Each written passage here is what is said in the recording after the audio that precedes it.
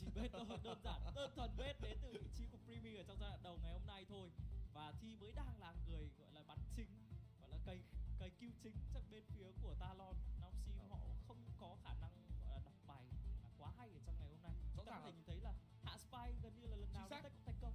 Đúng vậy, rõ ràng là bên phía của Nongsim họ phải có sự thay đổi sau cái loạt timeout đầu tiên, chứ không phải là đến loạt timeout thứ hai này chúng ta mới chờ đợi những sự thay đổi đến từ bên phía của Nongsim. Họ biết rằng đối phương thường xuyên sử dụng cho mình những tình huống gọi là chạy việt dã từ side này sang side kia, thì họ cũng đã có sự thay đổi. Đó là gì? Đó cử Rami lên cao hơn của Rumble bên phía của A main, và kể cả là Abi được set up thi đấu lùi lại ở khu vực side C và kẹp thêm một người cùng với cả Abi nữa, nhưng nó vẫn chưa quá hiệu quả. Và bây giờ tiếp tục sẽ là những thế thi đấu chủ động đến từ bên phía của NonK, khi mà chúng ta nhìn thấy họ đang bắt đầu chiếm lại cho mình những khu vực choke point rất cao rồi. Đúng thế.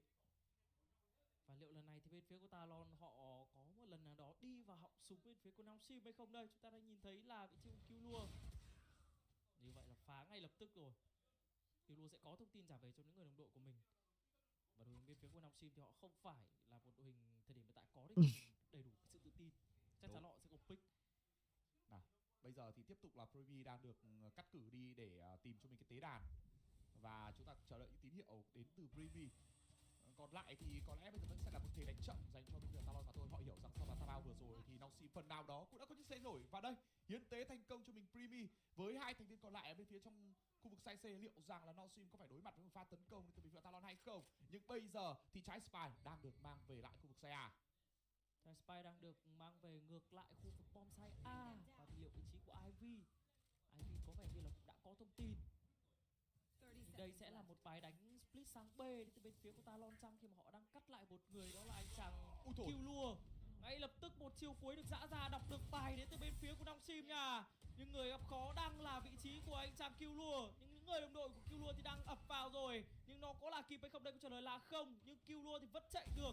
Trong tình huống vừa qua đã có một quả smoke được trả ra. Ivy đang làm tốt ở trong khu vực bom side A. Triple kill thuộc về cho vị trí của Ivy. Spam lấy đi được mạng của Zipboy. Francis bắt tốt vị trí của Killua.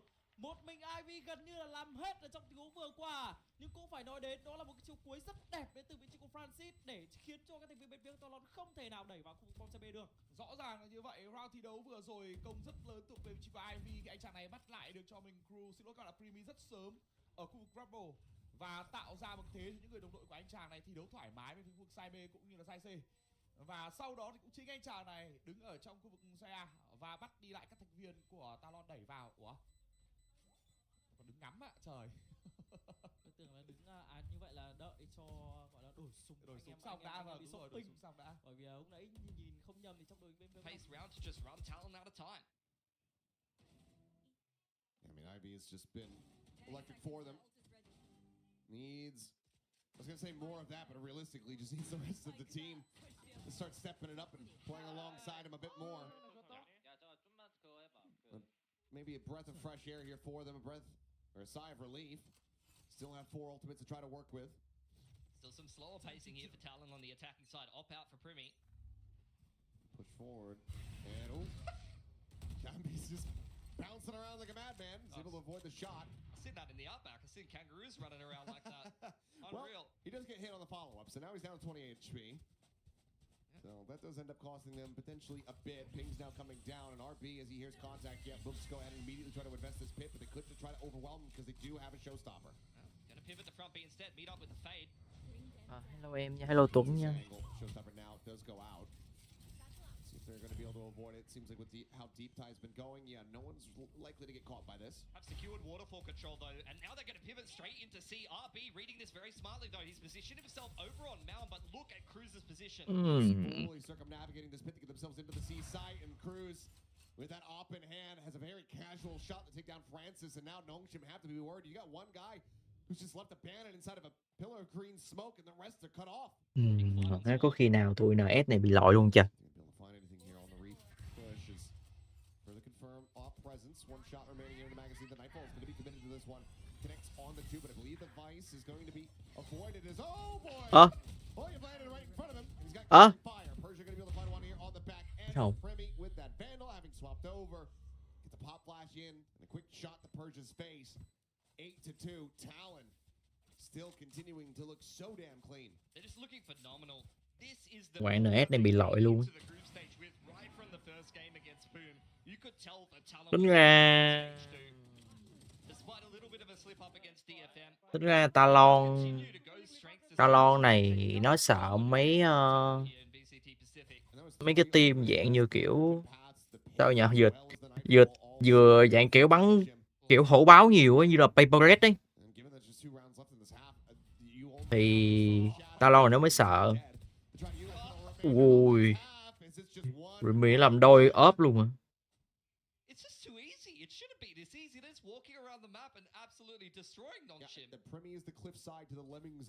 Trận sau chắc cũng đáng xem á. Trận sau cũng đáng xem á mọi người ạ.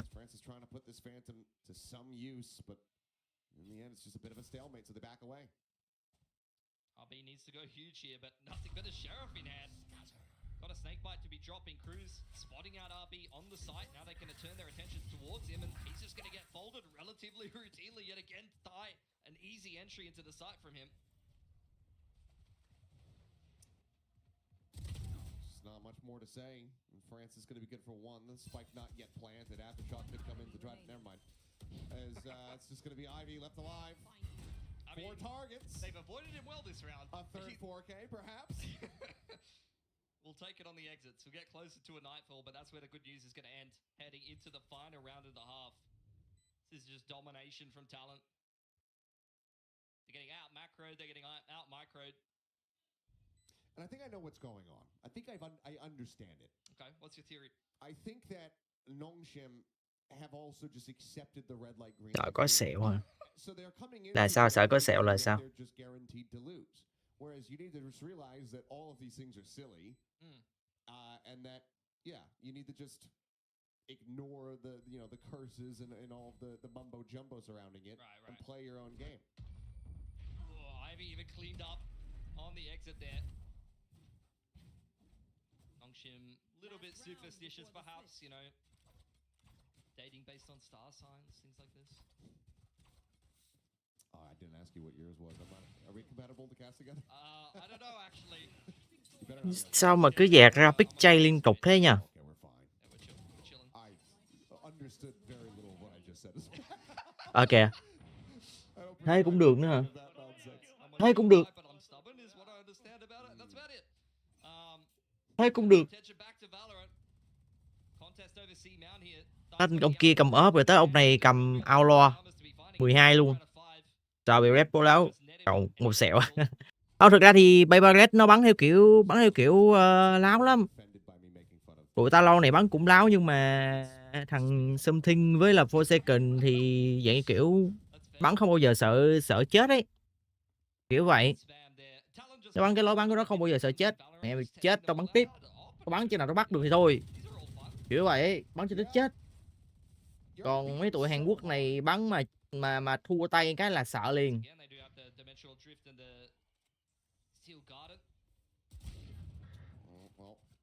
RB continues to have a very rough time. Nightfall now going across. Bleed gets the catch just on to Francis. It's Primmy. The mask on. Có internet của Faye rồi thêm internet của Yoru nữa, bố nào dám đứng trong sai. Clue at the same time, scaling forward to upper. Taking that first fight, losing it. The second layer from Thai is there to trade one back. And he's even going to trade it up. 3K now for the raise. Gì em? Hả? Once again, needing to be a hero. Rồi. He's the last one standing. Thai at the same time, potentially on the hunt here for the ace. If Primmy doesn't take it away from him. He's stalling time for him. He's going to try to assist it. Go on, son. Push forward for this one. Oh, they're just jumping at it. Okay, with a classic all things. Thai will go ahead and get himself a Predator Ace to close out the half. 10-2. Talon are looking immaculate. Absolutely. 18 kills for Thai in that half. Tôi mới đi cái có ai rồi. Ở đây. Đúng là anh Thi. Thi ơi Thi biết không Thi.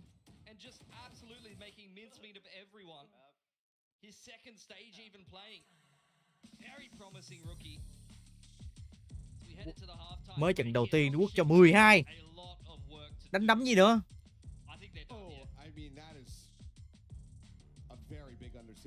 Em mới trận đầu tiên mà nó vả nhỏ không chuột phát lào. Chơi game không cho người ta chơi.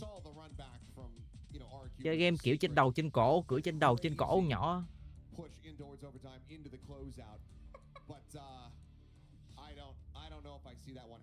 Ủa là sao? Đi Pháp ngon hơn mà. Cái chương trình có đụng thi là chỉ trình nè. Không tính ra thằng Thi nó tay to thật. Tính ra Talon nó lấy cái thằng Thi này về nó lờ vãi liền. Nó lấy cái thằng Thi này lờ vãi liền. Tính ra team nó là có 2 người tay to luôn. Là thằng Thi với thằng Remy.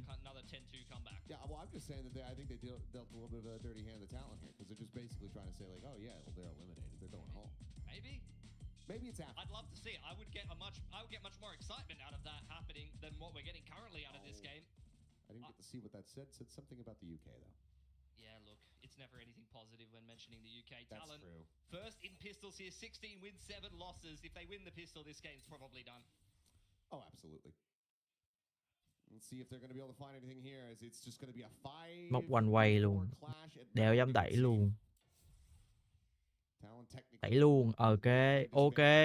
Ok, vừa một thằng dẹt ra hotline liền hứa luôn, hoặc là stun.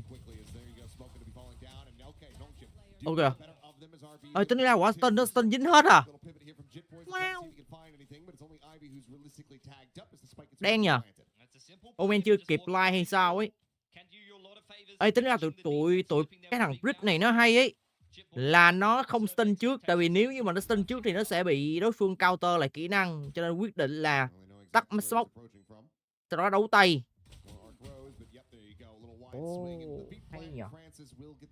Hay nhờ.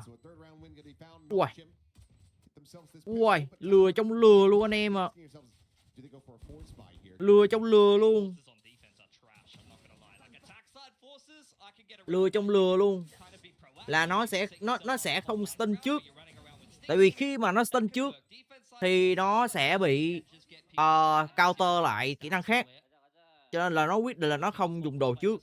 Nó chỉ che tầm nhìn thôi. Và nó quyết định là nó tắt smoke là sau đó đấu súng luôn. Hay đấy. Mà thường là mấy cái tactic này ấy, mấy tactic này chơi cùng team đấu giải tụi nó mới chơi được. Chứ mà chơi đấu răng thì thôi cút. Tại sao cút? Cái cơ bản á là team để biết phối hợp, để biết thông minh. Trừ khi bắn Remy thì mới ra, bắn giải Remy thì mới ra, hay là stack 5 thì may ra, bắn theo cái chiến thuật đó thì ok. Chứ mà bắn solo đơn thôi cút. Phối hợp hay vãi. Phối hợp hay vãi. Thực ra tôi không có like bên TikTok được anh em à. Bữa bị gõ gậy rồi. Đó cái nhất. Cái thứ hai á là bên Riot á hỏi ra nhiều cái buồn cười lắm anh em à. Như anh em biết là tôi là một trong những content creator bên TikTok là được like giải ở bên kênh TikTok, đúng không? Ở Việt Nam. Nhưng mà AI nó cứ gõ. Mà buồn cười cái hôm bữa gõ là nó ngắt like luôn anh em à. Còn mấy bữa trước nó gõ thì là nó chỉ giảm đề xuất thôi. Còn kia nó gõ là nó ngắt like luôn. Cái đậu phụ của nhà nó ngắt mẹ like luôn, rồi nó cấm like một ngày luôn. Xong rồi cái hỏi bên Box Studio thì Box Studio nó ủa sao kỳ vậy. Xong mới hỏi ra thì nó là do AI. Mà lúc mà anh kháng á, anh kháng gậy ấy, lúc mà anh kháng gậy là bên người admin nó quét rồi, mà admin nó cũng không gỡ gậy cho anh. Phải qua tới tận ngày hôm sau, trưa ngày hôm sau tụi nó mới chịu gỡ cho anh. Mà cái gậy đó hơn là cái gậy nó không dính vô trong hồ sơ. Cái gậy nó không tính là một gậy cho nên là cũng đỡ. Xong rồi cái anh book qua bên VNG cũng nói là bên Riot đã thêm anh vào whitelist. Anh em whitelist là anh em biết là gì đúng không? Là dạng như kiểu là được livestream á, được coi stream ấy. Thì đó bên VNG cũng nói là ủa, vì em hỏi bên Riot người ta cũng confirm là tên anh cũng đã được vào whitelist bên TikTok luôn rồi. Mình mới kiểu what the fuck. Vậy thôi anh em. Bây giờ mà like nữa thì lỡ bị dính rồi sao, cho nên thôi quyết định là like bên đây luôn. Like bên đây luôn, ai nó không có gõ, mà cho dù mình bị gõ bản quyền bên đây thì mình vẫn like bên YouTube, mình không có bị ngắt livestream, mình không bị ngắt livestream liền, nhưng mà mình được giải quyết liền, tại vì bên YouTube thì nó dễ hơn. Tính là bên YouTube thì nó dễ hơn bên TikTok nhiều anh em ạ. Đó giờ tại sao mà tôi muốn chuyển dần dần qua bên YouTube tôi like, tại vì bên YouTube nó không vướng bận nhiều anh em mà. Nó không vướng bận nhiều, chỉ có một cái là nó đề xuất ít thôi, và mình phải chịu khó làm content, đầu tư content clip dài nhiều hơn so với là bên TikTok. Tôi tính click cái này cho anh em nghe, nhưng mà tôi click thì tôi click lại click đéo được.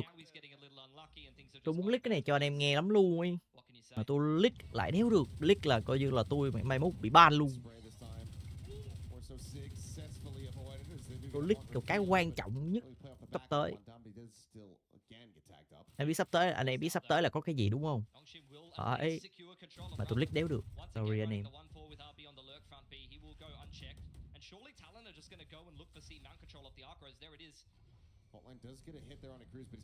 Ui má, apply, ui counter, ui wow. Nhiều đồ thế. Fuck. Đồ như vậy.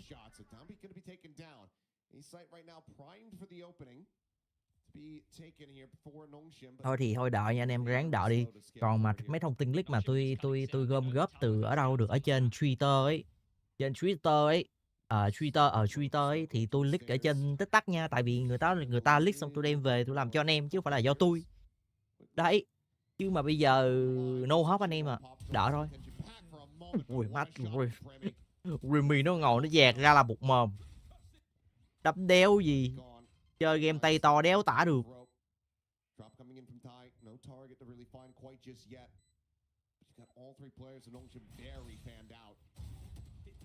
Bro. Rồi xong. Rua ra full buy. Thua không? 2vs2. Khó. Buy open. Má ghét đặt quá spy như thế này lắm luôn anh em à. Quá spy như thế này mà chỉ còn 2 người sống thôi, hoặc là 3 người sống thôi là cực kỳ khó gỡ. Tại vì nó kẹp chéo hết rồi.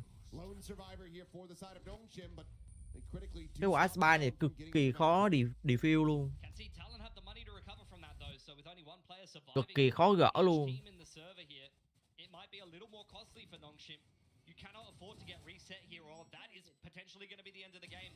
Một thằng nó sẽ đứng ngay quả spy, còn 2 thằng còn lại sẽ đứng ở ngoài đó, ở ngoài cái main này. Đặt quả spy open này mày khó chịu cực kỳ. Cái đây làm gì cả. Mà anh nghĩ cái map Lotus này chắc lần sau có thể làm lại một lần nữa ấy. Anh nghĩ có thể làm lại một lần nữa.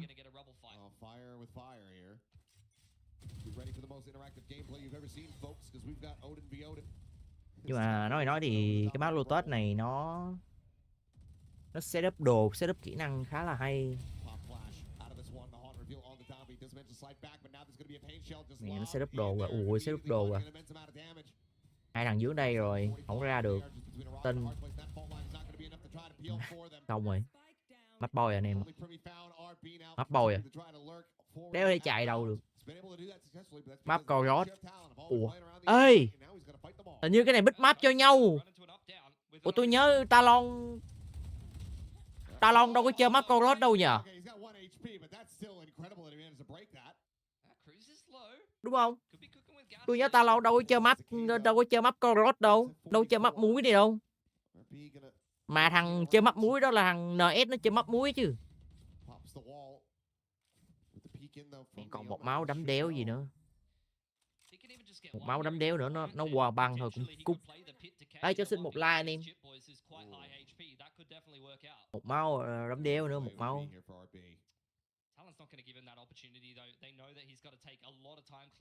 Xong chấm cơm cúp điện. Còn một máu thì đấm đéo gì nữa. Khó vãi liền ấy. Giờ vô đặt quả spy.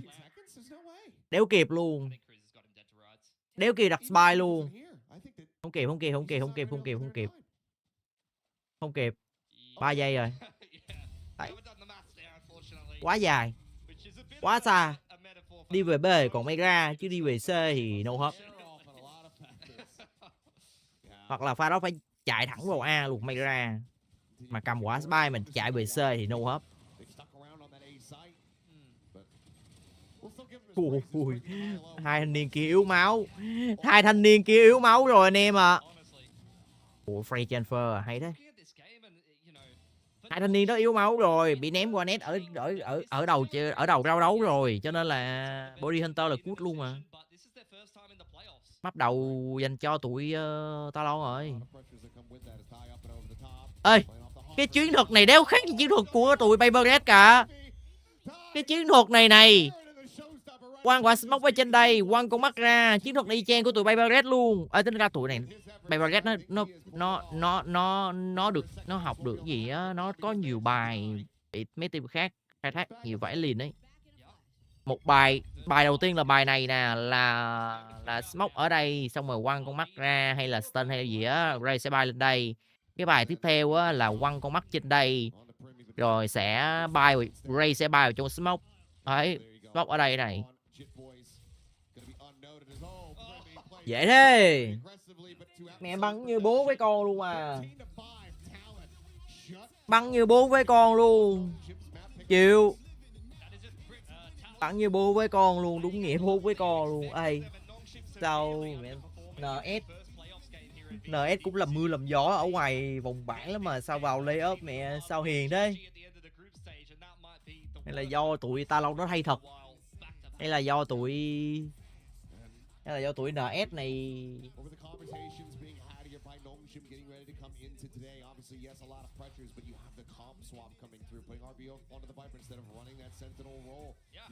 Em đợi tí nha, gần rau cuối lâu như đi lên rau. Mẹ rau cuối đúng thô luôn mà, rau cuối line up mẹ đúng đỉnh luôn. Cái tactic đó là của tụi Paper Red mà, anh em đợi tí nha, anh em đợi tôi một tí.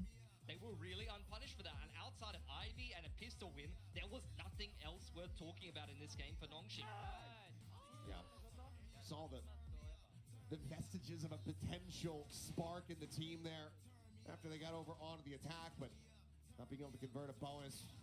It's putting Talon so much further ahead and being crushed by just, a missed call on a rotate around the map and not having the time for it. Just a very rocky start here for the side of NonK who need a massive rebound. We do have Corrode coming up, and like you said, they've had some successes there on that map. That is Talon's map pick, though, which has to be the bigger concern here for the team. But ultimately, we just need to see the players start to pop. Yeah, absolutely. We'll see if NonK can recover from that. They have got a lot of work to do. They're going to have a serious talk behind the scenes. And I'm interested to hear what Big Time has to say and what Big Time will be saying to break all of that down on the desk after a 13-5 dropping. Just you. Big Time's not here. We've also gotten rid of him. He's not going to be speaking on this matter of Talon.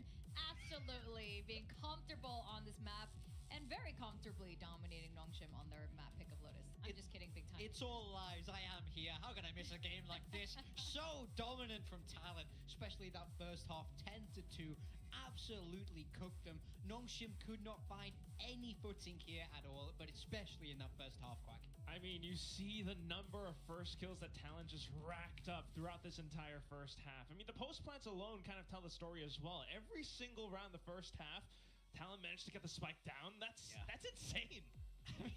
I can understand being okay playing retake if you are NonK with that double initiator and that waylay, but at some point you have to start finding some first kills. You have to start fighting forward a little bit. Only Ivy there even close to going even.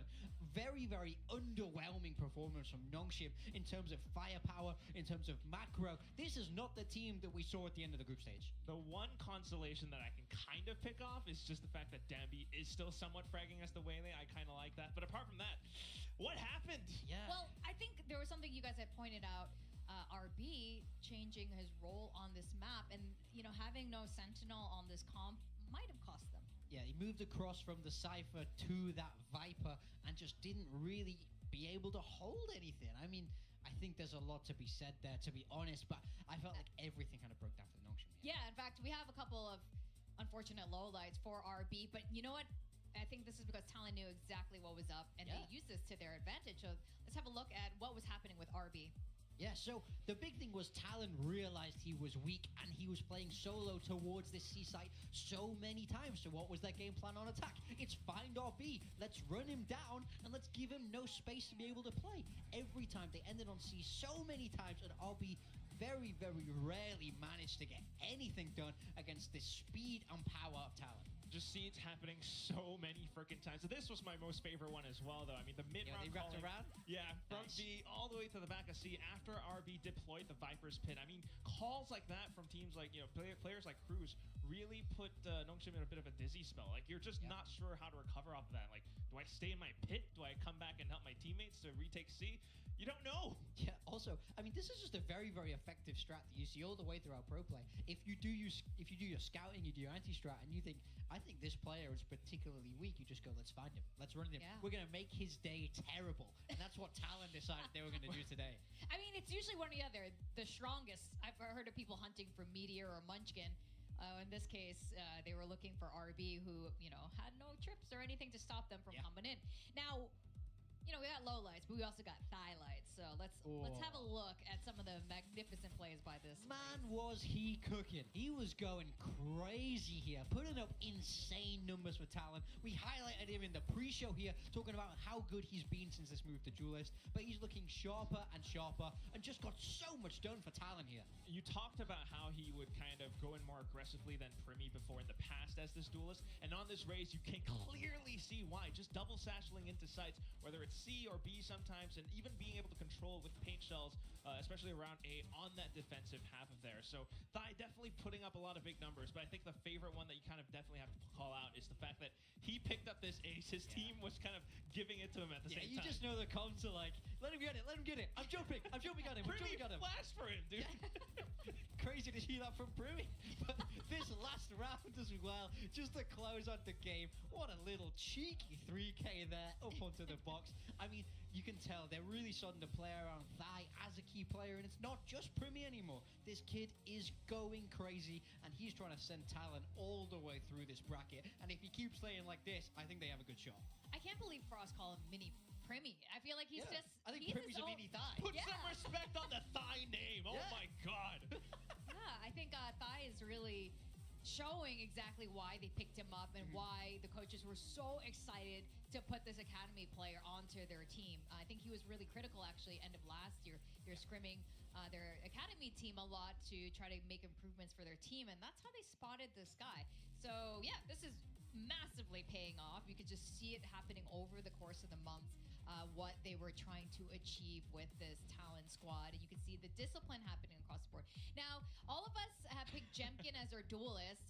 I think Mika picked Thigh, but honestly, I think a lot of us were debating between Thigh or Jemkin for today. We'll have to see with the RQ match later because we still got Corrode to get through. Corrode is Talon's map pick for today. Are you guys expecting something a little bit similar? Both of them have had strong showings. Yeah, I mean, so both these teams are flawless so far on Corrode, but this is Talon's pick, so I'm curious what they've got cooked up. Previously running the Cypher Deadlock with that Yoru solo duelist, and on the side of NonK, they are using the Deadlock as well, but on that Viper that we just saw RB play, and of course Neon, which is a signature for Downbeat.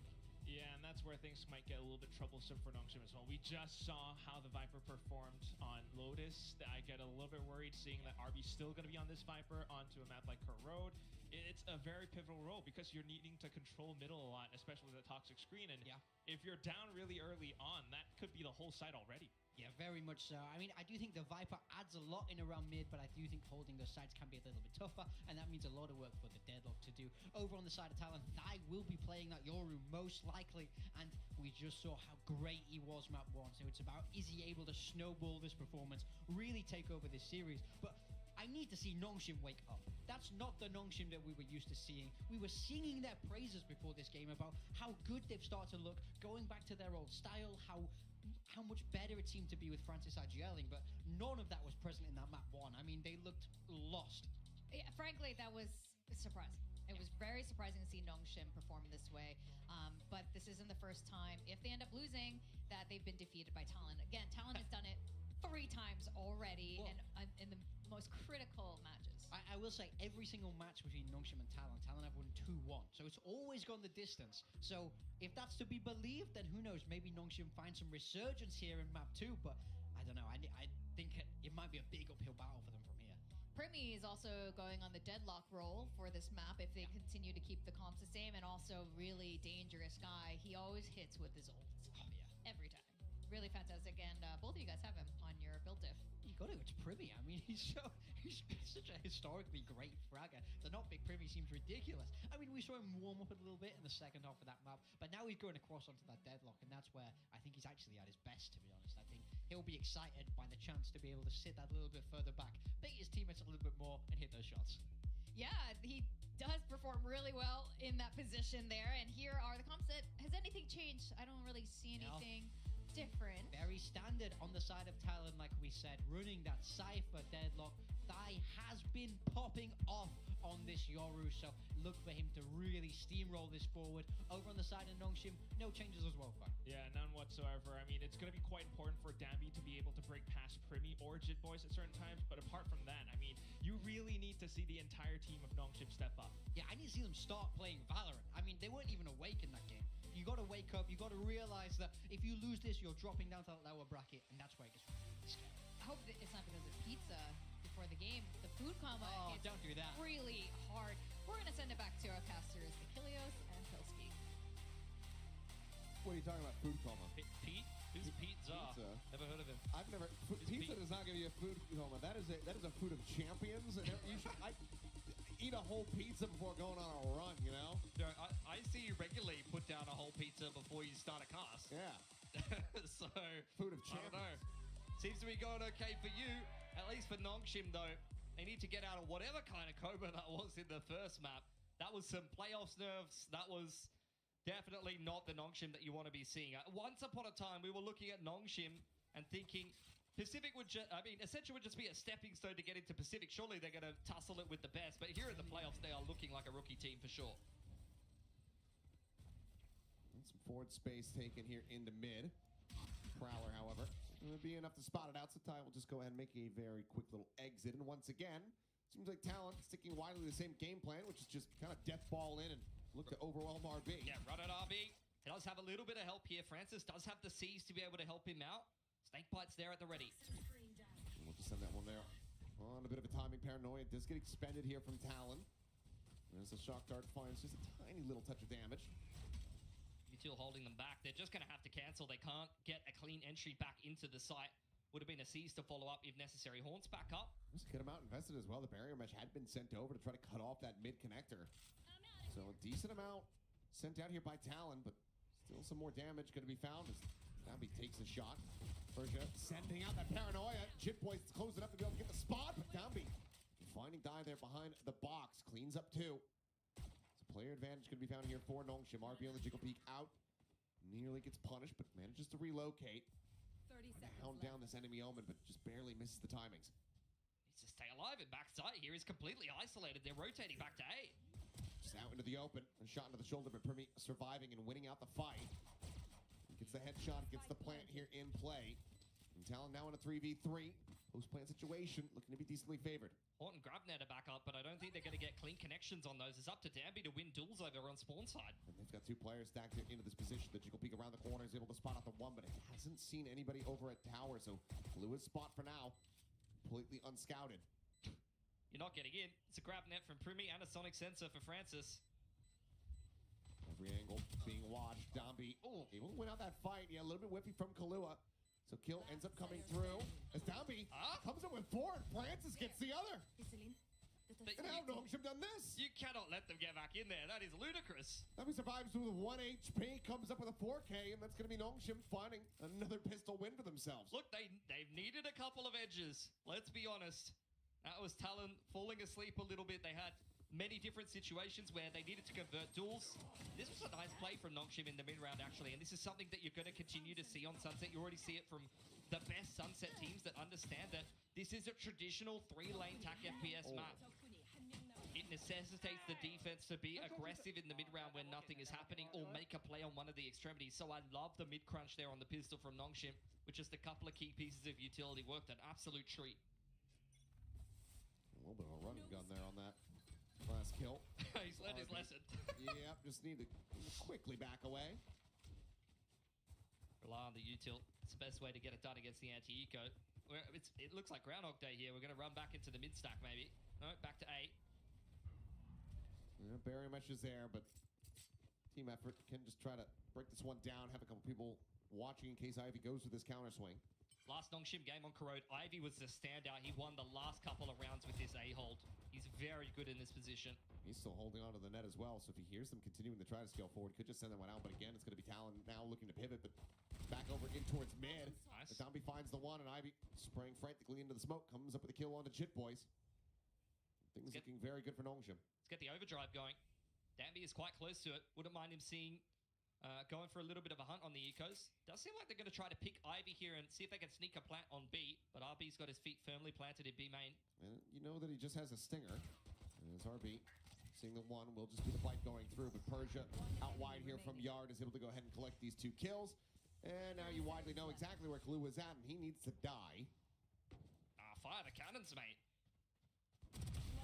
They're there. Ivy's looking to build up his own. Get the annihilation going on early on. Throw a grab there to Persia, why not? Have some fun. I mean, obviously, the ult charge is good, but me personally, I'd be like, run away from him. As long as he doesn't plant the spike, just let him live. Yeah. I don't think he's going to let that happen. Start running it down real quick.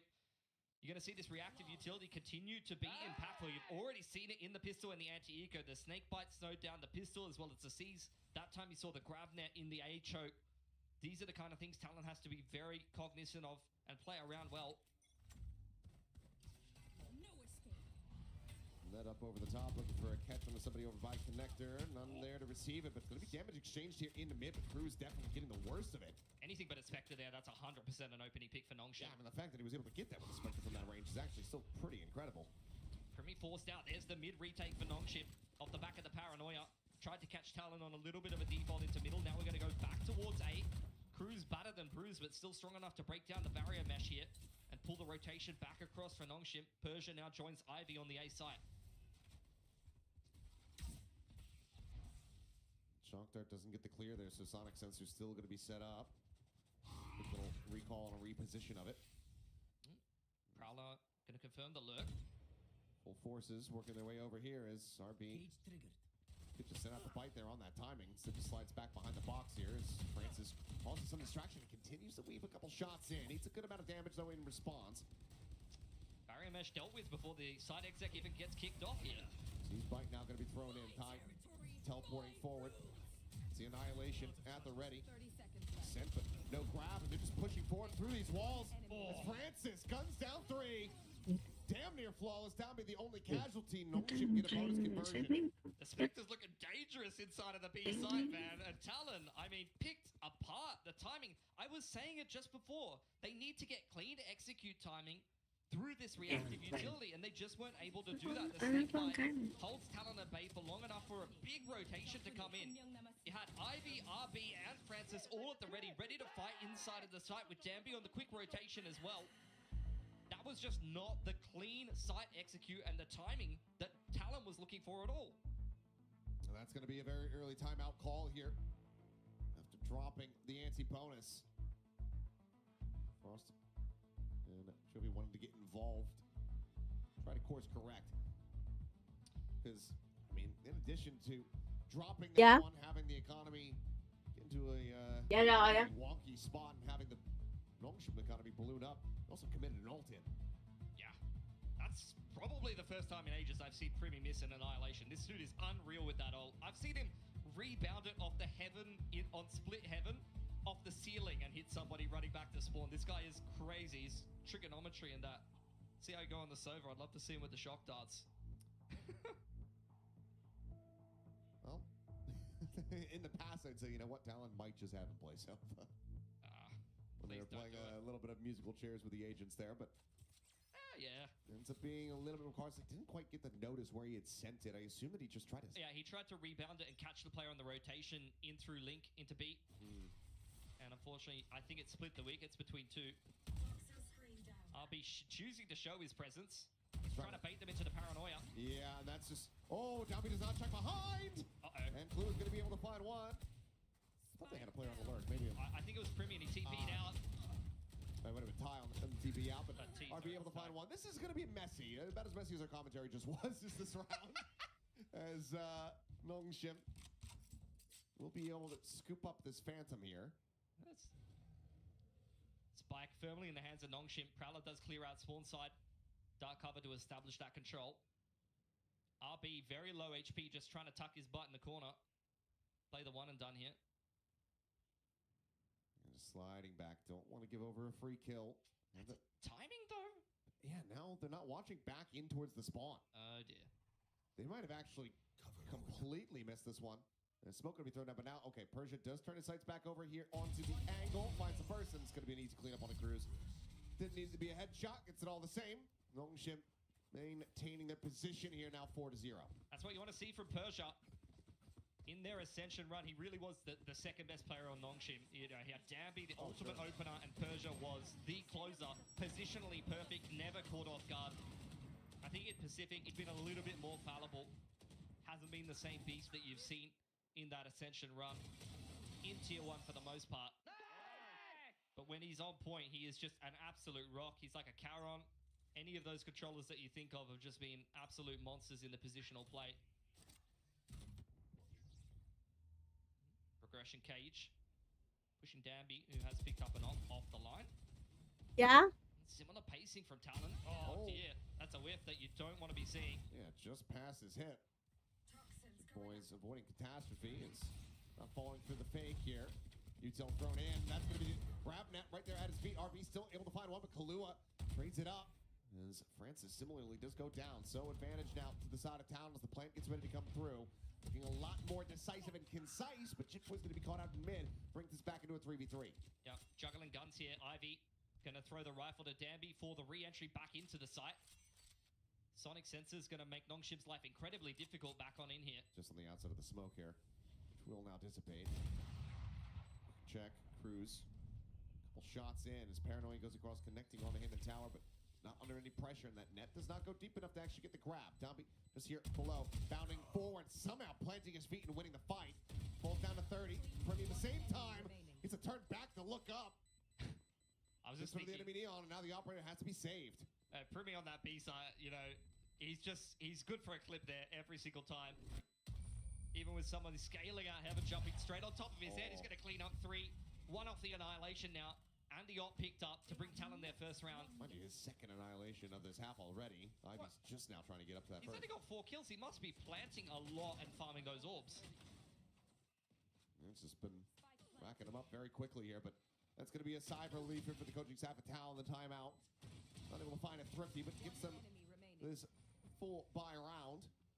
The operator out of the hands of NonK as well. Still costly, losing out on 3 players, but ultimately getting on the board, jumping that first hurdle is what they care about the most. Quick A control off the back of the drone here. Ivy potentially tested. Ponytail spotted out. Yep. It has been seen. It's going to be a bit of a util dump now in exchange. The Barometric try to slow them up. Hunter's Fury getting the tag, getting that connection, looking for the final kill, and Ivy will get taken down. Mesh going to keep NonK back. Actually, Francis is in front of it. In front of this one. He tries to go for a timing, but they're watching for it. Very wise to that as Persia loses his head, and Downbeat now again trying to threaten these flanks with the operator, but the call to save is going to have to be made, so NonK start to back away. Timing between Cruz and RB here. RB slips past, wants to try to hold on to this rifle. A couple of X's wouldn't go astray either. Could get himself a pit nice and early on here. That this is back to the talent that we saw on Lotus, folding these sites nicely. Kalua has been the one to deliver great impact in these last 2 gun rounds. Not only did he crack open the B site with a multi-frag in round number 5, but in round number 6 here, that Hunter's Fury picking off Ivy nullifies the Sonic Sensors. Well, now you've got RB surrounded. And Ty will be able to get himself on the board with that kill. 5 and 2. Is Downbeat out. I mean, he needs to hold on to this one. Finds the first. He's wary about this pressure coming in from behind. So fast lane try to make a bit of a quick reposition. Actually up on up, and Primi, he strikes him down. Talon finding a second round win. Great recovery. Not directly post the timeout, but after the half bite, Talon very much starting to get back into this game. Great awareness for Primi. Just really cannot catch this guy off guard. He's been enjoying this deadlock for the majority of this year, more so in kickoff and stage 2. In stage 1, he was playing nothing but duelist. But of course, when you got Diet, they could be putting up mostly the numbers. This game a little bit slower, but it's attacking side Yoru. I'm sure he'll get into it relatively soon. And you're quite happy to put him on a bit more of a reserved role. All picked up for Diet. One off the dimensional drift now. Jip Boys once again confirmed off the lurk, and the cam gets cleared. Slowing things down now. Annihilation available here on both sides. Dabi ready and waiting to pop this overdrive. Doesn't have anything else behind him as far as the weaponry is concerned, so let's try to convert this off the back of that old pop. Snakebite will delay, as it's going to be the gate crash cleared out here. Just Talon trying to force out utility. Ultimately, they're only able to find a little bit here, but Jit Boys does find Persia. But asleep at the wheel as Dabi down to the open. He's sliding forward. Then he just got a classic. Where you going? There's nothing else behind this. You haven't used the ultimate. I don't know, flash in towards the site. The ping reveal off the recon dart, and Kahlua collects 2 kills. And any hope of converting this one quickly does get silenced. Final shot stolen away there by Primi, but it's going to be a flawless here for Talon to continue this run back. Now just 1 away from tying things up. I was feeling optimistic after those first couple of rounds for NonK, but these last 3 have been walkovers once again. Back onto the buy round here. NonK, back-to-back rounds, they've actually invested in the operator, which has really bankrupted Danby. And it really hasn't had very much impact. In fact, I'm pretty sure one of those ops on the attacking side might have just been hand-delivered to them by NonK. It was just that last second kill they had on Ivy a couple rounds ago. Now it has been a big thorn on their side. RB gonna look to lock down this B main position. Oh, dimensional drift and the annihilation. They're looking to catch RB here. They have a net at the ready to really try to lock him into position there. Oh, he gets the got grab. It goes past Francis and does find the Viper. The pit's gonna be there for the remaining time before that kill actually comes through. Nightfall gonna be sent, but Francis still going to be taken down. Primi again pushing forward, playing aggressively with that operator. He's able to find the kill. Spike planted. Once again, a huge post plan established here. You hit that shot, you might start feeling a little bit better about your odds, but those shots from Persia end up being damn clean. Puts them now in a position where they might just be able to make this happen, but Primi around the corner with that operator need to be cleared out. The paranoia is available here, but he's continuing to scale forward, and he's about to catch them completely off guard. Dabi now dead. Persia frantically with some shots forward into the smoke. Eventually he's able to find him because Primi rings out another shot. The time is ticking. His Cruz, last one standing, tucked here into the corner. The drop down. Should know exactly where they're at. The hold to half. The spray starting to come through. Persia trying to keep him protected, but it's just going to be a stick to completion. There's quick TP. No, Persia, I think, botches that one, so they don't actually manage to recover the operator, which I think is what he wanted to do, but they do make sure that Cruz does not carry forward the weapon.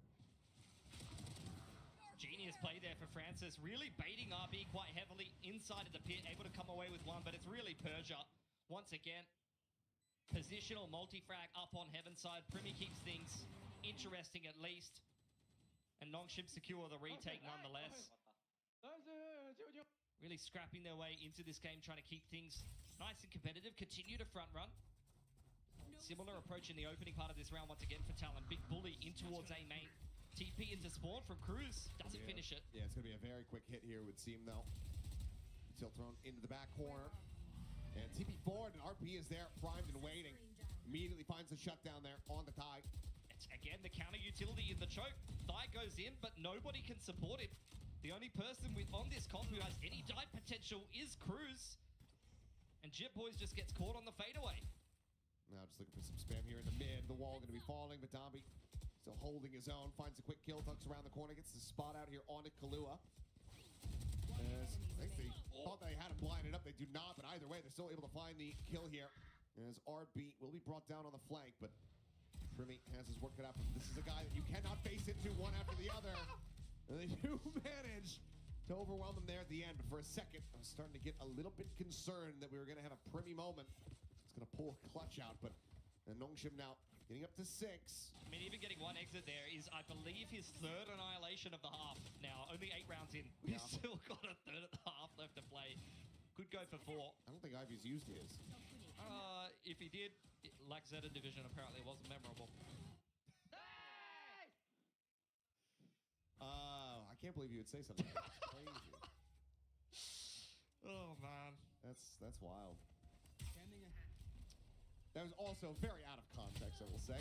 As, okay, well, change up. Dombi spot as they go up and over the top. And they're chasing in pretty aggressively with tie this far forward, but it's actually a shock third of all things from Kahlua. Lobbed in from downtown. Yeah. All the way across the court. NonK tried a mid-crunch in response, but it's a second too late. And Talon have already seen that. Now the pivot back across towards the A side of the map. Great spam from Persia. Chip Boys always hyper-aggressive on the extremity, punished yet again, and Talon stuck behind a barrier mesh. They wanted to speed up A, but into the deadlock, they can't. And that significantly slows up the approach here. Oh, only a deadlock, not a hard senti like a Cypher. This is where you can very much explore and exploit the middle of the map. NonK remaining active in the 4-on-4 though. They're going to take A main. This is a really good move from the defense. You can see Francis is well aware, but you can't lose that pick to Primi. Not sure whether you're even really playing out like that. You've got the sonic sensor set up on the forward spot. RB though, 30 seconds good timing. He's getting himself around the back, but he's not going to continue to push this angle. Let's get drawn back over. At the same time, you got Francis in such a rough spot. The drop down, managing to find one, tries to go for the transfer. It's only going to find a lick of damage there on a Kahlua. Doesn't get the kill.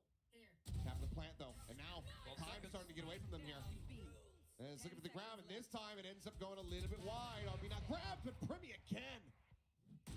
Dominance here on display with the operator. And Ty finds Persia trying to work his way into tower. Talon fighting back, steadying the round and all of the chaos. Get themselves up to 4, still with a chance to try to make this a 6 and 6 half. This is just another Primi diff. Like, it's not like NonK didn't have their chances in that round. Ivy was punished over-peaking a little bit inside of A main. This kill really opened things up with the deadlock going down. I think Francis could have definitely got more done on that off angle. He really wasn't checked correctly. That was the critical kill RB needed to win. Against the op, gave way too much time for Primi to be able to complete that shot. Little bit of mid-face yet again. Dai gonna dive in with the help of the dart. The slide avoided by the gate crash as once again Talon turn their attention to A main.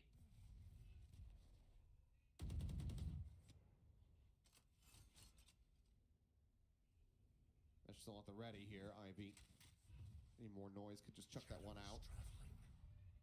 2 rounds left to be played. Will the Annihilation or the Overdrive ever get used? Maybe. NonK have soft cleared mid, and Primi's just going to keep going. Oh, and RB getting bogged a little bit there, slowed down by the bullets. This barrier mesh does go out here. As that smoke falls. Barrier mesh going to be chunked down over time as Primi just continues to dry walk into the site with this op. He's backpedaling. Wise, but oh, the scope in. Seems like he saw just enough. It will just be the net. Trying to lock them in position. Hunter Sphere now opened up from Kahlua, trying to pound down these players and open up the A site a bit more. Down at the same time, folding in mid. Cruz finds himself a second. Paranoia going to be sent from Persia. It's a big one to try to slow them up, but there's just too many numbers here. It's a little bit of a wide swing. Okay, bounce into the corner. Primi going to be nabbed up by the ultimate.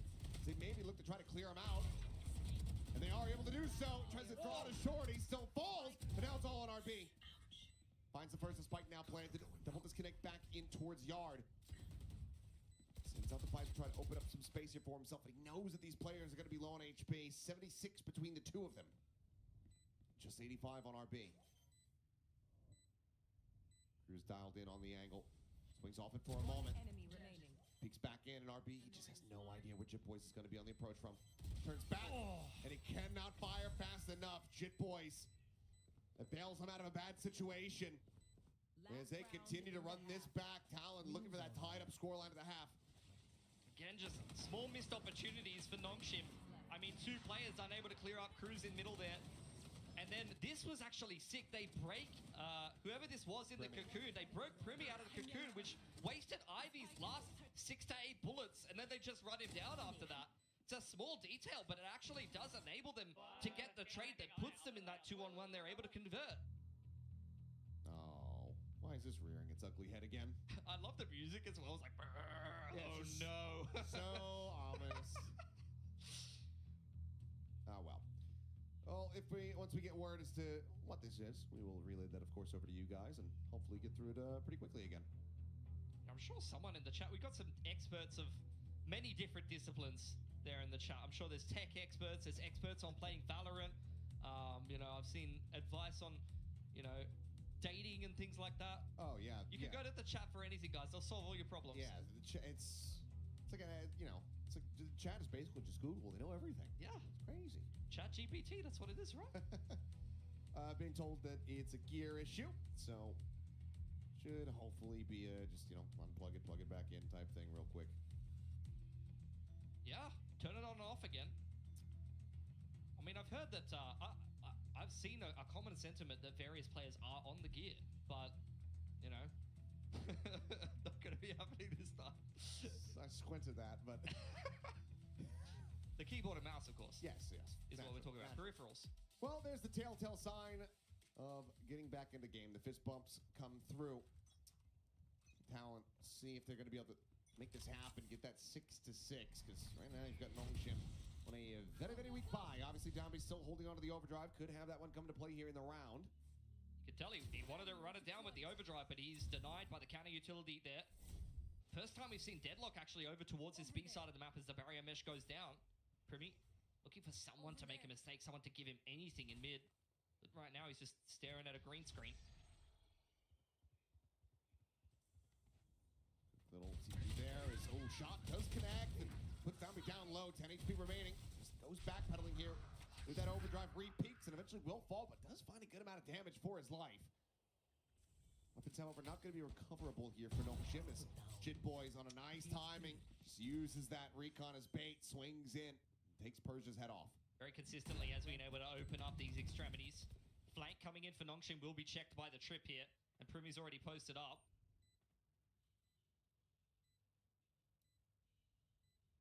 No reason for him to try to swing out here. Francis just doesn't have an angle until this very moment. Does manage to go ahead and cut him down, so weapon can be scooped up. This barrier mesh needing to be cleared. This yard angle very much being watched here. As Cruz tucked in behind the box, swings, finds one. Francis on the counter. Trades it back.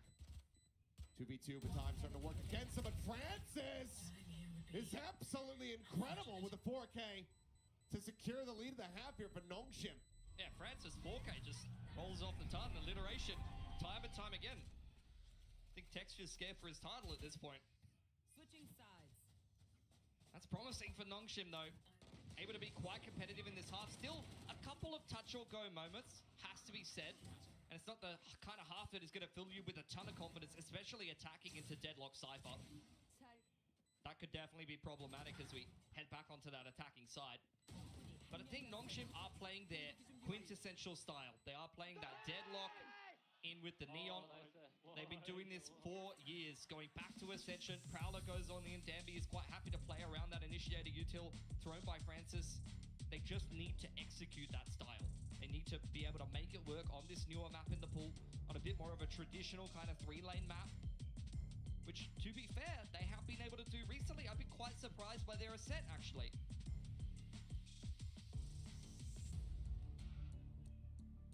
Well, just split the difference a bit for initially there, but does opt to go for Primi in the end.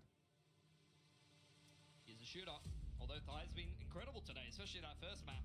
Oh, absolutely. Better cooking ramen. RB's got the experience, surely. I would go with RB just because of the age.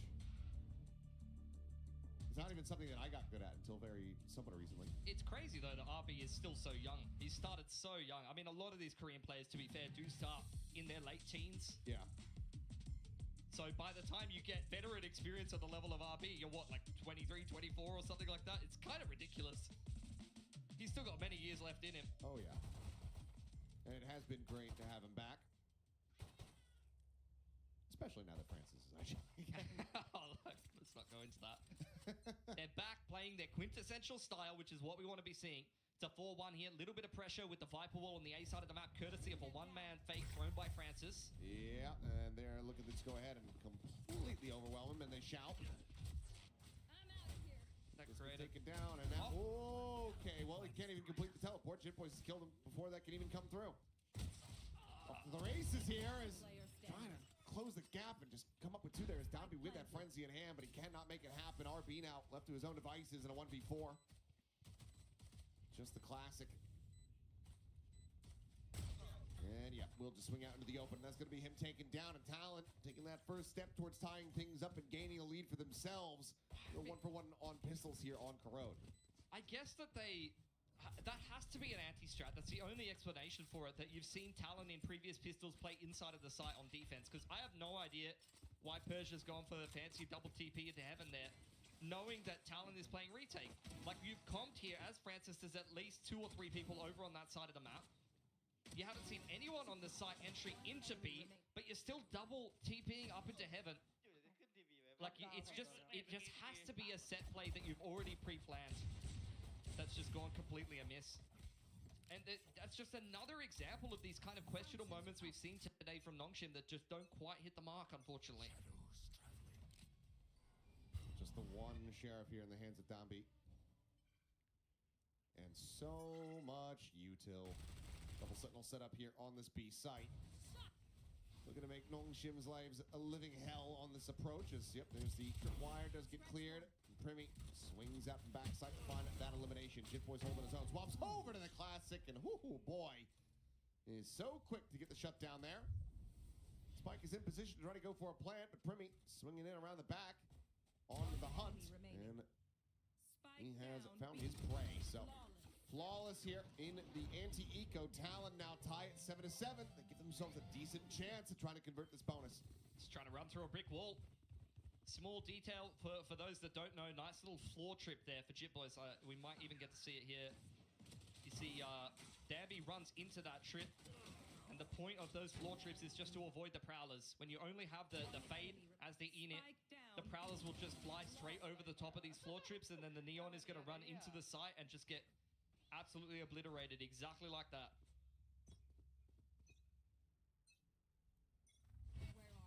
Bonus here could just be crushing for NonK and could be the final nail in the coffin. Cruz sliding forward, Judge around the corner. And even then, he's got so many reinforcements behind this. Wall will fall. Paranoia connecting, RB. And he just held down M1. Maybe could have got a bit more damage, if not the kill, but instead it will just be tight. Down to 89, and the kill count equalized. Primi actually adjusted his sonic sensor to double up inside of main there at the last second. Oh, yeah. Double senti setup inside of this site. Quick clear of the barrier mesh. He said that trip, though, in position. Grabnet now going to be lobbed in. Looking to try to lock him down. Primi does get caught by one. Clears the haunt, however. Goes for the removal, and oh, Dombey. This criminal just sliding across the floor. Is able to find Jitboys. Looks to try to get rid of this enemy deadlock. Cannot do so, but Persia will. It's a player advantage now, but NonK starting to get into dangerous territory. And you've got Ty, I was going to say, who has a Guardian, as well as Cruz with a Phantom. This is still very doable for Talon. Pop flash around the corner. Francis able to avoid that TP forward here. Staying quiet, staying in position, but there's the swing. There's the shot. And there's the double face with Ty collecting a 4K. Bonus converted. Talon in the lead, 8-7. 2-on-3 again, looking a little bit too easy. Thai securing himself the dimensional drift, and NonK just a little bit too disjointed in the post plant there. Persia goes looking into spawn side, the fade is on site, and Ivy is playing in main. We're not aggressing together with a numbers advantage, which just allows Talon to recover the deficit and push it into a 2-on-2. If you're going to push here, better to just double up in terms of the numbers, I think. I understand trying to get a more favorable position and play the post plant from multiple angles. But in that situation, unfortunately, it just loses it against the bonus. And that's a round you needed to convert. Oh, well. It's a hell of establishingly good shot to start off the round. I know Kalua's in the area as well. NonK just used to be so good at winning these half buys. You don't see it anymore. Where's the Danby Bucky? I need to see a handful of Sheriffs and a Danby Bucky winning rounds. That was the excitement factor that NonK brought back in their Ascension run. It's been straying away from it. Getting every now and then, but you know, has been fewer and further in between.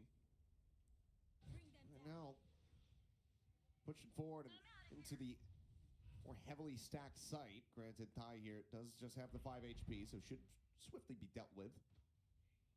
Maybe can find the A kill before getting taken down, but here comes the quick little slide, and yeah, not going to be able to TP out fast enough. Backpedal going to be coming through fast lane, now going to be set up. Teleport to reposition. Jip Boys finds one. It's RB dead outside of A main, but now the spike can be planted, but the Zoden looking to wreak some havoc and looking to find some shots through the walls. And yeah, well, we'll be able to do so. There goes Downbeat. Talon just tucking themselves in. France on the approach. Dealt with as Jip Boys looking for that 4-piece. Cannot make it happen, but leaves Ivy now all to his own devices. The approach and the shot in between the shoulder blades. Primi will be able to shut him down. Cheeky little go of it here from NonK, but not close enough to try to pull off the thrifting. Talon now gaining this lead by 2 rounds. I mean, the key kill there is definitely the one onto RP. They find the Viper lurking around the backside, and they're able to just tuck themselves in and keep NonK kind of pinned into the side, play the ranges with the Odin as well as the rifle. It's a good opener for NonK. They do connect with the Relay Bolt and some very impactful utility. But from there, unfortunately, Talon just controlled things very well. They play hands off, and they force NonK to push into them to be able to secure a better foothold to play the post plant from, and that's where they're punished. Talon starting to pull ahead now. Ops out for Thai as well. Team 9 and 3 is Primi. Is now just 1 charge away from having that first annihilation of the second half. Be what, 4th overall in the game. Reasonable. Big push into mid here for NonK. Just going to shove it straight up the guts. With RB outside A main, though, it should be an A ending, I would assume.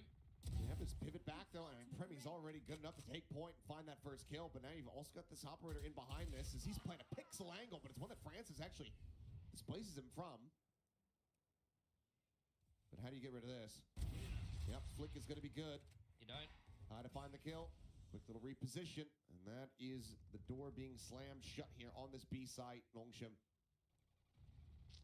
clearly scratching their heads, wondering what in the hell they can get done, but honestly, it might just be an angle to try to save. I mean, the protocols are too clean for Talon. They know what's clean and dirty with the trips and the cam in place. Jip Boys can just tuck and be ready for the spawn wrap here. Kalua on the rotation could get caught. That's what Persia's looking for. Oh no. That's the worst timing you've ever seen. That's a brutal one. I think, yeah, if you're Francis and RB right now, you should be trying to back away. They're probably feeling like they're in a little bit too deep. 20 seconds remaining. It's forward into the cage. The counter spam coming through, and Francis does manage to find one. Crew's dead, but with RB going down, any hope remaining in this round has been smothered out of existence. Double digits now hit. Talon looking to bring this to a close as they once again shatter the economy of NonK.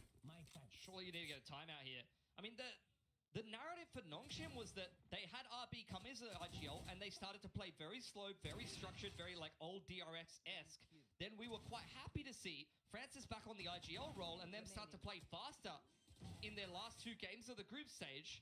Look like their old selves, but unfortunately today, this feels much more like RB's calling than it feels like Francis is calling. That round was very much big shove up on middle. They've been running 1-4s every single round. RB is always on the lurk. It's very readable. And when they shove up through the middle of the map and they don't find that opening pick to be able to kind of push and pull the rotations and find a mid-round, they end up in a deficit and just try to kind of limply attack into these sites that are so heavily fortified by the Sentinels of Talon. It just doesn't feel like there's a strong identity or strong decision-making for NonK right now. They're just kind of flaccidly walking around the map and getting picked or running into these, you know, fort-like setups. See, though, I'm not seeing a ton of discussion there. Maybe what's needed to be said has already been stated there, but NonK Pressure mounting, and we already talked about it, how important this series is. Trying to keep yourself afloat, keep yourself in that upper bracket here, the playoffs. Could be a bit more pace here for NonK. Do have the Nightfall and the Overdrive to work with, but Dambi's got a rifle in hand, so I don't know if he's going to be ripping that this round. Could get a pit in the afterplant. Annihilation is on the lurk in towards middle. Once again, it's another one of those moments where you start wondering about the priorities here. I mean, obviously, Dambi, hit some nasty shots, but why not pass that weapon over to somebody like Francis, who has been having a very good map overall? He's currently your top fragger, and then try to utilize the overdrive. Yeah. This feels a little bit scrambled. This did not. Hands off. There's gone. Well, there's a tripwire, which is cleared out. Cruz holding the angle, still able to find one. Francis going to be taken down. Relay Bolt looking for the stun. Able to back away as there's the pink reveal. There's Dombey dead, and Jit Boys is doing wonders here for the team. Annihilation gets the grab on it, Kahlua, so in the end, when the dust settles, it's going to be a 2v2. Maybe he has an Annihilation of his own. Dimensional Drift and Annihilation, so they could really look for a player to isolate with the Deadlock hold here. It looks like that's going to be the case. Push forward, goes in around the back, and RP is staring over towards Yard. The exit with the clone, Persia to find the one. And he's trying to judge it right. No, it ends up going wide, but now he knows it. Persia just trying to play it on the limit. Wow. And he will barely get it done. The headshot to fly through. Primy dead. It's a Red Bull clutch as NonK barely scraped by with a round win. I don't know how that Annihilation missed. It looked dead on. He just sidestepped it. Barely anything between Persia and just getting cocooned there. NonK make it work. Needed a round on the half by not really converted as much by the timeout or any real crazy macro play, but it's once again Persia. He's been an absolute standout. Like, he's not acing or anything like that, but every 2 or 3K this guy puts together is nothing but impact. He's trying to be steady here for the team. NonK still in with a shout here on this map. Viper's been available if they can get into a strong post plant position. RB for now, though. Solo lurker around A main. Kahlua just trying to play this off angle. NonK wall up, making some moves into middle now. He spotted, actually slides back along the wall. Just outs himself. Francis happily takes that. Speeding up short A now. Oh, would have been a hell of a shot, but Ty can't quite make it connect. And now teleported all the way back across towards that B site. But Jit Boys again, continuing to be a bit of a nuisance. Gets the reveal, gets the kill, haunts up out into the window. Going to quickly be cleared, and Jit Boys is still going to be good to go ahead. Double dip for a second. Flushed out of the site. NonK getting the plant established, and Pit goes down from RB. Flank coming in from Primy here. How much can he get done? Ty set on a reposition, can wrap around through mid, collect the weapon from Kahlua's body. Looks like that's exactly going to be what he does. So Vandal going to be in hand. Primy ready to push forward, and RB just now checks over towards this side of the pit, finds him on the entry. Just Cruz left alive. No escape. Might just be a call to try to re-wrap in towards mid, maybe recover that operator if possible, but it might still be a bit too risky. NonK already closing the gap on that one, and they're going to be closing the gap here on the scoreboard as well. Looking for the Odin. Punished by Persia yet again. He ain't missing this game, and NonK some signs of life. Keeping this one competitive. They don't want to go out 0-2 in their first ever playoff series against Talon here. Jit Boys has just honestly been an absolute thorn in the side of Dambi. I mean, I feel like Cypher against the Neon is so good, especially when you're running Fade instead of Sova. There's just no effective way to clear the trips. Time and time again, you're just sliding into these setups. But it's the reliable backliners of NonK who get it done in the mid-round. Well, Talon, coaching staff certainly paying a bit closer attention here to Kuro than they were on Lotus. It was easy breezy for them, this one. Maybe starting to make them sweat a bit. So second timeout call going to be used just to try to maintain this lead. Stop this advance from NonK. As you've got fans here in the audience effectively praying for the run back, maybe not realizing that they were going to be seen doing it, but wanting to see these young upstarts stick around a bit longer here. Go a bit deeper in the playoffs, their first playoffs. what Talon are able to come up with. I don't think it's been the setups or the macro overall that's been a problem. It's more been the XVX and the mid to late round, which sometimes, from a coaching perspective, can be a little bit more difficult to solve on the fly. Like, they are getting the op on these info lines. The Cypher setups are usually finding value. Just when you get into the post plant that you're running into some issues often. Dark covers exchange in middle. This time, no one present for Talon. Kahlua was found for free there, but with the big shove into middle, this is exactly what you want to see on Corrode. It's a good little push into A main in response from Talon after all of that noise from NonK in middle.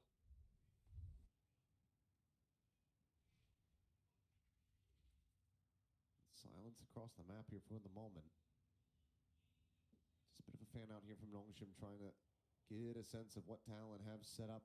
What's going to be waiting for them on the opposite side. Still a good amount of firepower here in their hands. It's like NonK are anticipating some kind of mid-crunch from Talon, or we're looking to punish some kind of aggression. But Talon quite happy to just sit with this A main position. It's an extremely strong place to be. RMS broken here by RB on the lurk yet again. NonK considering this B split, once again attacking into the sides with the double senties. Yeah, smoke towards top window. Prowler going forward. Paranoia sent. Primi zoned away here for the moment, but still playing the angle. A bite though at his feet, and Dami sliding forward is able to find the kill.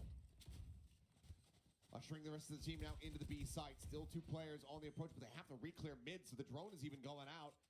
This is really slowing up the Talon forces from getting it back into position here. It's going to take a long time. Got to deal with Danby in the link here. Spot, the headshot, the spray down, and he is instantaneous with that second.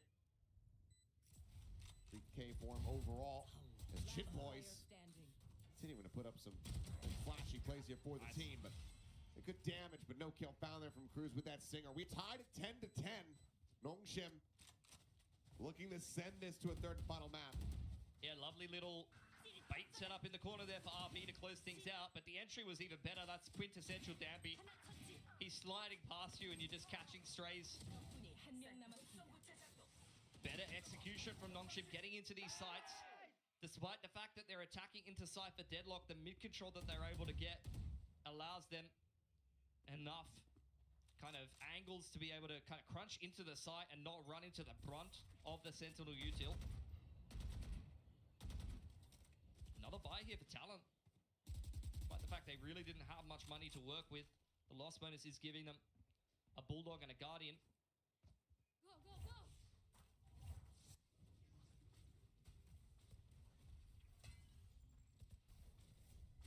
By the graph net, but nothing more than that, really, to try to dissuade them. NonK have their eyes set on this site once again. Over toward the connector. Hunter's Fury going to be opened up here from Kahlua. Premi able to hold his own for 2 quick kills. Dami and Ivy both get taken down.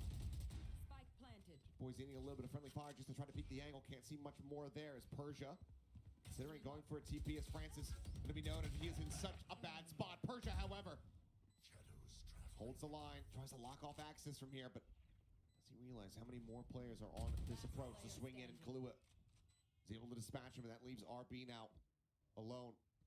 Down just around the corner, but he finds the timing. Getting the jump as the recon is in hand. Gets the spot on the Cruz, and it's a Red Bull clutch from RB to keep NonK moving forward. 2 more rounds to go. What a turnaround from the veteran.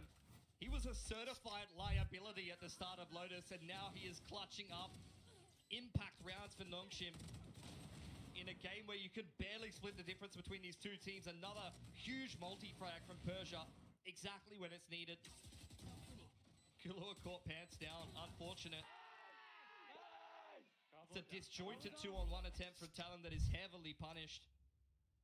10th clutch, and it was a hell of a clutch at that. Well, congrats to RB, but I think he's going to be wanting this map win a hell of a lot more than the accolade there. Premi pushing forward. Full share of purchase here for Talon. 1 away from having an annihilation, so we'll have that in the next round pretty much no matter what. A lot of off angles for NonK to contest here. You got a crossfire across middle as well as over on B. If they run through the map lackadaisically, re-clearing everything rather than being diligent using their utility, then they could run into some trouble here.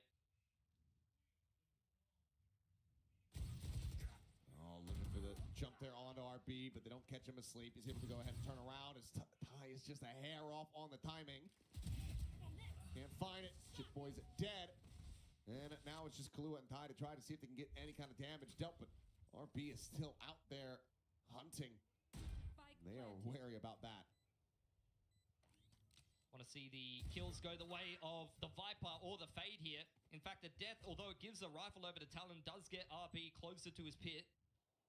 Just by one, but I mean, they're walled off here from the barrier mesh. Would have to put that Phantom to use and dump the majority of its ammo just to try to get through there. So it seems like widely just going to be Kahlua, seeing if anyone slips into his sights, and otherwise we just go down here to the spike. Swing out in the spot. Kahlua does manage to find one, but that'll be the cleanup coming in. So just the 2 kills found. A couple ults now built up. The Neural, the Annihilation. See if Talon can put them to use. As they try to run back 2 more rounds and get this into overtime. Otherwise, we're going to be heading over to bind. A streak he gave 5 from Talon, with NonK replying with 5 of their own. 2 chances to close now and push us through to a 3rd map here for NonK. They've showed some great resilience, especially after a really lackluster first map performance. A lot of big impact ults that they could use. Talon will have to be cognizant of that. This could be an overdrive with an Omen ult behind enemy lines, a quick Nightfall play, or once again, NonK just sticking to the slower rounds that have worked for them time and time again. Once again, they will take some mid-control here. GravNet forces Thigh off the line. Just RP tagged a little bit, but he gets slotted in exactly where he wants to be. And Persia being outdone, not ready for Kahlua to be watching this deep here, all the way at top mid. He's going to re-peek, and that will be his demise. So ends up getting it traded back. 1-1, and now the Neural Theft going to be invested. So, you know, Chip Boys is going to be around their fallen teammate's corpse, but all information going to be gained here as RB stuck into the corner.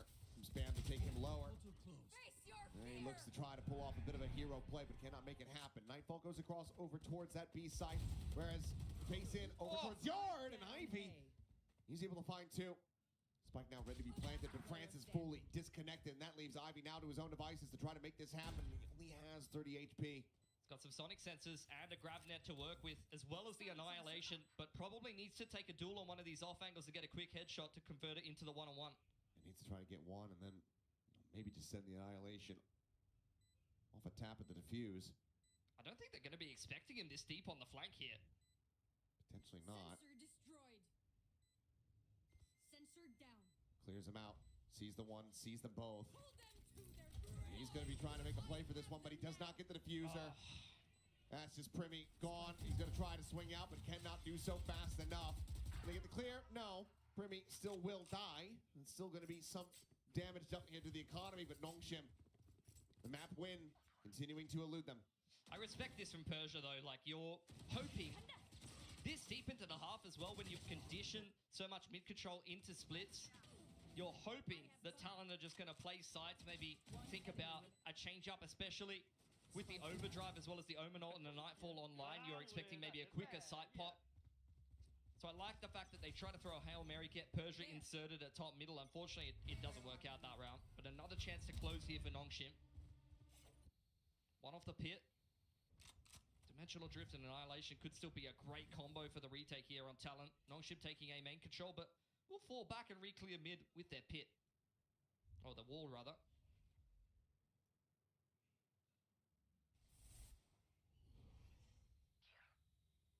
Small angle, spotting out the legs, spotting out plenty, in fact. Cam now does get cleared. Paranoia going to be sent out, and Cruz able to strike for 2. Dami, Francis both going to be taken down. The crunch in the mid is looking gorgeous here for Talon, as they are just 2 kills away from sending this to overtime. Ooh, Spike picked up. RB's got space on the site. This could be the pit if he converts this. Doesn't manage to find that kill, and that would have been a critical one. Would have made them a lot more comfortable. Instead, it is just that bite, but now he's trying to play a little bit of an off angle, just hugging along the side of the smoke, going for a timing, and eventually is able to find one. Tries to go for the pit! He ends up losing his life. Primmy W the ult, the TP, Persia, as he outdone them, finds one, turns, gets the kill, the net. It's way too shallow, but it doesn't matter. They have strength in numbers. Cruz with a 4K, gets them the defuse, and gets us into OT. Lovely little mid trap there for Talon.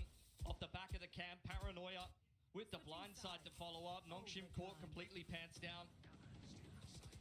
Once again on the attacking side, they've just looked a little bit too one-dimensional. It's been 1-4s. The Viper lurking A main with the slow walk up mid multiple times now.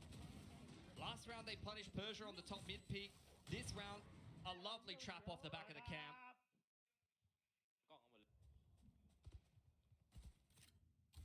Should back on defense now. Not going to have the money to pull out the op. Just going to rely on that rifle-centric gameplay. And once again, Ivy trusted to hold this A site.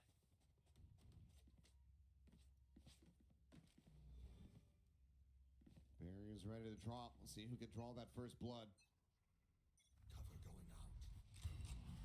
Smoke immediately over towards top mid here. Trying to counteract potentially some of the spam coming through here from Francis and Downbeat, but they're continuing to scale forward.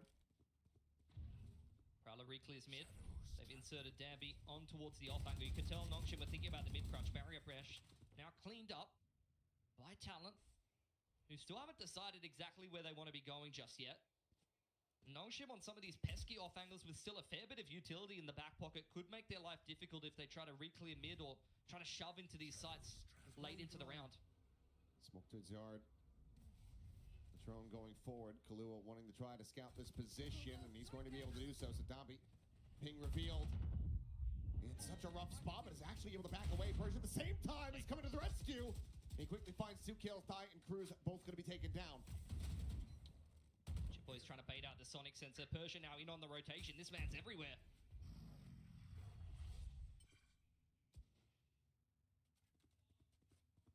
Now pretty much all in. No chance for recourse. No chance to try to really reposition this. Barrier mesh holds Downbeat back here for the moment. She'll peek out, getting a decent amount of information as Persia lurking within the smoke. The shorty at the ready. Oh, the 1-2 pump. Puts Primi down to 51, but cannot find that second kill. Still does an immense amount of work here for Francis to play off of. And he plays off it beautifully. The 1-2 punch, and NonK now back up to map point. That's just another impactful multi-frag from Persia. Paranoia bails out Danby, who's caught out on an island there. Beautiful little mid-reclair from Talon. The drone isolates the Neon. They wanted to try to cut him down. And from that advantageous position, NonK's able to just tuck into the sights and convert. Another map point. Weren't able to convert it in regulation. Now moving back onto the attacking side. We'll see if they've come up with an answer. They're going to take a timeout. They're going to try to 100% this one, but this gives time for Talon to also start to discuss. I think if I'm Talon, you know, the mid-trap worked. You've seen again and again these slow mid-walks from NonK. NonK often starting with this mid-control with RB on the lurk. That initial conditioning has been very well established at this point. So it's about the mind games now. It's about whether Talon is going to react once again to that mid-walk when they've already been able to punish it, or whether they expect the change-up for NonK. And for NonK, are we finally going to see a quicker hit, a quicker execute on one of these sites? Are they going to keep trusting what's working, these slower defaults, into the mid-round? Let's see if Talon can utilize this opportunity here, this timeout from NonK. Treat it like a bit of a gift. Look to try to counter them. Now that NonK swings back across onto this attacking side. No operator still to be seen. Odin will come into play though for Cruz. Split up the senties, and look how deep this setup is for Primi. He's really expecting NonK to charge into B and try to contest backhauls this round. Yoru TP is there if he does get contested, but NonK are just going to work this A control. They're pretending that this is just RB once again going for the lurk. Prowler has been hurt at least. Oh. And there's the Odin. And with Downbeat dead, NonK going to be left scratching their heads. I mean, how do you get into these sites now with this slow comp? The only dive you've got is Persia. It's just dry contact from this point. And just double TP forward, I guess. That didn't go so well on the pistol. B site, no. Well, it looks like they're going to cut some noise, have RB try to draw some attention over here towards B. So we'll look to try to clear out this barrier mesh a bit. And they do have the attention of 3 players in position here. But John Riot, please. Mr. Riot, let's have a conversation about the Odin. Oh, have a conversation about Ivy. See if you can can drag them kicking and screaming through this mid-round. It's not even the finish on the A side here. He's really just trying to pull the rotations away from B, and he is an excellent salesman here. He's pulled all of Talon back over to A and then just slinked away, and now you see NonK walk into the B site for free. They're just now starting to really get a sense of this, but it's only Primi rotating over. I mean, if you want a point of first contact, obviously he'd probably be your number one choice for this. Mid duel. As, the swing out. That's Ivy dead to rights. Spike planted. Oh, find the one, but Harvey can't get the catch. And that means that they are critically outnumbered. Smoke and a TP. I wonder where Persia's at. Doesn't matter. Goes to the tower. He finds one. He drops down. That's a bit of damage here to the ankles. Swing out of the corner. Well, Jip Boy's ready to just go ahead and Goomba stomp him there. RB now to try to clutch, and he cannot. Clean tap from Kahlua. And it feels like that timeout call might have bit NonK in the rear here as we get tied 13-13. I mean, usually as a coach, you know, you go into the timeouts, you're discussing many things. Unfortunately, you're not discussing losing 2 picks to an open through the wall on the 8th side of the map. There's really just not much you can do about that. It's just the most engaging gameplay that you could possibly witness in this. Yeah. I love it. I love it. But again, I get it. I get why you use it. I mean, Nothing against Cruz. look, I know you love paper thin, so I thought you would love paper thin walls as well. Nope. Nope. Turns out I don't love either. Context dependent. That's why you're here. Oh, fair enough. Makes sense. Yeah. Unfortunate. I do have hair, so that helps. Mid take. Coming out here for Talon. This is a big plus of the Yoru. You can just brute force your way in and gate crash out when the other team mid crunches you. Well worked from Talon. Once again, dealing with the barrier mesh. Really going down the checklist quite nicely here on the attacking side. Should be a drone to re-clear mid yet again. Just spotting out Danby. Nothing to get carried away about, but it will be the finish into 8. Once again, Ivy lies in wait. Here. Clue needs some damage from something there over towards mid. As net, critical timing from Ivy. As Persia swinging out from yard is able to find himself a kill. Ivy gets a second. Primi, however, picks up with his whole position, but Persia is there to clean it up. Looks to pick up the pieces. Spike in hand, but re-swings back around the front. And Persia continuing to excel. A 3K for him. A great hold of the line for Ivy. NonK once again find themselves here at map point. You just can't get into that side. Like we saw that in Talon's last game on Corrode. You try to shove into the A choke into Ivy and you're going to get shut down. The Sonic sensor in combination with the grab net. You're stunned and you can't uncrouch. Of course, the only player who can really defy those odds is Primi, because it doesn't really matter what happens in a game of Valorant. He's still going to shoot you in the head. But outside of that, NonK cleans up the rest of the round.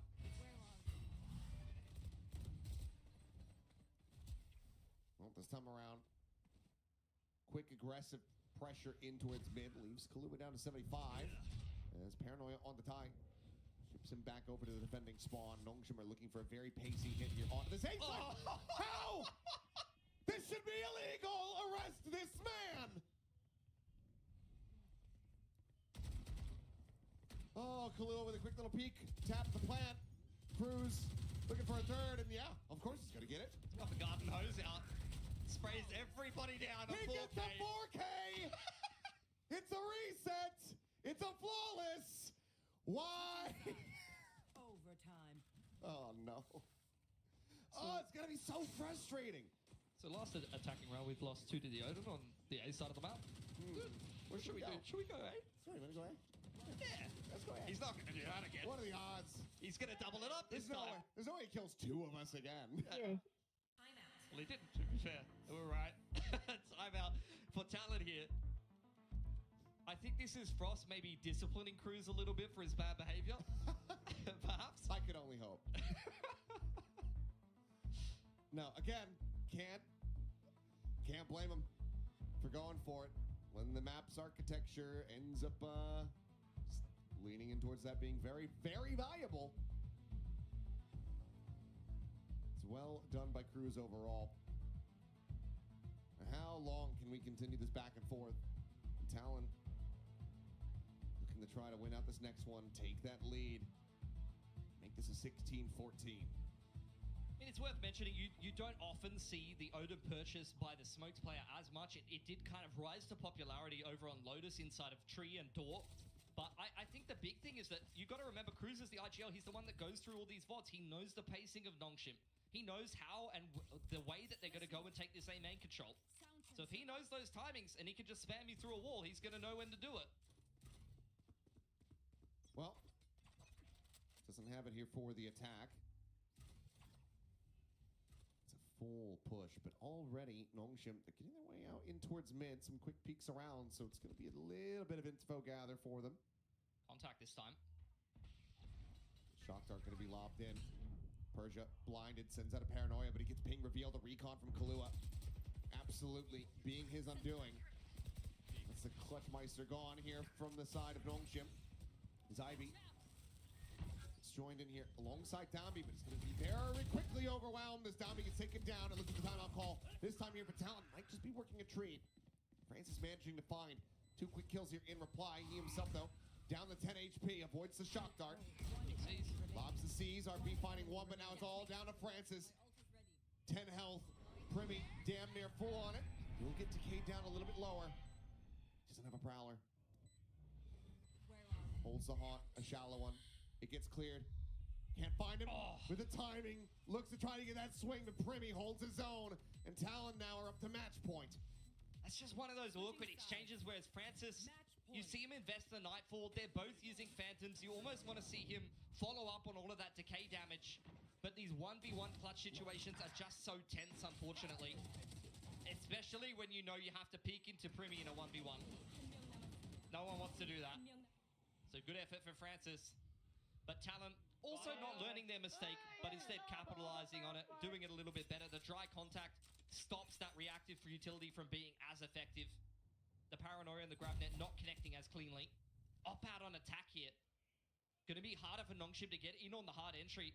Obviously, they'll swap out later on, but Dambi's going to be class cannon. Good pick from RB into middle. Yeah, great lurk forward. Shock dart not getting into the corner. He opted to go for the bounce. Might have been able to find a little bit more damage here, but instead RB just gets that kill, and he's able to just slide away to safety. Gotta be spotted on the exit there. Dry contact from Dambi. He's just waiting for someone to peek. And Kahlua, okay, does manage to go ahead and find some revenge for Ty here at the end of it all. It's back to parity. Dambi once again sprinting forward, but swiftly dealt with Kahlua with another monstrous kill. Drags across, finds the third. Primy through the smoke. Finds Ivy. And that might just do it. Persia now the last one standing. The trip cleared out. Noise being made, no ambiguity about this one. He does manage to go ahead and boldly get the spike planted, but Primy's just poking and prodding, looking to whittle away here at this Omen. And on the final swing, will strike him down. A Talon starting off their playoff run very strongly. 16-14 here on Corrode. They will pick up a 2-0 victory over NonK. And their eyes set on that champ spot. They want to go straight through the upper bracket to be able to claim it. Talon are going to tee themselves up a game against DRX. Pretty swiftly dispatching of NonK today, who, unfortunately, in their first playoff game here in Pacific, looked a little nervy, looked a little bit too slow to start. Well, this is going to be a sigh of relief here for Talon, for Frost, knowing the pressures that they still have yet to face, but for now they avoid that lower bracket. They avoid falling down into the belly of the beast, because we talked about the teams down there. You don't want to be playing against them. You want to go ahead and keep that lifeline, have that one-up available for yourselves for as long as humanly possible, because for Talon, they have their eyes on Tokyo. They have their eyes on that top 2 finish. Absolutely. I think for NonK, you know, they're going to go in the lower bracket. There's some real sharks going on down there. And for Talon, I'm just going to say this, Talon versus DRX matchup, spicy. Sounds like that one could be absolutely cinema. We'll have to just wait and see, because you never know about the red light, green light. But for now, we'll get ready to send down the stage where Jen Lee is going to be standing by with a player's interview. And welcome to playoffs, everybody. Congratulations, Talon. Congratulations, Jit Boys. This is for you. Cruz over here. GG, guys. 네, 탈론의 지보이 선수, 크루즈 선수 만나보도록 하겠습니다. 승리 축하드립니다. Congratulations, you two. What a perfect way to kick off playoffs with a 2-0 win. Now, first of all, how is that match for you, Jip Boys? 먼저 2대0 플레이오프 첫 경기 소감부터 들어보도록 할게요. ก็รู้สึกดีครับผมที่ชนะในเพลย์ออฟแรกก็ถือว่าเพิ่ม confidence แล้วก็อะไรต่างๆให้กับทีมด้วยครับผม So it feels good that we won in the first game, and it's like a confidence boost for the team. So it's like a good head start. 이렇게 플레이오프 첫 경기부터 승리를 해서 정말 다행이고 좀 더 유리한 지점을 가져갈 수 있었기에 좀 오늘 승리가 참 다행이고 기쁘다고 얘기를 하는데요. 그리고 크루즈 선수 코로드에서 오딘이 정말 무시무시했거든요. 도대체 어떻게 한 건지 좀 물어보고 싶네요. And Cruz, you and your Odin on Corrode. What the heck was that? I came late because of traffic, so I didn't warm up. So I can't aim. That's why I buy the Odin. But it's like you knew where everyone was. Yeah? But it's like you knew where everyone was coming from. Everyone was, you just predicted everything. I just pray to from God. the future. Okay. 사실 이 오딘의 비하인드 스토리는 오늘 좀 차가 막혀서 늦게 도착을 해서 웜업을 못 해가지고 에임이 안 좋을 걸 알아서 오딘을 들고 있었고, 그리고 운이 좋았기 때문에 이렇게 좀 연장전에서 오딘으로 좋은 모습을 만들어낼 수 있었던 것 같다고 얘기를 합니다. 그리고 이 두 선수들 탈론과 정말 오랫동안 함께하고 있는데, 사실 탈론이 이번 챔피언스에 진출하려면 탑2에 들어야 되거든요. 얼마나 자신 있는지, 그리고 자신이 있다면 어떤 이유에서인지도 물어보고 싶네요. You two have been with the org for the longest time, and in order for Talon to make it to champions this time around, you guys need to make it to top 2. How confident are you two? มั่นใจนิดนึง ก็มั่นใจแหละ Confident a little. Yeah, confident. That's what he said. 아주 조금 자신이 있는 것 같다고 하는데요. What about you, Cruz? I think we have a really good chance. I feel like our team has improved a lot, and if not to prove it to everyone now, then when? So hopefully we make it a chance. 좀 그래도 충분히 할 수 있는 것 같고, 사실 탈론도 이번 스테이지 2 들어서 정말 많은 발전을 보여주고 있고 많이 성장했기 때문에 참 할 수 있을 것 같고, 그리고 당장 지금 챔피언스 리그에서 탑2를 해서 이 사람들에게 우리가 할 수 있는 거 증명해줄 때가 아니면 다시는 기회가 오지 않기 때문에 지금이야말로 정말로 스스로를 증명하기에 좋은 기회인 것 같다고 얘기를 했습니다. 자, 그럼 마지막으로 많은 분들이 다음 경기 좀 기대하고 계십니다. DRX와의 경기인데 하고 싶은 말이 있는지, 그리고 어떻게 경기가 흘러갈 거라고 예상하는지 들어보고 싶네요. Next up is DRX, and a lot of people wanted to see that matchup happen. Anything you want to say to them, or what are your expectations? ก็หวังว่าจะเป็นแมตช์ที่ดีครับ He hopes it's a good game. You? I just hope that we get to actually show what we are actually capable of. Last time it was not the best, and hopefully this time the things change. 먼저 지보이 선수 같은 경우에는 재밌는 경기가 될 것 같고, 그리고 크루즈 선수는 지난 경기 조금 아쉬운 모습을 보여줬다면 이번에는 DRX를 상대로 훨씬 더 좋은 모습을 보여주고 싶다고 얘기를 했습니다. 자, 이렇게 해서 탈론의 두 선수 만나봤고요.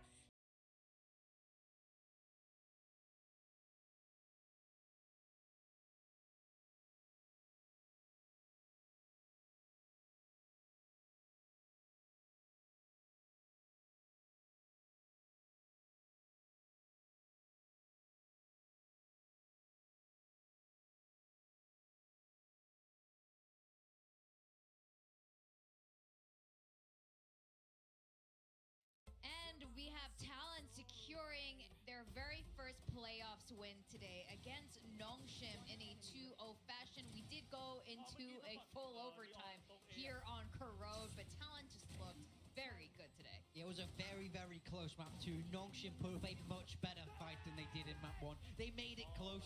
Persia was pulling out all the stops, but not quite enough to overcome a very, very strong looking Talon here today.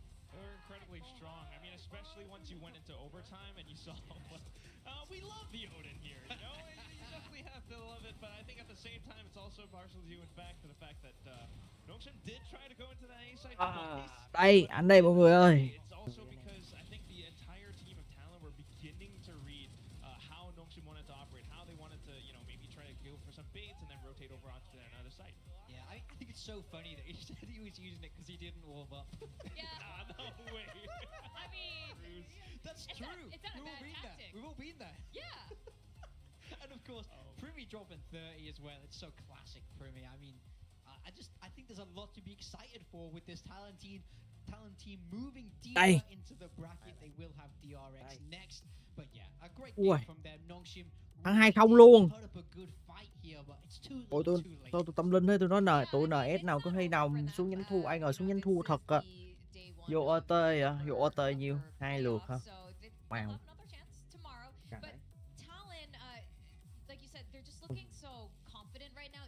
Vô OT 2 lượt luôn mà. Vô OT 2 lượt luôn mà.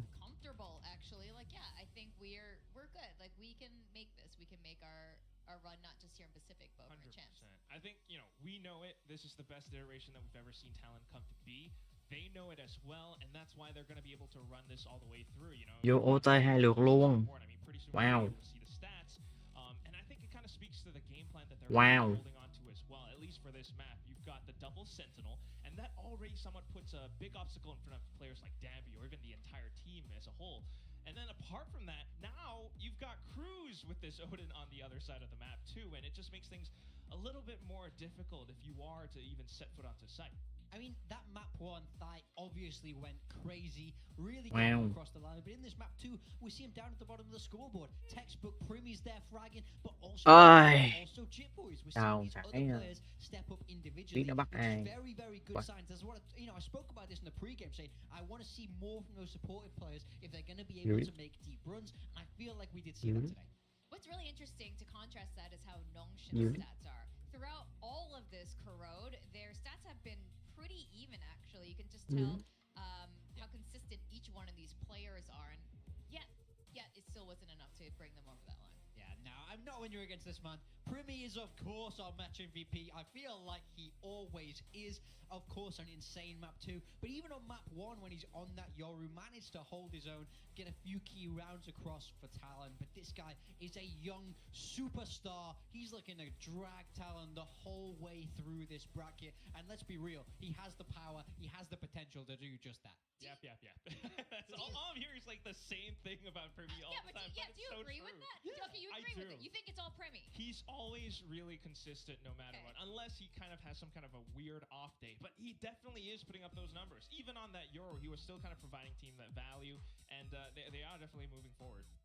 Well, they are going to move forward to play DRX next, and then NonK will be playing DFM. I mean, that's going to be pretty exciting too. Talon, DRX. Má giờ ai thắng cũng gặp Valorant hả? Nghe toàn thế. Ông muốn thắng luôn á. Nghe gặp Valorant cái không muốn thắng luôn, muốn xuống nhánh thua luôn.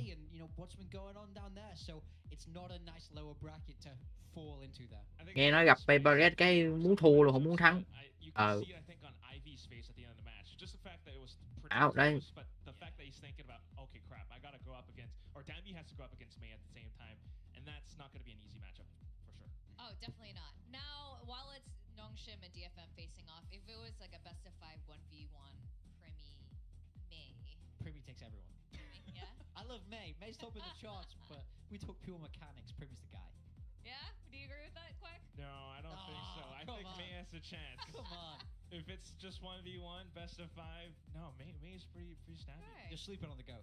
All right, well, I don't know, though. I might have to go with Primi on that as well. But anyway, the next match of today is going to be very exciting as well. We got RQ facing against T1, and the winner of this will face Paper X, and the loser of this match will face Gen G. So the results, either way, very exciting. This is coming up next, so guys, don't go too far away.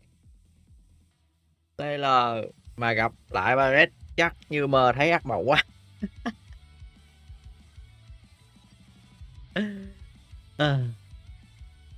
Ê, nếu là tính ra nha, tính ra mà Valorant gặp SR là coi như là bộ đôi one game là hội họp cùng với nhau á guys. Wow. Wow.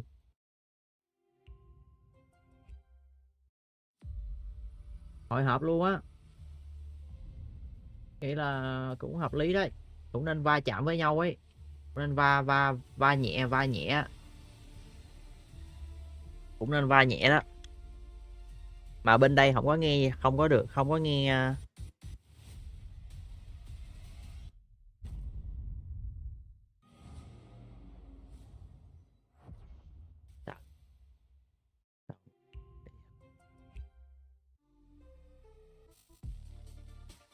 Bộ đôi one game.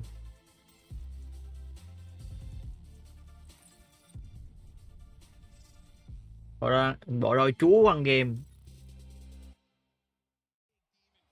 Ê mà nãy giờ anh đi có cái gì hay không? Kể nghe với.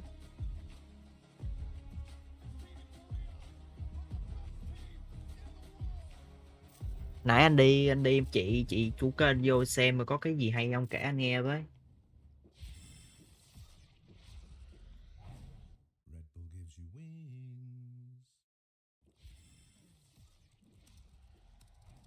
Red Bull gives you wings.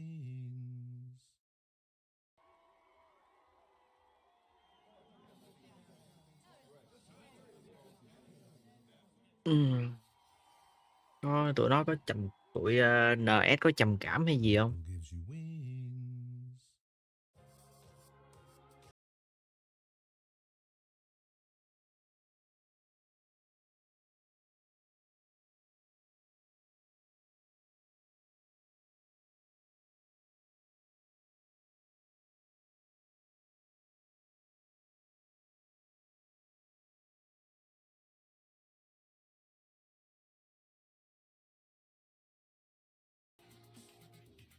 Không tưởng tượng cho lắm, chắc cái ấn tượng nhất là OT à.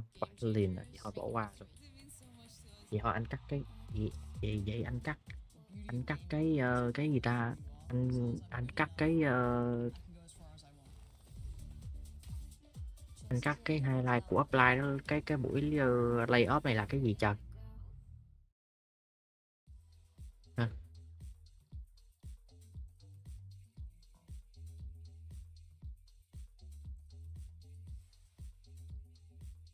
Vậy tính ra là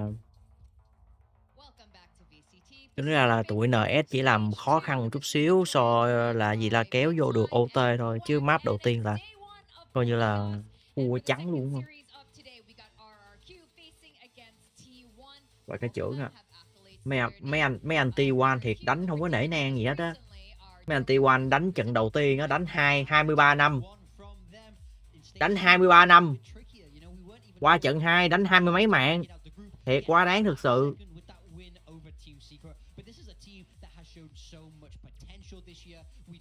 Mấy anh đánh không có một chút nể nang luôn à.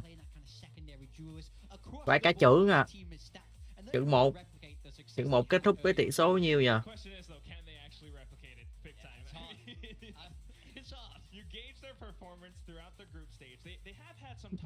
Mấy anh đánh mấy anh không có nể nang gì luôn mà.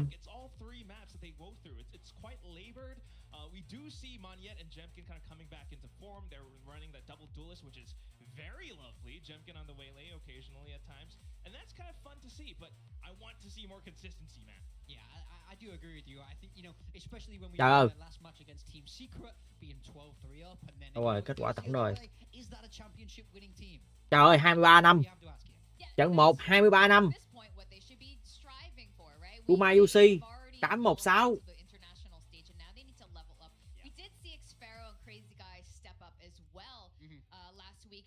Mấy anh T1 này đánh với Gen Z á, thì đánh quăng game vãi trưởng. Còn mấy anh đánh với mấy cái team bình thường, mấy anh đánh thì không có để mặc một cái gì luôn, không có để mặc là đánh chung một cái server, đánh chung một giải. 28-10, 29-10, 30-10, 31-10, 32 này, 32-10. Rồi 33-10. Valorant. We Đánh know that không they nể can nang be gì so luôn mà. aggressive with this double duelist, but it's all about, for them it's consistency as well, I Fuck. would say. Now they did look good in their Đánh matchup kinh gì mấy against ba. M to close out this group stage, but again, we look just before that. It was Trời a ơi, more Guma static UC play. I think it's about 15-0-10. trying to find consistency. Fuck. And we spoke about this a lot. This rookie of DH has been Căng probably vậy. their most consistent, most steady player, which probably shouldn't happen on a stacked team full of veterans. Oh, that is quite the point to make big time. I mean, we hear, well, at least I hear it on the desk from the casters desk all the time, is that you guys often mention that this is a team that needs that individual brilliance, right? You've got all these big names, big players. Izu now on the entry duel is more so than ever, and I think that's kind of where things might kind of shake up a little bit for them as well. I mean, look at the losses that they actually suffer. They're not against any small, I guess, small teams. It's against Paper X and Talon kind of counter-strat at them on some of these maps, like Corrode especially. Yeah. When they're running the chamber and stuff like that, or when Meteor on, you know, the Astra are trying to lurk, and when that gets disabled, it's very tough for T1 to operate the way that they want to. Yeah, I think they lose to these teams that do a really good job of shutting down their game plans. You know, so far they've lost to Talon, Paper X, both great coaching staffs there. So that does worry me if they head into RRQ, because we love Ewok on this desk where Ewok stands. I do think they have a bright spot there in Izu, who is really starting to step up in that duelist role. Now, these stats are very interesting. What really stands out to me are both the op usage. We know both these teams like to use their ops, but the pistol win percentage is a huge contrast there. We got one who's great at winning them and one who's, well, I mean, you can see there, they're 9th in the league right now. They're not so great at winning their pistol rounds. Yeah, no bueno. 40%, not what you want to be seeing there. Getting roll into these halves is so important, but like you say, operator usage really key for both of these teams. Of course, Jemkin running it on the side of RRQ. T1 a little bit more versatile, but Buzz does tend to do the bulk of it. Yeah, definitely. They have been putting Buzz on that chamber on multiple maps now instead of his usual duelist roles. What do you guys make of that? I mean, I don't mind it personally. I think Chamber is in a fine spot in the meta. It's okay to use it. And we know T1 love this agent. They've been running it for the longest time. So if they think that's the best fit for them and they think it's a little bit off meta, I'm fine with them doing it. But I think it's more, it does lack that little bit in versatility, I would say. And Quack, both of these teams like running double duelists now, or at least they have a second duelist that kind of flexes either into that chamber. You have Monyet here, who also plays the smokes. And now we're looking at both Jemkin and Monyet now, and I think this has been successful for RRQ for the most part. Quite successful, in fact. I mean, you got the Waylay coming in occasionally. Monyet on the Neon is still just going to be able to wreak havoc across the entire map. And that's, I think, the strength that both of these teams have. I think this matchup kind of comes down to who's going to be able to make sense of the chaos the most. You know, when you got players like Buzz playing the operator, or maybe even sometimes Jemkin playing the operator, that's going to possibly translate into a first pick, and that could translate into a round win as well.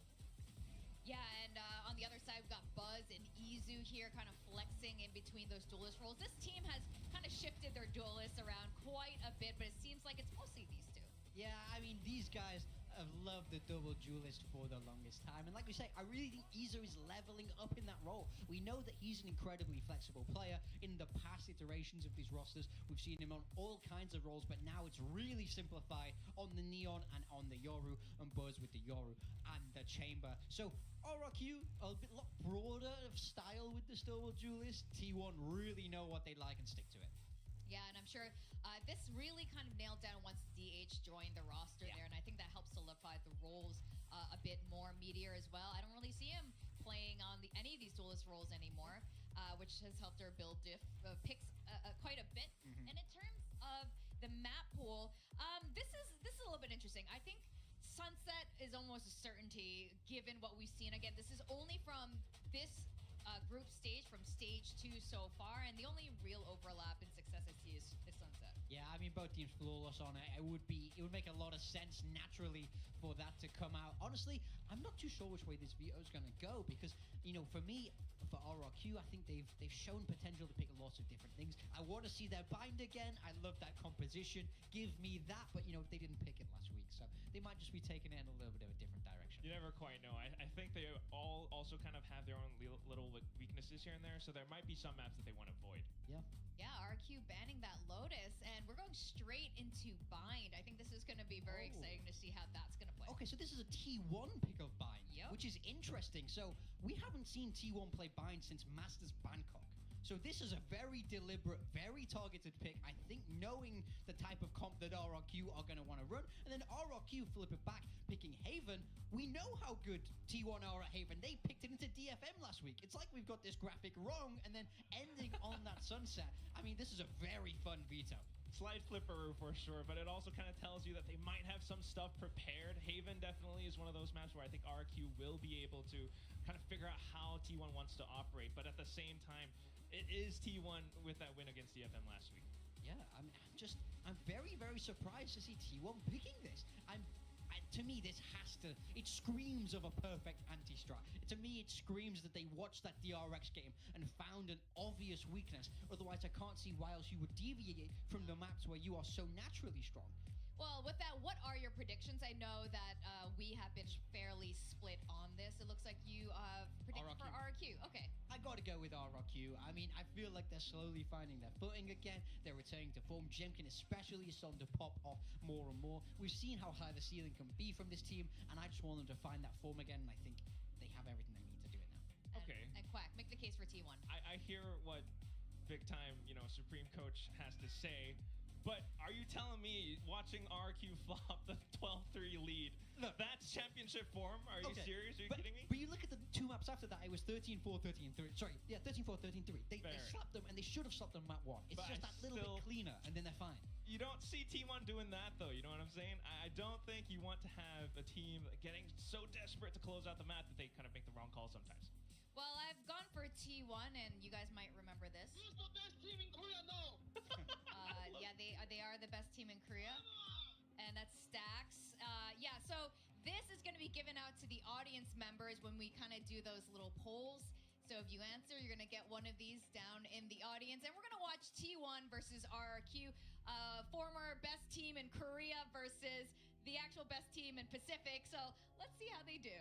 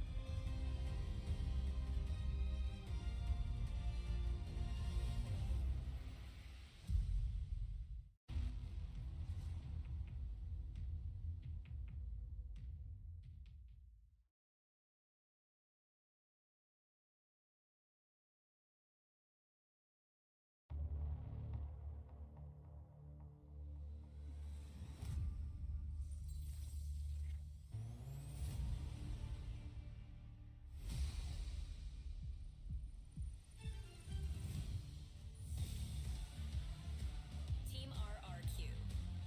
What a way to start playoffs between the VCT Pacific Stage 1 champs versus the Masters Bangkok champs. And not only that, whoever wins today, they face PaperX, and whoever is defeated has to face Gen G in the lowers, the other two Masters winners. And man, Quack, when you have this many trophies in the region, I mean, what do you do?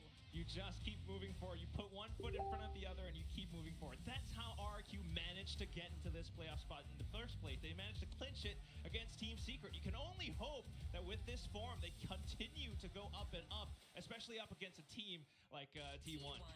T1. Remember when they were dominating the start of this year?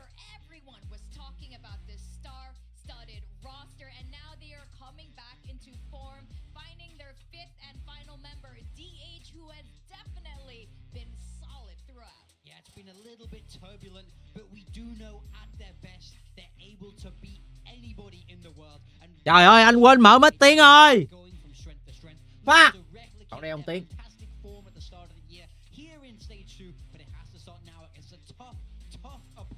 Tất cả là lại Tiến. as you say, Bên mở mic cũng đại tiếng. in that lower bracket is not somewhere anyone Cái wants gì to ta? No, you think lower is like, yeah. Like giải nè, phải like bên đây. G is Không thôi là like bên kia đó gõ gậy anh tiếp. Coach Ewok and Coach Autumn have been here since the beginning of Pacific franchise. They're very familiar with each other and each other's styles, and these two teams have faced up many times. Now, starting with Vine is a very interesting pick. You gentlemen were talking about this just now. T1 picking Vine. We haven't seen it since Masters. Yeah, so the last time we saw them play this, it was against EDG in the lower finals of Masters Bangkok when they got a 13-4 win, looking clean. But that's a long time ago. That's a different meta. That's a slightly different roster even. So it's impossible to know what to expect.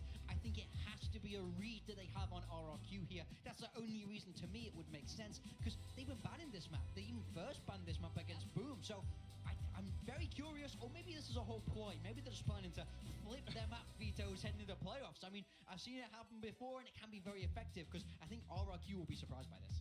Might be. I think you're definitely right, though. Vine is definitely one of those. Đứa anh đang đọc thoại. Not Fuck prepared for it. you. You have to be prepared for it, because otherwise RRQ might get the run over you. Because RRQ definitely do run a Euro composition. That's where things can get very tricky, especially around teleporters. You saw how PaperX are able to dominate some other teams because of these plays.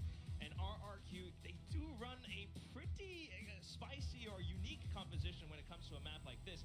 However, that said, RRQ did suffer a loss against DRX in the most recent weeks, but we'll head into the age of composition to talk it through. I mean, yeah, you see the Euro right there. Yeah, RRQ sticking with what they ran before. I love this composition. It's so exec heavy. There's so much cool stuff. But over on the side of T1, and they are sticking with that KO. So Stax was playing that last time we saw them, but now they have a Gecko on the side of Izu. This is the first time we're not seeing Izu be on that duelist. We're not seeing double duelist come out from them here. So very different. Rồi. Ai bên pha nào thì chọn liền ngay bây giờ nha. Tôi thì tôi cũng như cũ nha, như anh em biết nha. Tôi vẫn như cũ. Tôi vẫn như cũ nha.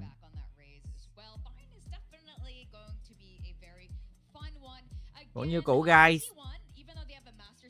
Anh ok nha. Vẫn như cũ nha guys.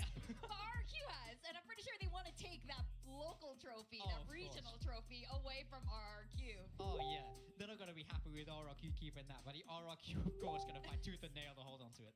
Absolutely. All right, we got T1 versus RRQ, and to take us through Vine, it's going to be Achilleos and Paper Pilsky. Thank you very much. Well, this one is going to be, I think, a banger. This has such heavy implications behind it. T1 RQ, similar positions again, looking for that spot, looking for that trophy. RQ for a repeat, T1 for their first time getting a Pacific trophy. But RQ kind of have their backs up against the ropes compared to T1. The champs points not as strong for them. Yeah, absolutely. T1 edging out a lot of their competition. Bar PaperX in terms of champ points have a little bit of a safer position to try to qualify for Champions Paris. So the objective for both of these teams is clear. Knock your competitor into the lower bracket where they could be knocked out before a top 4 and not secure any chance points, and you eliminate one of those teams that could potentially take that opportunity away from you. Well, here we go. Bind started off. The desk was talking about it, a map that T1 has not been seen on for a very long time versus EDG, that lower bracket over at Masters Bangkok. And this was a map that I think had a lot of polarity to it, let's say, for T1 previously. Absolutely. Going to get a massive biff over short A. Vô. Vô rồi. Bắn láo từ lúc đầu luôn. Ôi, tính ra tụi này nó chơi chậm vãi chưởng anh em mà. Nó chơi chậm vãi chưởng. Nó chơi chậm vãi chưởng luôn.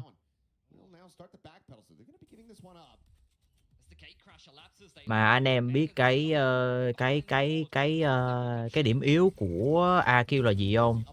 Đó là đánh chậm không được. Vậy như kiểu những cái chiến thuật đánh chậm của AQ nó vẫn chưa được smooth á anh em. Những cái chiến thuật mà counter cái cách đánh chậm ấy nó không được smooth.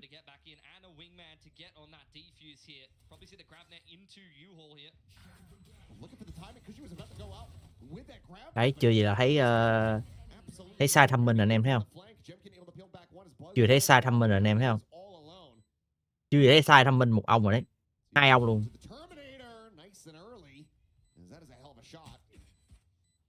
Rồi bị kèo rồi. Khó. Khó. Khó vậy. Very high level play from T1 there, recognizing the timing in terms of a gate crash. It's something that you can gate crash over towards the other side of the map. It only lasts for so long. So if you just do nothing, you just wait for the gate crash to elapse, it will break some setups. It will force some decisions to be made and some rotations. And that's what T1 are banking off of. They take full advantage of that, and it's a classic play. Even though it's a little bit of a different wall up short A there, going into U-Haul, or into Lamps rather, depending on where you are in the world. I know down under we call it a U-Haul and things like that. They do just walk up behind the Viper wall and just explode, which is what you're going to see a lot from T1 this game. It's going to be a lot of slower contact, using util as you walk through the map, and then these explosive executes with the KO flashes and the dizzy. Tức là tụi T1 nó ra full buy mà bắn kỹ vãi chưởng à. Nó ra full buy đó anh em. Nó ra full buy ấy, nó súng to hơn ấy mà anh em coi nó bắn kỹ vãi chưởng à.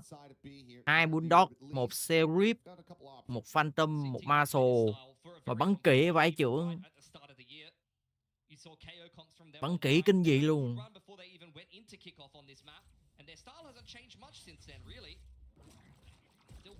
Biết ghét cô.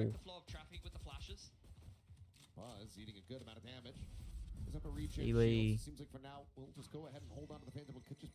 kiểu nó câu đồ anh em à. Hay thế. Ui cái va slow đỉnh ác. Nhưng mà tiếc quá. Tiếc pha kia rồi. Hay quá. Hay quá trời quá đất luôn. Hay quá trời quá đất luôn. Let's go. Như nào? Full buy với chúng tôi.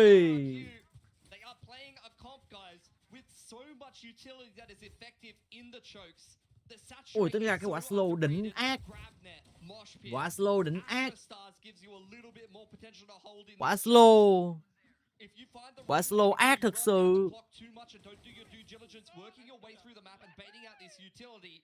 Tính ra cái con quay lay cái quả slow nó mạnh. Ác. Chỉ cần biết cách áp dụng quả slow thôi. Khó chịu vãi cả ò. Ui.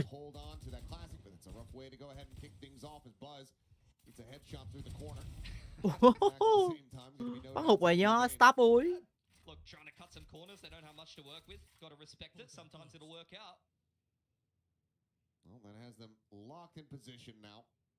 Tính ra là ui, thêm kinh kìa. Ơi, tính ra tôi để ý là team AQ chỉ có mỗi Astra dù smoke thôi. Dạ, Apple phải canh timing dữ lắm luôn ấy.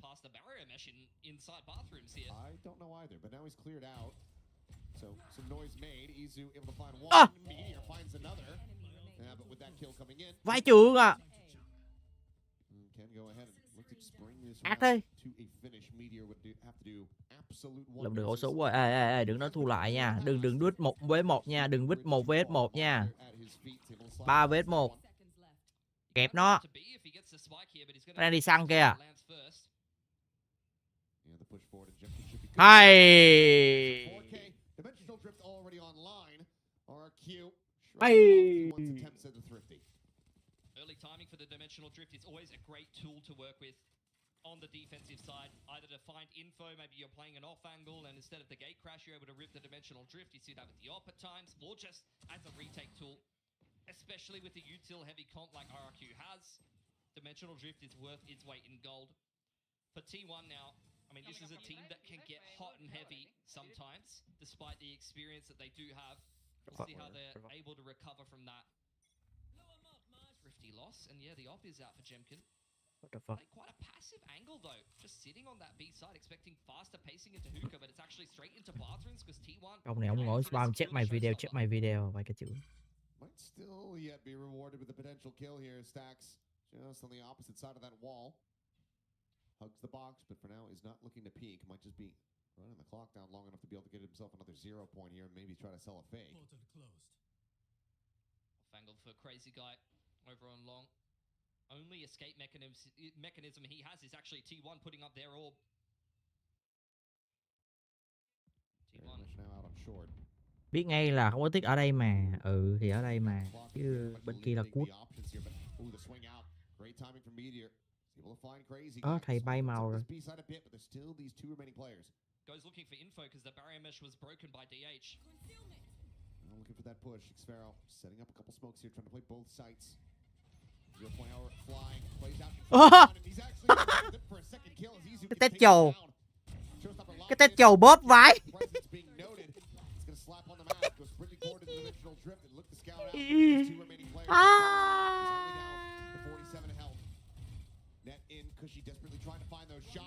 Cái chầu bóp vãi. Xong rồi. Xong rồi. Ok ha. Thôi trời ơi là trời ơi. Gem King ơi là Gem King. Một chút xíu nữa thôi là anh bóp luôn rồi.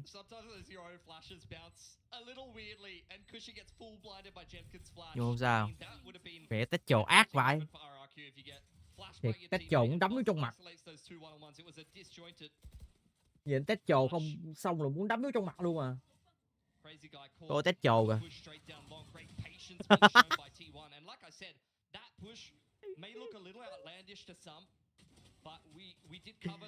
Tết chồ ác thật.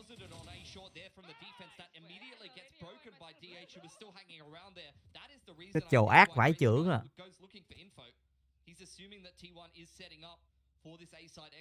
Thật mà đâm tết quăng cái tết chồ muốn đấm vô mắt người xem. Không sao vẫn win. Đại ấp. All five online. Obviously, the showstopper being used previously, not available to them to really try to turn the tides here. This push getting ready to come through, and that's Manya just finding a timing and now getting a hay. Hay. Just going to be dead to rights, and that's the spike now. Drop stranded inside of the shadow. Thì đâu biết tại sao mà quay lay AQ thích chọn map này anh em ạ. Cái slow của nó đánh chủ động vãi chưởng à. Cái slow của nó mà biết thảy ra đúng chủ động luôn. Góc gần đéo để thoát được. Tại vì cái slow nó nổ nhanh quá anh em. Nó nổ nhanh vãi liền luôn ấy. Không thể né được. Mà góc hẹp nữa thì thôi khỏi né luôn. Né bằng niềm tin. Né bằng niềm tin.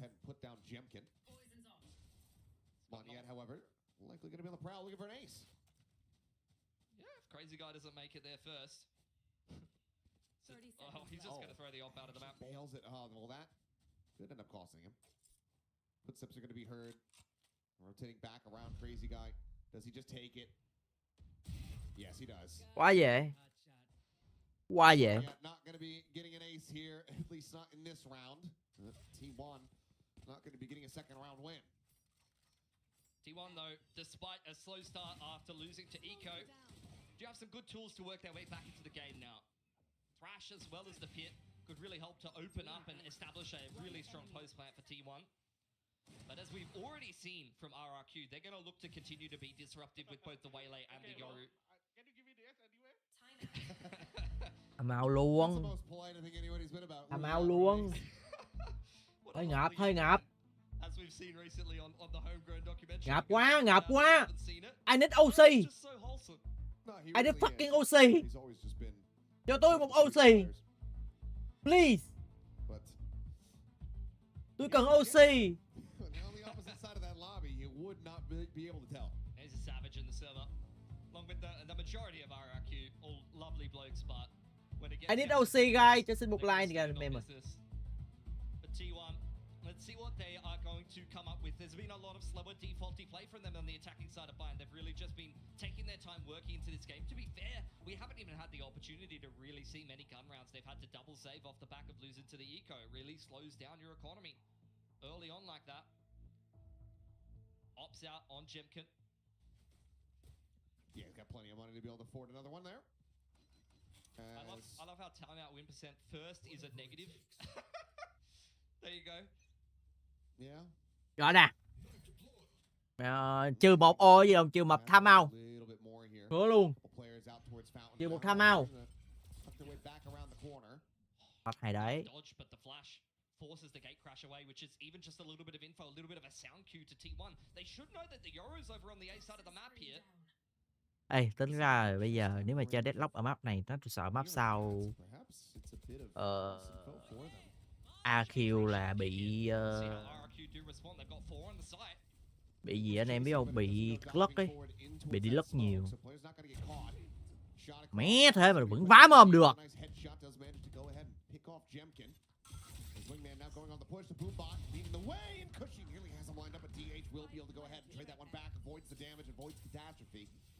Gives T1 a very strong opportunity to convert this round into a win. Khó quá, pha đó ultimate không kịp anh em ạ. Pha đó không ultimate rồi, biết nghe foot flank rồi. Nghe foot flank rồi.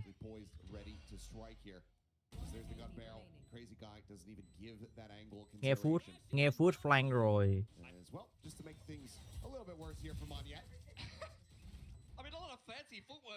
Nghe foot flank rồi. Rồi.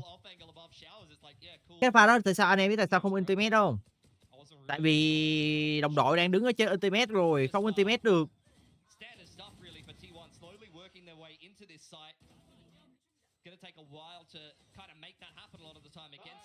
Bị chậm ở cái nhịp, lúc mà không hiểu ý ở cái nhịp lúc là thằng Gecko nó thả con cá ra ấy. Thì cái lúc đó không kịp phản ứng là phải làm gì ấy.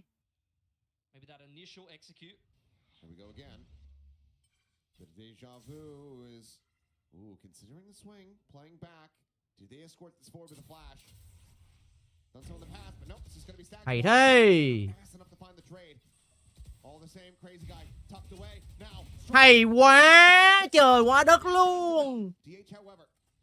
Không sao, 2vs3 vẫn làm được. 1vs3. Bù. Được chưa?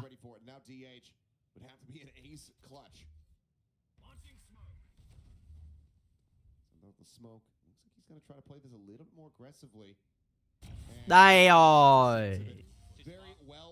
Mà nói gì nói, sao cho tự nhiên đội hình tính ra đội hình của T1 vẫn đang ổn nhờ, vẫn đang theo tôi đánh giá là vẫn đang ổn á guys. Tự nhiên cái thay đổi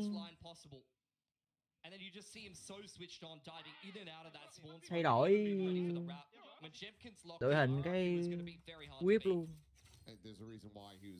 Rated as one of the best players, if not the best player going into Masters Toronto. Was that able to be lived up to? No. The performances from RRQ were significantly lacking for their first time on an international stage. But it's moments like this, it's games like this that he has been Kiền bắn láo thực sự luôn anh em ạ. Bắn đúng láo luôn ấy thề, bắn láo ác vãi liền. Té tay rồi. Ui. Chút xíu được cút rồi nha mày, Bắn láo vãi liền anh em à. Bắn đúng lao luôn. Ê, tới ra coi trận này hay vãi liền nha.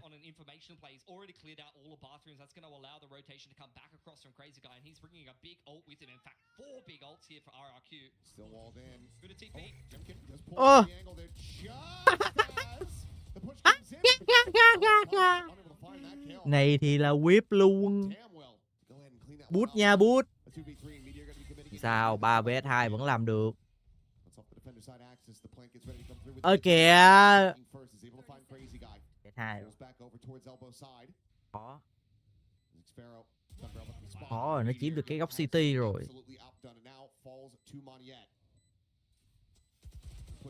Rồi. Cày thế. Cày thế. And I think Meteor has started to really pick up pace now once again for T1. To be honest, I felt like stage 1, he was a little bit overrated, if anything. At times in this year, he's been a little bit overrated compared to what his peak was last year. But Cày thế. him put together some of these XVXs, have some better positioning, come up with some of these clutch rounds that you've seen from him in the past. And that's where I think T1 is going to have a lot more ceiling and get a lot scarier if he's able to get back into that old form. Another showstopper cycled up here for Buzz. Doesn't have the outlaw in hand, and they'll work on Mà two of the thua. players. At least for a body shot. Cushy just around the corner, being one of them. Buzz has the spot, and it's a headshot. Just go ahead and seal the deal. So even if he had the full armor, Bị đá vả mờ luôn mà. absolutely still been left on the floor. Meteor swinging back right as the wall gets ready to fall, and hits a hell of a shot with the Phantom there. All right, on the Jemkin. Bắt đầu đánh default nữa anh em ơi, đánh default chết từng người nữa này. Wants to try it again here. Already seen Jemkin get punished in a similar position, but now the rotation's starting to settle for T1. Meteor's been dropped off on the lurk. Aggression into bars. Crazy Guy's only got a Spectre. Meteor, does he read? Yep, well now he has a confirm. Oh my God. Wow. The Spectre's been hitting different today. Yeah. Wow. Showstopper into an empty side on the other side of the map. Wingman is going to get that plant down. Still a man advantage for T1 here. And they do have an orbital in the post plant. And RRQ are just so far out of position. There's just no way they could even do anything. Even if they Em thở tí nha. Yeah, and given that the economy is going to be in a very bad spot, and it's just going to be them going ahead and occupying, squatting inside of the attacker's spawn. Looking to just hold on to these weapons if possible. T1, curious to see if they really send people out on the hunt here. Given that DH is the only one remotely close enough, it seems unlikely. Been a very positional game so far. Bit of a chess match between both of these teams. RRQ, no, they have some good ults to play with still. If they could just get a buy up and enough guns into the next round, then they should be on for one. DH could have potentially seen Crazy Guy on the jiggle there, but as things elapse, we will have 7 survive in the server. Still ults to play with on both sides. You have the KO ult as well as the orbital. Good opener from Buzz. Well aware that there's been a solo player kind of jump spotting there. Someone to find over on that side of the map. It's just a bit unlucky for Meteor, honestly. I feel like the Phantom spray goes a little wayward. He thought he had it dead to rights.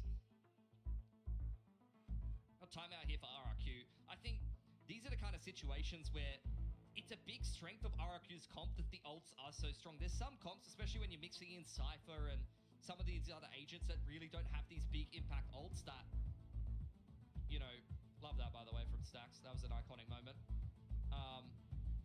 That you don't really rely on them, but I think you can really take timeouts on these defensive sides. You can trust like Dimensional Drift into Cosmic Divide and these kind of tools to be able to successfully complete retakes as long as you're organized to be able to pull them off. I really think that these kind of rounds are the rounds where you want to see the defense change their setup entirely. You know, maybe even stack heavily towards one side, play retake on one side, and then have a set plan to be able to complete that retake successfully. Let's see what the call looks like. Yo, Jemkin's mouse is fire. Oh yeah, that is bright. Green screen that. Yeah. Make it look like he's playing with, he just has a banana. Those people use like the just attach like he's diodes. rocking the banana and he's 15 and 6. I'm gonna try that out. Yeah, you just attach like diodes to different things and you can just use them as controllers. All right. What does potato get you? That's what I'm wondering. We're not in the potato meta. Could do. Well, okay. Dizzy up over the top of Izu. Able to find Jemkin. Well, the attempted call, this crunch out towards Fountain. Swiftly does get dealt with it. I mean, they don't even take a damage. I mean, it's a little unlucky. You can see what the coaching staff's going there for. You've seen these slow B-long defaults time and time again for teams just really trying to punish that. Nè, 4-5 mà. The fact that everyone's blind. But to no avail. Crazy Guy still with an opportunity to try to hold the line. Quick little anti-flash turn there from Buzz. Ôi! Trời ơi, ông đứng giữa đường, ông đặt sao à? Ao! Ui, thầy làm 2 rồi. Crazy Guy làm 2 rồi, hay quá trời quá đất DB rồi. Trời ơi, Thâm Minh gài đạn.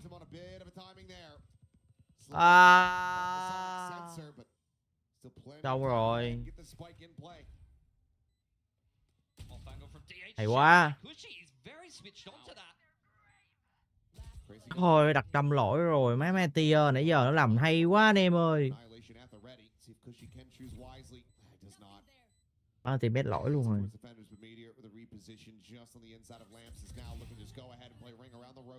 Mẹ tier thăm mình tốt quá. Thôi đừng thôi tha mau đi. Đừng quăng nữa, tha mau đi. We need tha mau.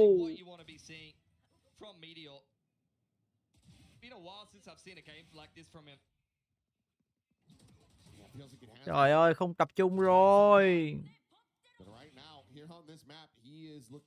Focus, focus guys. Không tha mau luôn. Trước đó tha mau rồi hả?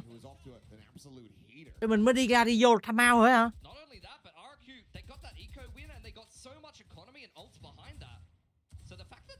Mình mới đi ra đi vô tha mau rồi đó à? How? Speaks to just how solid their attacking side is on this map, really. Bit of damage on the crazy guy. Triple stack here from RQ. Toxins going up. There's Meteor. Just quick clearing here on the showers. There's the jumping. Oh, he legged them. And that. Dễ quá, nó đinh đầu rồi. Very easy spray down on the ghost. Moniet is trying to close the gap. Có gì sắc 6 đeo rồi anh em. His wings had already been clipped. 6 đeo rồi gai đây. Nhìn là biết 6 đeo. Méo chạy đâu được. Yeah, I think playing the runaway strategy might be the call. Nhìn là biết 6 đeo.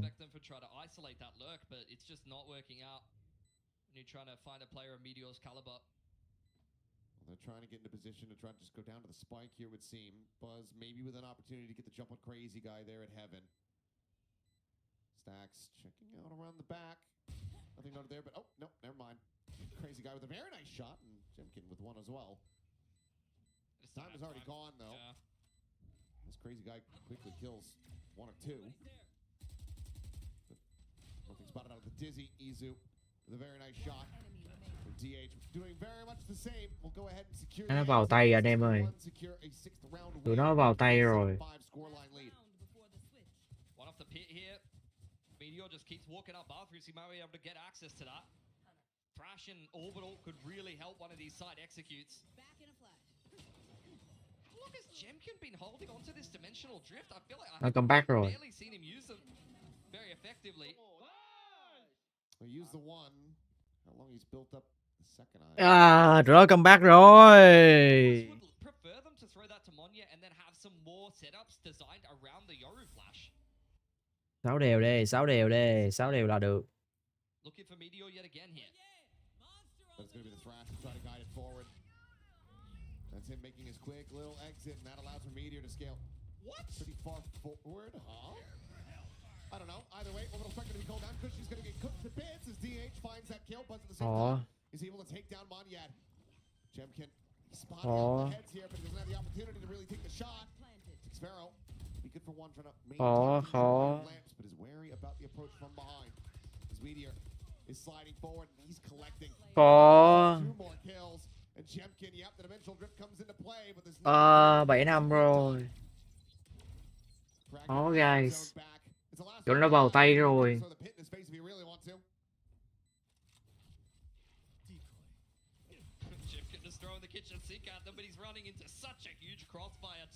Guys. They get ecoed in the second round. I was like, oh, we're gonna go on tilt here. We're gonna get a little bit worried for T1, especially in an opening playoff bracket game like this. They are showing their class. They are showing their experience. They brush it off like it's nothing. And they dominate RRQ and then, like, what was that, the last 7 rounds and a half? Really did not feel very close at all. Absolutely not. Well, RRQ now going to have their work. Mấy căng nhờ. Playing this double dive, we're about to shift over onto the attacking side. They've been cooking. The last time I saw this comp against DRX, it was entertaining, it was exciting. They have all these 6 set plays. That game really went down to the wire though, so T1 would have had footage going to know what RRQ is going to be running against them. And to be honest, they have even a little bit of a Vẫn blueprint căng anh em nhờ. because DRX did a very good job of just playing hands off, playing very high percentage positions, and just letting RRQ throw everything into the site and then playing the retake from there. I think that's fair. That was very surprising. They might have been seeded dead last in most people's expectations, or one of the lower teams for sure going into that event. I think that it's hard to contend with that. So I feel like this is a stacked hand against RRQ. To be fair, I was very surprised that RRQ did win from the lower bracket against Gen G. Không, anh em ơi, làm lại được, không sao. 7-5 win 2 crown eco là 7 đều. Especially a team that has in past had problems, even presently to be fair, had problems dealing with pressure. Win 2 crown eco là 7 đều. At one point, Jemkin, from what I can remember, was 15-3, now 16-9. T1 were doing an incredible job of nullifying him from the attacker side. We'll see if they're going to still be able to do that. Now from the defense. Is he going to spot out the jump spot? We'll see where it gets used on the next wave. Short aggression. Push coming in. There's looking at the attempt at the counter swing. Trời ơi. Trời ơi, dù là 3 cùng một góc. Just a cosmetic stun yet again. How? That's 3 charges already towards a thrash. RRQ, I mean, trying to rely and bank on getting another thrifty win. It's not decent odds on that. Crazy guy. They're giving him absolutely nothing here. Flag comes in on short. Meteor's going to clean it up. Oh, flawless pistol. T1 off to the races here on this second half. See if they avoid back-to-back catastrophes. I mean, this is just incredible from Izu. It's like watching an action movie. He gets saturated, but he's just running through the rain, one-tapping everyone no matter what. Mà ông mới bị mù nó còn vả mồm, thành mình ác thì thôi. But the shot's even better from Izu. That is just a position where really both of them are one and done, stunned up. If they don't hit nothing but heads, that round's over. But T1 is just so sharp.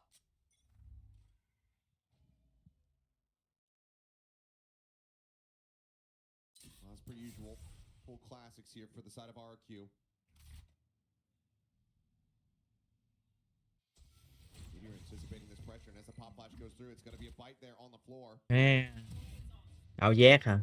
Nè, chuẩn bị ảo giác nữa này. Đó, ảo giác nữa kìa. Thấy không? À, thằng gì ta, thằng Monjet nó TP về cái thằng ai cút giờ cái VCT ảo giác vậy.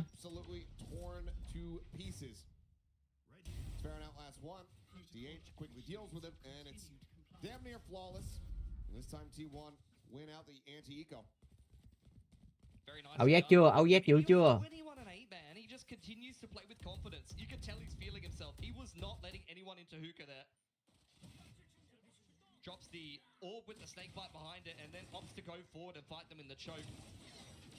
Either you've got to come through me into the B site or I'm about to have a pit in the first gun round. Nice try, guys. Nice try, guys. Easy as well. I mean, what? 5 kills across the 2 rounds in this half so far. Yeah, 2 off the thrash already. Oh, he just doesn't stop. This guy, he's lost it. Gate crash right past him. Không này, không echo. Đó, ảo giác nữa nè. Đấy, ảo giác nữa kìa. Đó, ảo giác nữa kìa. Whip luôn. Mất 2 súng rồi đó. Trades are better from RRQ this time around. They're going to establish sonic sensors all over the B side of the map. Just trying to secure minimum control, but they don't have really a foothold anywhere else. In fact, it's T1 who's made the info play over towards this A site. If you get a pivot through the TP or a rotation to A, Buzz will almost certainly punish you.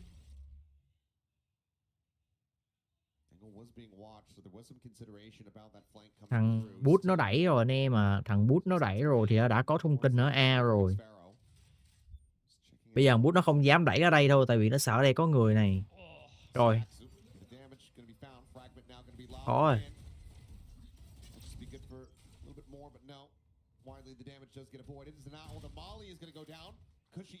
À, 2 thương. Ui. Ngon. Đấy là ngon rồi đó. Đấy là ngon rồi đó. want to see Xfero probably be the first one to take a duel here. Slip past the sonic sensor here, Buzz. You say the Marshall, I'm thinking about the pain shell. Just the first burst of that would be able to take down pretty much either of them, but especially Cushy. But a crazy guy on a very nice line. Slides around the back. Drop down, but doesn't want to make a peep. Pushes into the nebula, tucks along the wall. Pete getting ready to come through is trying to find that shot. Trời ơi, Little bit wide. tăng tốc độ chuột nhanh lên tí anh Bút ơi. But a clean one from Xfero. RQ denied bonus conversion. Won't lose it out in 2 players. Got a little bit touch and go there, but clean enough from RRQ. That key trades here. This really could have gone horribly wrong. If Meteor goes unchecked in the smoke there, the off angle from Izu, those could have definitely been clean multi-frags. That's the key kill for me. Xfero punishing that backside swing as the high HP player. That is the key kill. Secures around for RRQ. Now moving into this first gun round, we're going to see one of these quick set plays from RRQ and probably a thrash through the TP in response from T1.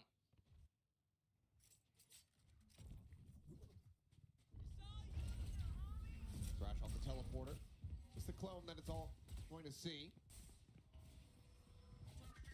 Can be recovered, but you do have this late lurk from Xfero starting to scale his way forward here at B. Yeah, disengaged from RRQ. They want nothing to do with that TP play. I'm not sure if Izu... Yeah, Izu didn't pick up that thrash. You can see RRQ are just camping it. They do not want to let T1 have access to that ult. So the trap play has been completely denied from RRQ. But where to from here? Because this is burning a lot of time off the clock now. Minute remaining. It seems like this A site's still going to be the intended resting place of the spike. Starting to push their way forward. Monette just about ready to hit the go button. Meteor tucks up into the smoke. Fragment from his teammate. He's eating that damage. The stacks able to find Ôi ôi. Meteor nó may kìa, còn đúng 3 huyết mà không cung. Xin đây, xin người. Trời ơi, má đồ à, đống đồ. Má, một đống đồ anh em ạ.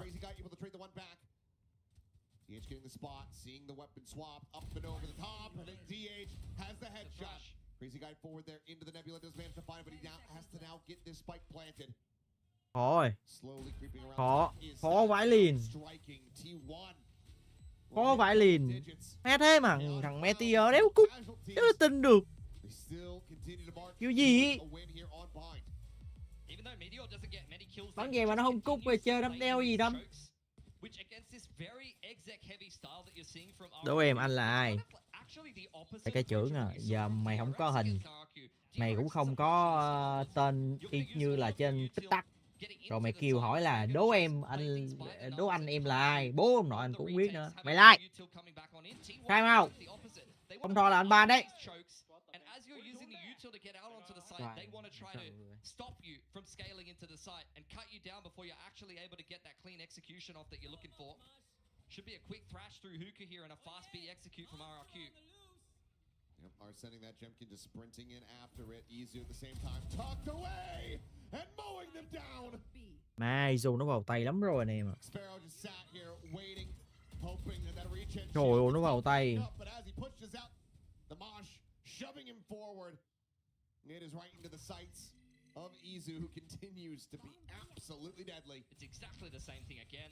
They're just stopping them in the chokes before they can even get themselves into a position to exec from. It's working time and time again for T1. Meteor ok nha, ok rồi. This round should just be over. Dizzy shows that there's still that presence. Buzz holding forward. Flash is going to be good to go ahead and allow for the one kill. Không, một phần là tụi nó đọc được bài anh em ạ. Tụi nó đọc được tactic của AQ rồi anh em. Một phần là tay bị out tay nữa, bắt đầu tự nhiên lúc đầu nó chưa tụi nó còn chưa có thể là có thể nói là tụi nó chưa vào tay ấy, nhưng lát hồi tụi nó bắn vào tay, nó bắn ác vãi liền nữa.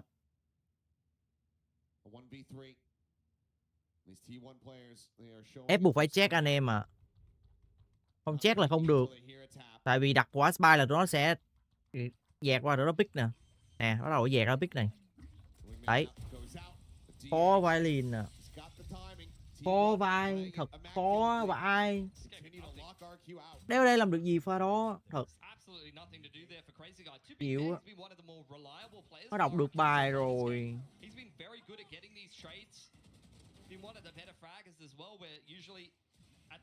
Nó đọc được bài rồi guys. Is not really anything about his individual skill. I think it's more about the RRQ system. Even Estrella, I think, was one of the weaker fraggers when he was IGLing them and naturally playing those init roles. But man, this game plan for T1 has been absolutely lights out. It's very clear what their approach is. They've already seen all of the footage of what RRQ want to be doing on both defense and attack because they had to play more than 24 rounds against DRX with this style already. And this is where T1, people question the game planning, people question the coaching staff at times. This is a perfect example of them absolutely nailing it. They are destroying RRQ on a macro basis. Khó vậy. Still with the timeout behind, RQ sending their last one out into the ether, desperately hoping to try to run this one back. The T1 faithful at the moment being very well rewarded.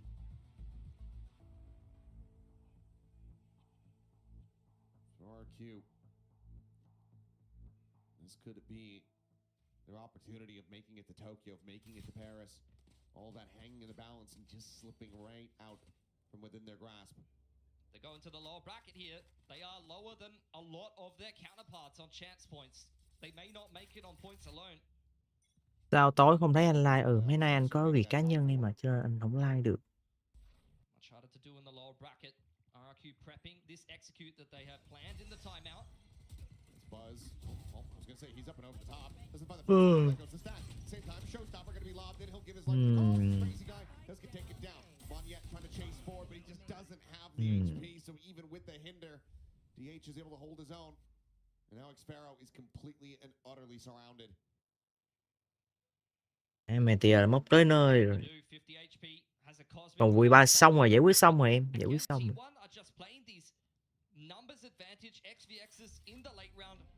Có, anh có đăng trong nhật ký rồi.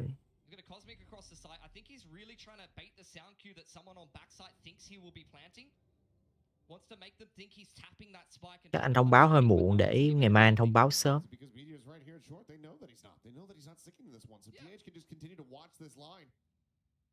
À, khó. Khó vậy. The Cosmic wasn't down there. He might not have heard that, but he's going to pivot anyway. He's going to smoke off Hookah. He might be reading this one well, but Meteor doesn't respect. Thằng Izu nó vẫn ở đây à. Izu nó thay vãi liền. Tôi nó không biết thằng Izu ở đây luôn á, tôi thật. Không biết Izu ở đây, tôi hứa với anh em luôn, khó lắm. Đấy, khó lắm anh em à, khó biết vãi. Cái thăm minh thì không thể biết được Izu ở đây, chỉ biết nó có thể flank thôi, nhưng cái thăm minh đó là chưa chắc là nó đã đẩy vào trong cái du hâu rồi. Gặp tôi đéo biết, tôi gà vãi liền ra. MT.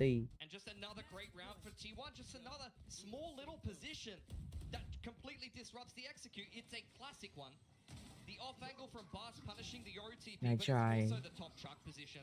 Just tucking in at top truck. It's a Taylor's oldest time on this map against the A execute, and once again it works out beautifully. Gotta respect that. Not to mention the fact that position gets even better when you're playing against a comp without a Viper on the attacking side, because there's no wall to obstruct that vision. It's just free for the taking, really. Now you've got double stack setup staring into Hookah. DH playing point, looking for the concuss, but he's able to just quickly drop down. Full flash disconnect though on the Buzz, a little bit early on the turn. RQ dotting their I's, crossing their T's. They don't want to get caught by these little cheeky setups and off angles that T1 have been throwing against them time and time again. They deny that info in Hookah, force the smoke down. Now they want to push Izu off this long info line. They can get this orb. It's going to be Jemkin with an ultimate orb as well, but Flash from stacks could be good on the reclear here. You could see T1 very much looking to do that.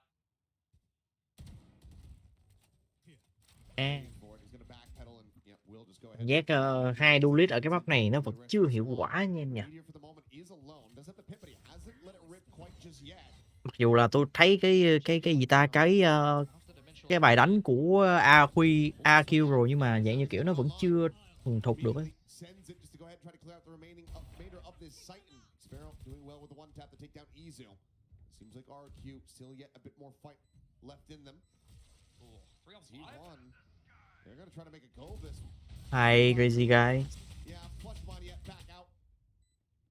Doesn't find anything further. Stacks playing it patiently. Waits, pulls the trigger. Moniette does get struck down. Tôi bị mũi nó chích hay.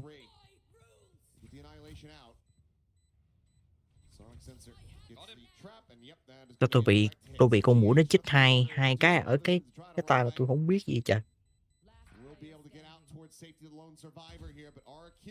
Tôi bị con mũi nó chích hồi nào tôi không biết luôn trời.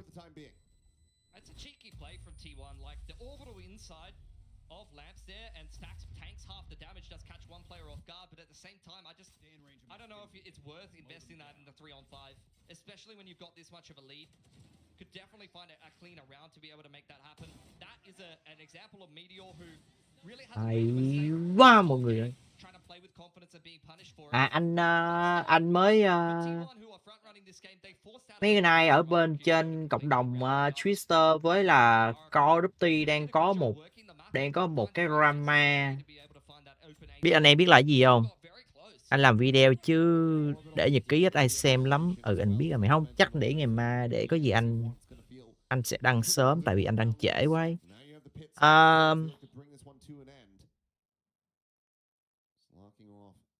Sao nhỉ? Là con nhỏ đó chơi Call of Duty mà như kiểu nó bắn hay quá ấy. Nó làm một cái highlight đâu đó là nó liên tục am mà am toàn là dính người không, mà am kinh với liền an như một cái máy hít cục hít luôn. Thì là mà con bé đó thì là như là người chuyển giới. Xong rồi bên Call of Duty nghi ngờ nó là hack cho nên là ban. Chứ chưa check ra là máy của nó là có sử dụng hack hay không nha. Chỉ nghi ngờ nó là có thể hack thôi cho nên là ban luôn. Thế là câu chuyện nổ ra là nói là cộng đồng nói là không chỉ ban nó ở cái account mà ban luôn cả tweet luôn nha. Ban luôn cả tài khoản tweet. Ban luôn cả tài khoản tweet. Ban luôn cả tài khoản tweet TV.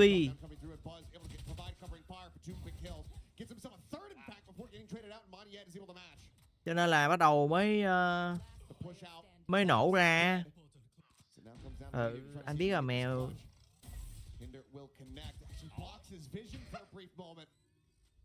Xong rồi mới nổ ra. Mới nổ ra cái drama đó là thì cũng có người này người kia nói là có thể là nó hack. Còn số khác nó thể nó là không hack. Tại vì con nhỏ này nó like theo kiểu VTuber ấy. Nó không có quay camera, hình như là có clip quay cái am tai, có clip không quay. Cho nên là người ta vẫn nghi ngờ là nó có thể nó sử dụng hack. And that is going to be a reset on T1 as well, so that's nothing but impact from him. It's been a bit of a rockier go of it here for Moniette, but plays like that to show you why he's on that way lane. Meteor continuing to just show that he's got all the confidence in the world. Respect it. Just contact pushing down short with the Sheriff.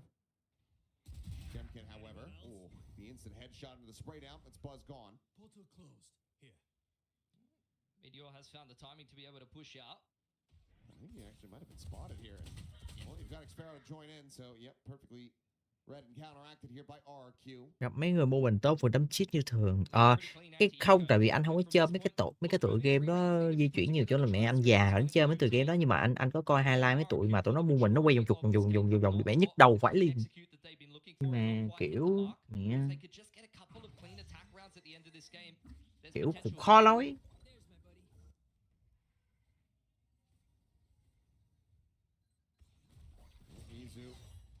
Clearing the clone, backing away, tucking there within Puka.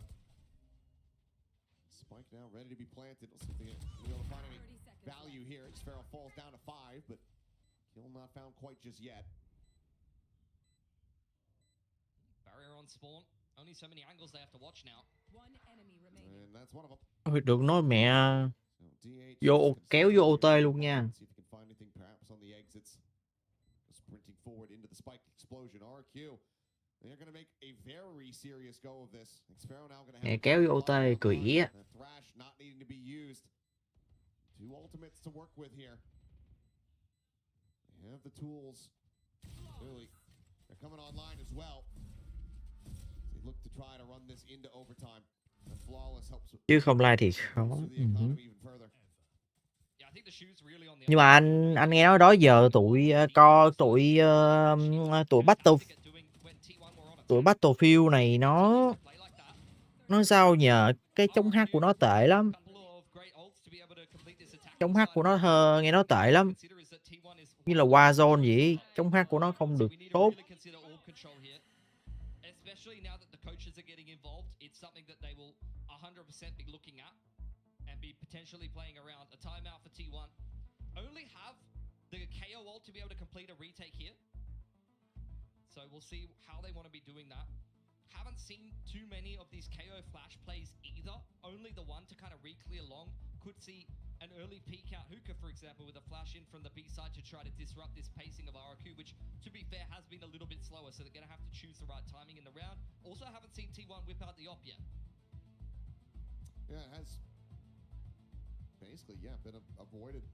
More martial play from Buzz than anything else. Of course, the Outlaw was there for a little bit, but yeah, it's been a bit quiet on the sniper front here for T1. Yeah, especially from Buzz, who has some of the highest Outlaw and op kills in the competition. To be fair, a lot of that comes on the chamber. Well, asking he shall receive. The operator is going to be there in his hand now. Yeah, has the showstopper, so this could be a recipe for success. You get that first op kill, and if they try to chase you down, then they're going to get a face full of a rocket. This is, looks like a random flash for Stacks, but really all he's doing is trying to unsettle RRQ, make them think that there might be a heavy setup towards bathrooms, whereas T1 are really just playing from backside this round. RRQ would have to not only use a lot of utility, but also make a lot of sound, making their way back into bathrooms from that point in the round, which they're not really going to fall for. I have to think that they just sat here saying like, no, Meteor, he will push. Legit. Legit. They are thinking that. Here's the Cosmic and the full execute in. Không thấy bạn em yêu anh Reza đâu. Kìa, chắc nay bận không có đi xem được.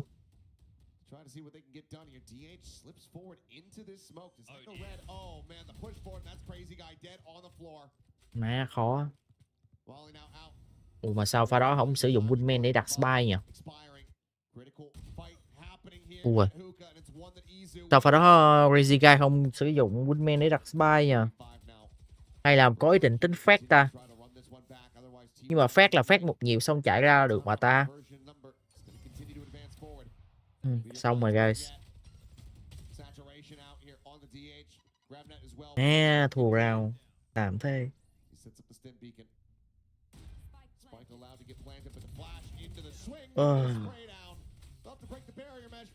Chịu. Wingman để check ha. Ok. Tiếc nha. Tức là Crazy Guy còn cái teammate luôn ấy.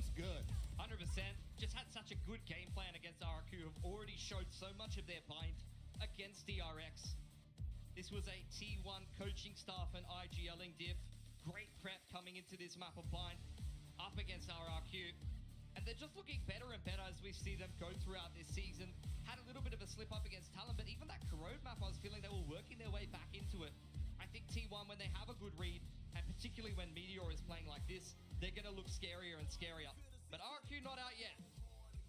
No, they certainly are not. They're going to have their map even coming up next, but still not really feeling. Anh không biết tại sao pha đó là anh nghĩ là pha đó là có lỗi về contact hay sao ấy. Nếu như vậy là phải có một người vô cùng với Crazy Guy, hoặc là ít nhất là Crazy Guy phải thả smoke, phải ultimate luôn để check. Tại vì nếu là anh đứng gần ngay cái tường hoặc đứng gần quả smoke, anh cũng sẽ đẩy vô trong quả smoke. Mày biết anh cách anh chơi rồi, mày anh bắn đó. Thường không phải riêng mình anh đâu, đa số mọi người đều chơi là chơi như vậy ấy. Cái này là anh nghĩ là không hiểu ý á. Anh nghĩ là không hiểu ý pha đó. Thì cũng try. need to see people dialed in. Moments like this Hơi from tiếc. Monyet were few and far between, but Anh nghĩ là không hiểu ý pha đó. hit the groove, but unfortunately it was a little bit too late. Chimki with that hot start kind of starting to fizzle out. And everybody on the same page here from RRQ from the outset on that map of Haven if they want to extend this to that third and final map, and Void going down to the lower bracket. Otherwise, T1 are going to be hungry for 2-0. We'll see if they can get it first. We'll pass things back over to the analyst desk. Rồi, nghỉ tí anh em ơi. Tôi đang live trên YouTube cho nên là tôi sợ là bị dính bản quyền nha anh em. Sợ bị dính bản quyền. Anh nghĩ là đúng rồi, anh nghĩ là có giao tiếp á. Cũng có thể là internet để chơi bot lane. Nói chung là cũng có nhiều tình huống xử lý trong pha đó, nhưng mà kiểu là không hiểu ý là cái cốt lõi nhất. Tại vì là khi mà đặt quả smoke ở đó rồi đặt quả spy trong quả smoke thì ít khi nào mà nếu như mà có người đứng gần quả smoke ấy, trừ khi là nhét cây thôi, chứ mà tụi nó không nhét cây là tụi nó đẩy vô trong smoke, tụi nó chơi game luôn, tụi nó bắn nhau luôn, tụi nó throw smoke, tụi nó bắn luôn, chắc chắn là như vậy. Giống như trường hợp hồi nãy ấy, hoa đen cho Rizzy Guy.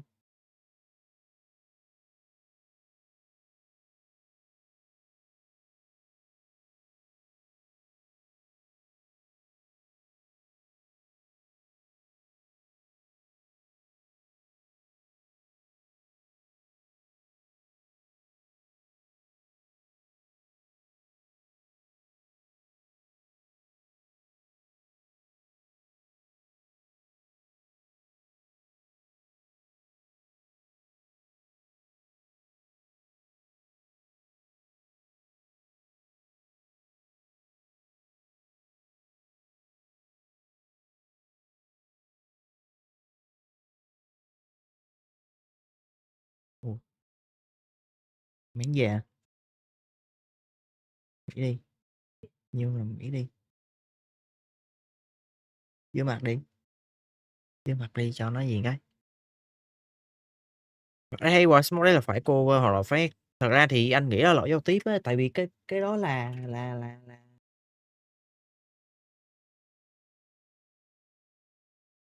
tại vì cái đó là sao giờ? Nãy anh kia mua bách bon cũng quên. Mua sữa anh biết rồi.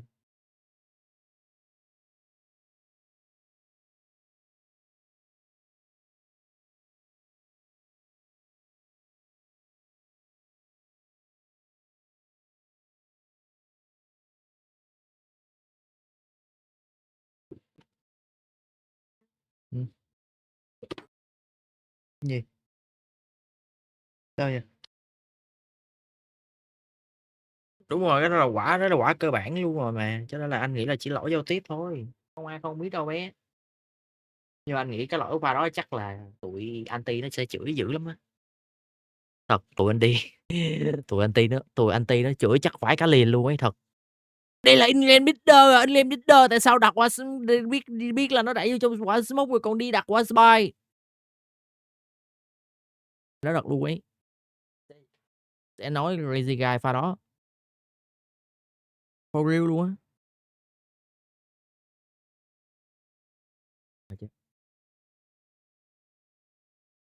Ba chưa vậy.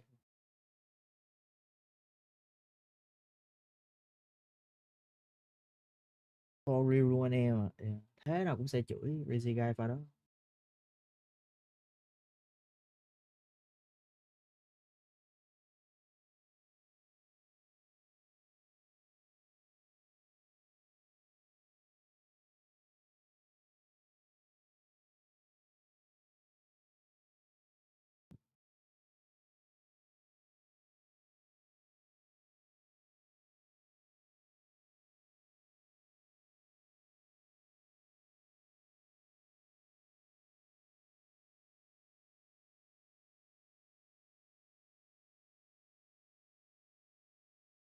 Dự án mà dỗ màu mà bắt.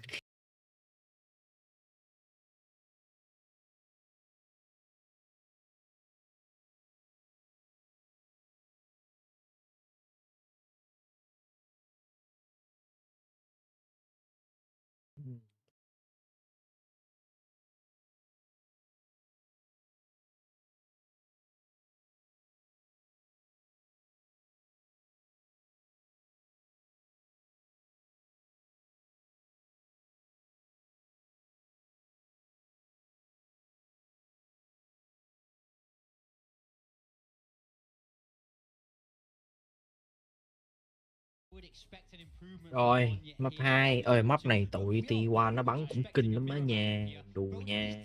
Run this double duelist with the Neon and the Yoru. It doesn't get more directly head to head than this. Now, I think this is the flip side of map 1. I'm very curious, why are RRQ picking this into T1? T1 were the ones who picked this into DFM last week. T1 have routinely shown that they like to play this map. So now, where are the answers for RRQ? Yeah, that's what I'm also wondering. Honestly, it's a head scratcher big time. I have to look to you for most of this because I have no earthly idea. T1 picked into it. They also showed up this new composition, which, you know, RQ run as well, but they also kind of run it maybe a little bit differently, right? Monyet loves to kind of Hello Vũ nha, hello. RQ loves to kind of take control over a lobby. That's how they took down Gen G in the first week.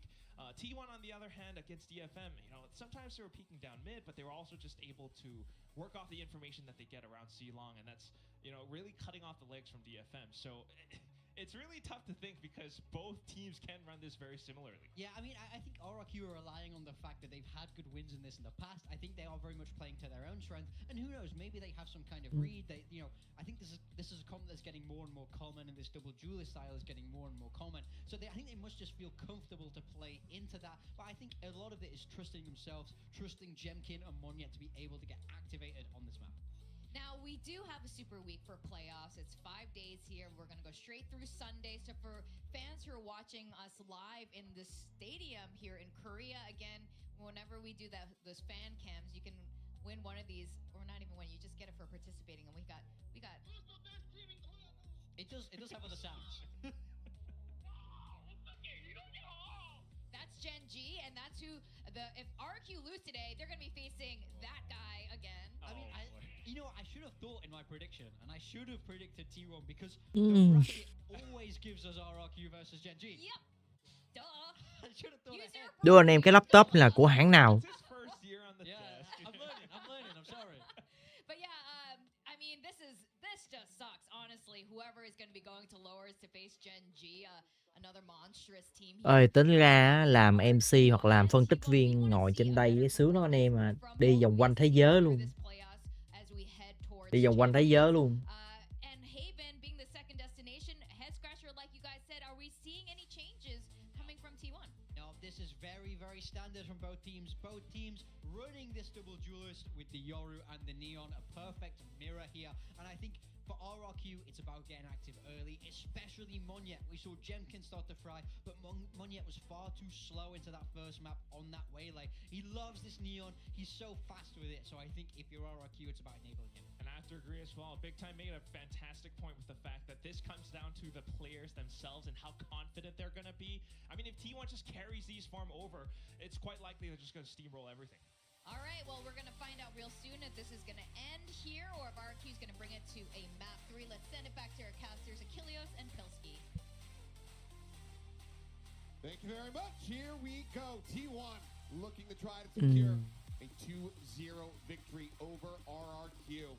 Send them down to that lower bracket. Take one step closer towards Tokyo, towards the champs. It all comes down to this Haven. Picking this into T1 is an interesting one. We are going to get a mirror matchup as a result. Last time we saw T1 play this was just the other day, right at the end of the group stage. T2 was fantastic on the Neon, up against DFM. For RRQ, it's been a little while, but their most memorable game of the group stage for me really was the win over Gen G, which they might have to repeat if they falter here. Mẹ con chuột này là hàng limited à. Ác thế. Pete's coming out for T1. RRQ thinking about going for a push somewhere, but nothing ends up elapsing. Instead, DH has slipped the net here and may just catch Cushy in the side for free. Oh, he absolutely has. 140 39 độ phải liền. What a great lurk from him, but now is about to potentially get caught. No. He puts him down low, but cannot confirm the kill. Jemkin now finished off and eaten some early damage previously from a shock dart. So now 5 players strong T1. They have the spike planted and they're looking to go. Paranoia to get back in here as the defense, I think. But I don't know if it's going to help. Paranoia across, the connection on the team. Drop down to Monyet. Has absolutely torn them apart. DH still going to be good for one more before getting taken down. Hay. Nothing as Xpharaoh. Rồi, đứng rồi. Esport gaming rồi, esport gaming rồi. Esport rồi. Đứng esport gaming. Đứng gaming.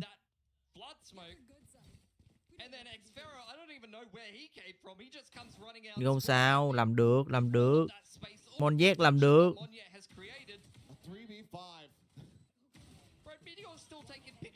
Monjet làm được.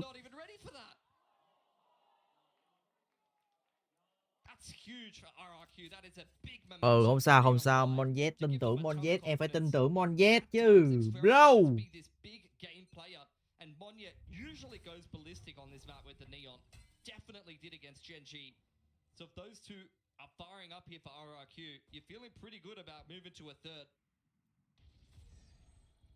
Absolutely sick. Well, DH. Not again! Dude, Cushy is just getting absolutely blasted by DH at the moment. I mean, granted, yes, here's the fake teleport on the A site, turns to check it.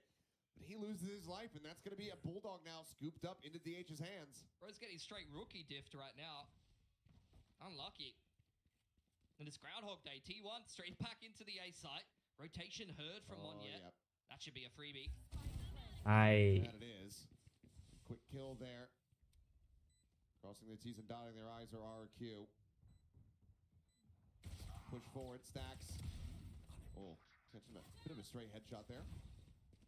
T1 trying to shove spawn, but getting denied by the reactive utility. Nice pick from DH. Oh yeah. This is starting to go the way of T1. A little bit. They're desperately trying to get this one over the line and sliding. Khó thế. Thua Echo luôn. T1 about to do to RQ what RQ did to them unbind. As it's already over. Rồi xong. Crazy guy is trying to rotate out. But DH thua lại round Echo chứ. Bro. It's unreasonable how good this guy has been coming into T1 from the academy team. But I think if you're Cushy here, you're on perma tilt this map. I don't think you can mentally recover from that.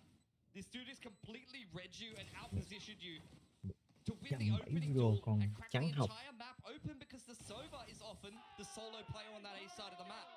So once your Sova goes down, everything crumbles from there. Chịu à. Chịu anh em. Và đó chết lẻ từng người chịu rồi. Wow. Chết lẻ từng người là pha đó thì chịu rồi anh em ạ.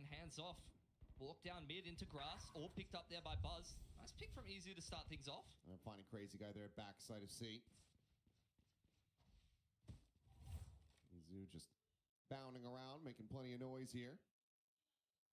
Just keeping interest outside of garage. Meteor scaling, spotting, but not connecting. Moniette still healthy, alive and well. Seeing the Cypher there doesn't really tell you much as the defense, who are looking to crunch grass, but too late to catch Meteor, and in the meantime, Mình hay thế. walk straight into the Nhưng mà có cái cháp rồi anh em ạ. completely dry contact, not a single sound cue, but through process of elimination, RRQ know Có what's cái up. cháp rồi. Offline. That's going to be the greater question, but Jimkin does find a nice little timing there on a stacks. Takes him down, Izu. Dispatches Moniette. Má nãy thằng đó mới là Cypher là ngon. Damage suffered, but still not going to be vulnerable to share a body shot quite just yet. Trip still securing the flank here. Xferra just waiting for someone to get a bit. Nếu như hồi nãy không phải là nếu mà bắt được cái mảng đó là Cypher thì ngon anh em. Để đi flank được. Look, Xferra is one of those players. He's always leaned into the monitor. I don't think he's got the moves like that. I'm not gonna lie. He's like a straight nerd necking it out here. Perhaps not. Well, could just look to try to play for an exit. There's Meteor. Oh, gonna say potentially at risk. And yeah, Will can take it down. Jimkin does find DH. Izu sliding through. It's the Bulldog to use. In the end, it's just going to be Cushy holding on to this. Đây là cây súng rồi. He sprints over onto the A side, but T1 will now gain the lead. That being said, still a bit closer than might have anticipated. Great, all the kills there at the very end. Yeah, I mean, they got into the site for free, and look, RQ still kept it costly enough. Got a free opener there for Izu. DH, these early multi-frags have given him access to from the shadows. Not really the kind of impact ult that will help you play around by yourself, but there are some set plays you can do with it. Either just TPing into spawn and trying to pull the rotations, or just these quick A plays with the TP into heaven is the most common, of course. 4 players stacked though. They're looking for a big fight, a big crunch, and it's one that Mondiat starts off incredibly well. 2 quick kills gonna be found. À, bắn láo luôn mà. No real opportunity even try to get into this fight. Chiếm cái A tree luôn à, A garden. Chiếm cái A lobby luôn.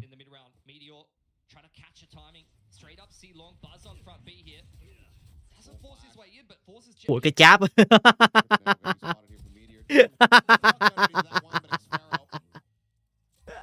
Bro, cái cháp béo gì vậy? Có cái cháp kìa. Hey, cháp khó chịu thật sự. Cháp này cháp đánh lừa này thề. Cái cháp này là cháp đánh lừa. Nếu đây nào là cháp chơi hát được. Seeing if anyone's going to give him anything at all, try to keep things a little costly, but looking at the economy of T1, even if he just saves the Phantom here and doesn't feed an extra ult orb, that's totally fine. T1 will just run it back in round number 5. Well, and it's exactly what he's going to try to do, as we have 20 more seconds to go ahead and wait out, but yeah. Put that trip in your books, boys. That one's disgusting. I was watching Xfero run around in freestyle before this game started. He's got all kinds of little filthy trips, man, that I've never even seen before. Well, sometimes you just gotta sit there in a custom lobby, just run around with a trip in your hand and see what the hell you can stick it to. Yeah, look, some people don't believe in that. There are some players out there like, nah, I don't know if I want to do server time. What if I just play ranked? Well, not gonna learn everything from that. Really good first shot from Mondiat. Yeah, that win in lobby is really going to settle things for RRQ. I think they would have been feeling a little bit thrown off balance by those early couple of rounds, but winning in a straightforward round where you're... Thế là kênh TikTok không phải bị gõ gậy, mà là anh vẫn gõ tối qua ngày hôm sau, trưa ngày hôm sau là anh không. Chính xác là trưa thứ ba, trưa thứ ba. Trưa thứ hai anh được gỡ lại là cái cháp này. Trưa thứ hai anh được gỡ lại là nó không để gậy ở cái kênh nữa, nhưng mà kiểu là cái kiểu ở đây đó là nếu mà like lại vẫn dễ bị dính gậy, do là bên Riot người ta cũng đã nói là kênh anh đã được vào whitelist rồi, nhưng mà tại sao vẫn bị gõ thì bên Riot họ không biết. Thì ở bên VNG người ta cũng hỏi giùm anh luôn rồi. Thì bây giờ phải đợi bên Riot người ta trả lời lại nữa để coi như nào, tại sao lại kênh anh lại bị vậy. Tại vì cái vấn đề ở đây á là khi mà AI nó gõ kênh anh nó ngắt liền á.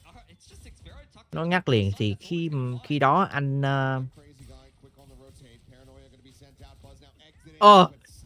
mà dính quả apply của Omen anh em mà đen.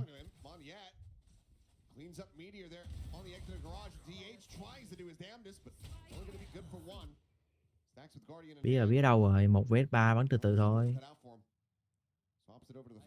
Xong rồi lúc mà anh bị gõ cái ngắt livestream liền ấy.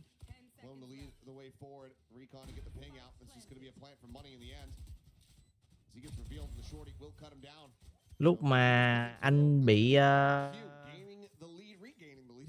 ngắt livestream liền ấy, tại vì mấy lần trước anh mà bị gõ là nó chỉ giảm đề xuất anh thôi, nó không có lên đề xuất. Còn kỳ này nó gõ là nó ngắt liền luôn, và nó tính anh là một gậy. Nhưng mà hơn cái gậy này nó không có lưu vào trong hồ sơ, nó chỉ là gậy về bản quyền thôi, kiểu vậy á. Nhưng mà anh bị ban 1 ngày thì anh có nhắn tin hỏi là tại sao anh là streamer được phép live bên Riot với lại VNG là cho phép rồi, tại sao anh vẫn bị gõ rồi.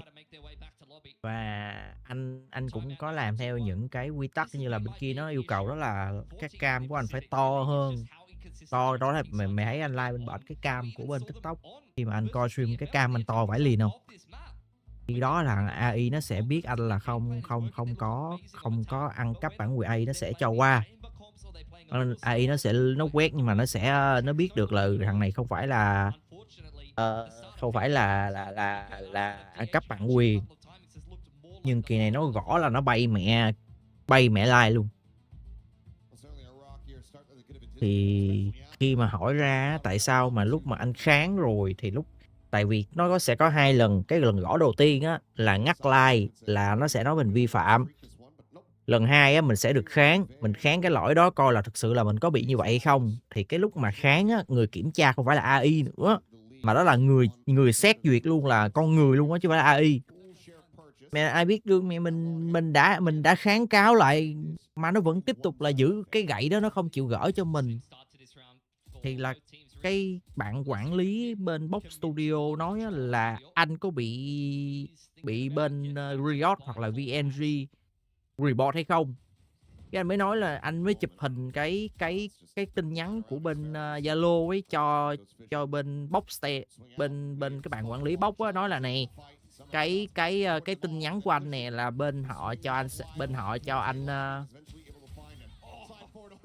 anh like bên họ cho anh co stream mà chứ phải không cho đâu. Cái cơ bản là như vậy. Thì khi đó là mới coi ra là cái này là có thể là do bên lỗi của TikTok. Mẹ bên Riot người ta còn confirm lại là kênh anh là vào được whitelist luôn rồi.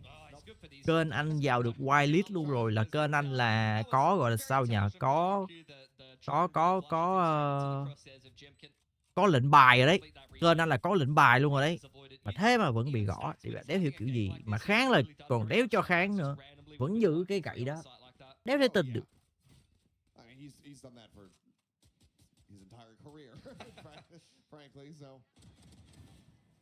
Out đấy. Maybe a little bit less so. I think it was probably a bit more stability in the old breach era. Yeah, look, breach. Chịu chí.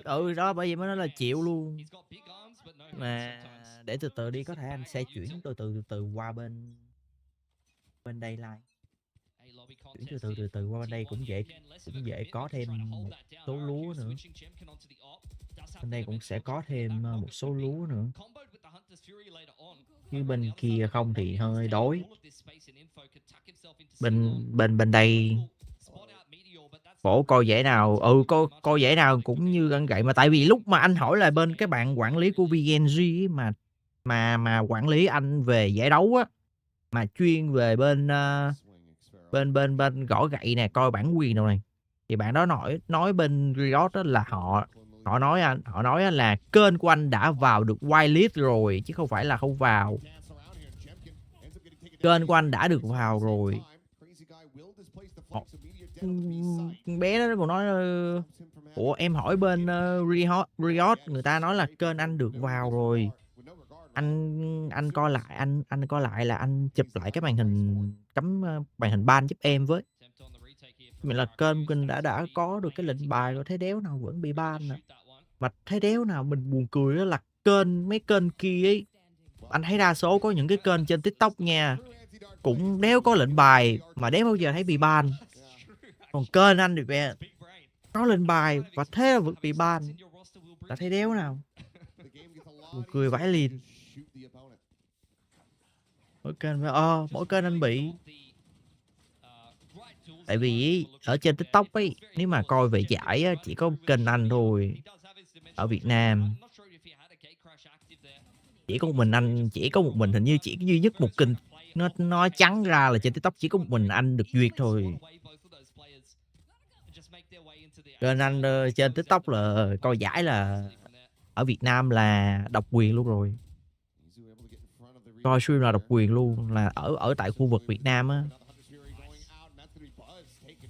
Ui má, bắn cùng hay thế nhờ. Pussy.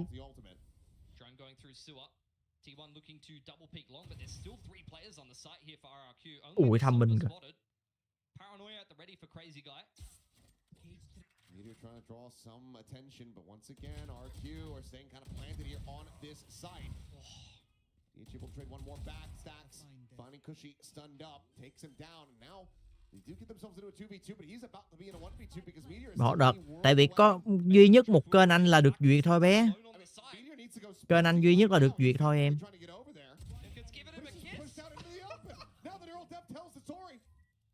And Meteor now has to try to clutch this one out. The op is there. He's been revealed. How are you meant to do this? You can't. T1. Kênh anh là trên TikTok là chỉ có mình kênh anh được duyệt thôi. Tại vì để xin đâu phải là đăng ký là được đâu bé. Theo anh được biết là như vậy. Kiểu như là content creator đó phải có dạng như kiểu là có theo dõi giải hay không, rồi có làm content về giải hay không, rồi có trực thuộc giải hay là có biết về giải hay không, rồi follow như nào nữa. Thì khi mà qua được cái đó rồi thì họ bên Riot họ mới cho coi stream. Chứ không phải là cứ follow nhiều rồi là họ sẽ duyệt. Nó không có đơn giản như vậy. Còn ở trên YouTube thì nó đơn giản hơn. Tại vì đa số YouTube ở Việt Nam cũng khá là nhiều người làm rồi. Giờ có tên Ốc nè, Ốc Leo Bi, anh Berman, Grim, Cánh Cục. Cánh Cục một phần là bây giờ cũng vào được content creator của Valorant rồi, cho nên nó sẽ dễ hơn rất nhiều. Rồi ai nữa ta? Rồi anh Viết nè, rồi bình luận viên Tumi.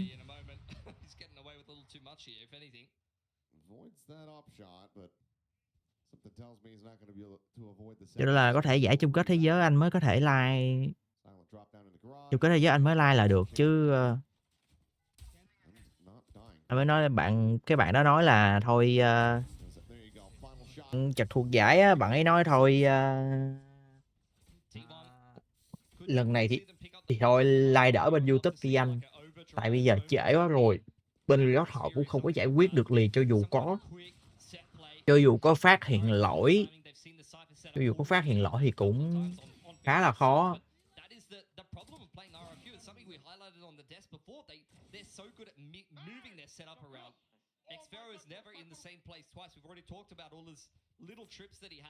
He's having a fantastic game as well. Oh yeah. He's making T1's life a nightmare on this attack. Like Tepitol out here. Running back the years. T1. Haven't seen them actually go quickly into garage outside of Meteor going for a lurk, so we'll spot out the trip. That'll be spotted by the clone dad. It's a shot that could open things up for TH. Certainly is. Crazy Guy is here to try to fill the space, but the paranoia connects. Giải trăm.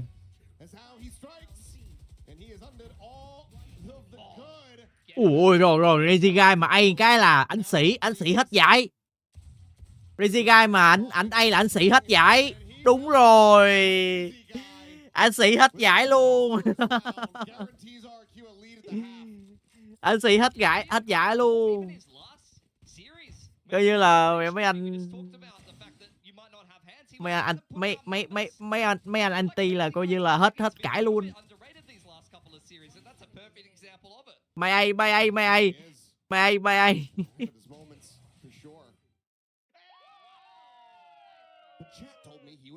Oh my god. Such a beaten to death narrative. Tính ra Crazy Guy hy sinh phải liền đấy. Best Sova ở map này, nói chung là cũng Best Sova ở các map khác luôn mà phải nhường vị trí đó co cho Cusi lùi xuống bắn Omen. In-game leader như thế thôi chứ muốn mẹ gì nữa.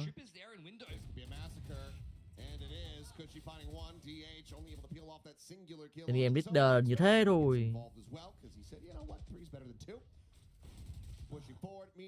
Will be able to find his second kill of the map here in round 11. Overdrive here into his face. It's a shutdown there. Trời ơi, má ơi. Nhây với nó làm 3 luôn à, Meteor này. Nhây với nó làm 3 luôn à. So vai. Còn Meteor nó di chuyển anh em. Chơi di chuyển, Meteor di chuyển ác vãi liền. Làm đéo gì biết nó ở đây. Méo gì biết nó đây. Waiting for the opportunity to swing. Clone sent. Still has him spotted. Might even just be playing Stacks and yeah, he will. So Stacks will go ahead and collect that one. Anh cũng có biết vụ đó luôn rồi, anh cũng biết luôn rồi. Anh có biết vụ đó luôn. That can be that meteor factor. And I mean it's absolutely necessary after how this round had started. Yeah. They try to shove Garage to pull this player in the C-Link away. Make them respect that Garage control. Nhảy với nó làm 3 pha đó luôn mà win round luôn mà. Deep trip on C as well. This car was everywhere that round. I didn't even see that. Man is playing incredible. Quick A lobby control. Last round of the half, no ults to work with here for the moment for the side of RQ. Only the from the shadows. Play here. Overdrive from Izu. Hunter's Fury from Stacks. Ui mà nãy giờ ông để ý ông Meteor ông 40 may mà hồi nãy ông làm 3 mạng ông mới lên được 4 ấy. Chứ không phải chứ không rồi là ông 1-10 không. Phantom Recon, Phantom Recon, Oni ở bên châu Âu thì nó bắn Helix.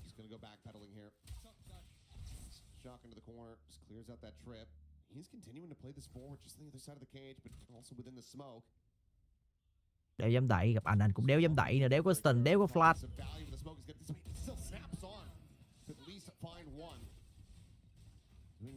Given the position, but now C-Site opened up here for the plant. Yeah, you gotta respect it though. T1 have often just been running a default, not actually committing to the Ông Wood 290 à. Mẹ ông Wood chắc qua bên City mới bắn ốp quá. Ơ kìa.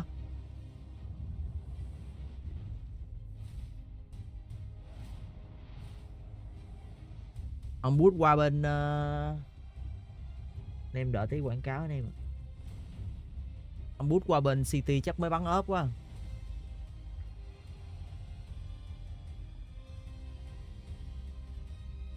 Rồi 7 năm rồi anh em ạ. Gate crash cleared, but Buzz is just sat here behind him.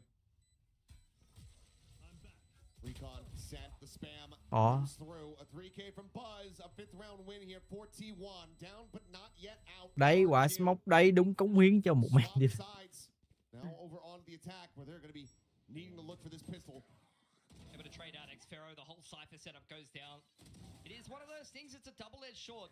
As I mentioned before, T1 has often been just walking into Garage, doing light pressure, and often not executing behind that, but instead just being Meteor on a lurk, or maybe a drone and one player. Didn't know that the whole team was sitting right behind that play. So Xpharaoh punished for sticking around.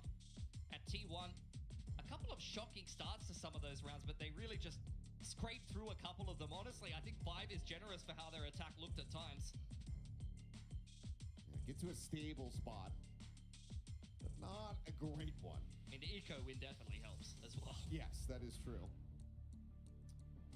We'll see if they can close out another pistol here off the start. I mean, obviously RQ explosive in theirs. There's only one right answer. No, mate, no, it's not true. It's Monyet for sure. Oh, I'd say Monyet typically does a lot of the entrying. If Jemkin is entering, it's because he's just like slowly working onto a line. I mean, this one should be obvious, right? I don't agree. I don't agree. What? Oh. Now I get it. Apparently I'm an idiot. I mean, we all knew that. Well, that's fair. I was like, what is it trying to say? BS stacks? BS stacks? I was like, yeah. Get out there, be a stacks. You could do it. Yeah. I believe in you guys. Come on. Util. Locks over in ranks. I promise it'll get better. B stacks. Yeah, I would say Meteor Strike. Yeah. Rồi thắng thì đúng rồi em ạ. Cặp này ai thắng thì gặp Paper Red. Nếu mà anh cũng muốn thua nữa.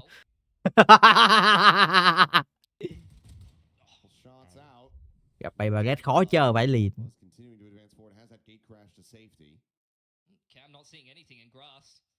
Đúng rồi, like bên đây nó không có bị lọc comment, nó cũng có lọc nhưng mà nếu mà admin thấy admin vẫn có thể cho qua được, vẫn có thể duyệt được. Nó không có lọc kiểu là nó tự nó lọc á. Bên TikTok là tự nó lọc luôn.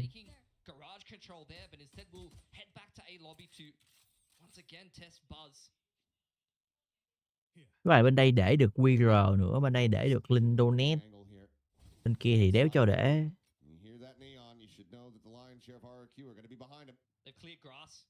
Ui má hay thế. Quan trọng là Izu nó móc tới nơi rồi anh em à. Izu nó móc tới nơi rồi. Hay thăm binh tố. Đi về A lại, đi về A lại ngon, đi về A lại là ngon, đúng rồi, đi về A lại là ngon. Đi về A lại là ngon, tại vì Omen vẫn còn ở đây. Omen không có giờ đi, không có rời đi xa. Ok.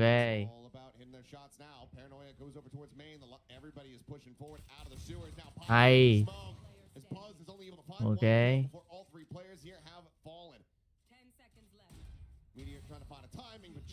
Đi về A là ngon. Đi về A là ngon. Cho dù bên đây nó 3A nhưng mà mình biết được cái vị trí tụi nó sẽ đứng hết rồi. Bên kia tụi nó sẽ không vào được vị trí tụi nó chơi game. Nó thăm mình sẽ chậm hơn. Don't feel the need to really push the issue, force anything too early. They just walk back to garage knowing that give it an extra 15 to 20 seconds, the rotation should settle. They still walked into an A site. That was stacked heavily by T1, but the execution was just so good it didn't matter.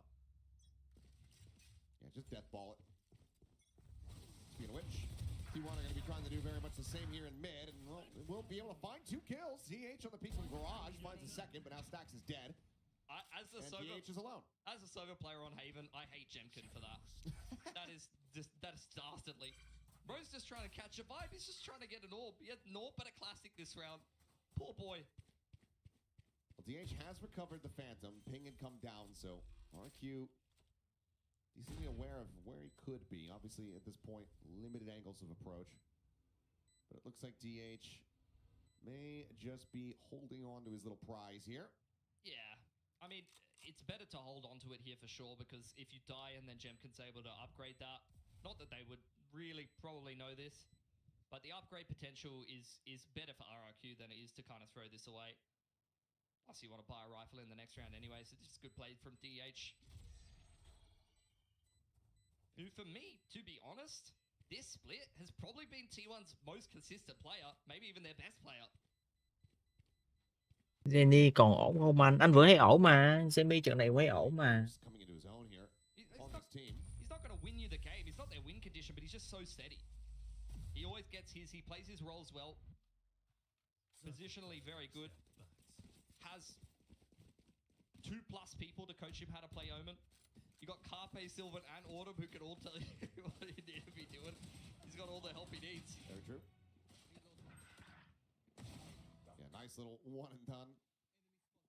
Enough to earn himself a quick little up. Cái Phantom của T1 là úp láo anh. Đúng rồi, em thấy những cái round gì vậy? Cái gì đâu?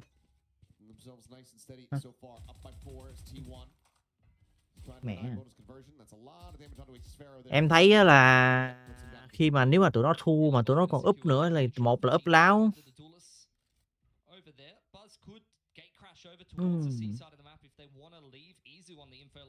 Hoặc là tụi nó cũng đã tính được là cái việc là round sau tụi nó có thể bay tiếp được. Anh chưa có ăn.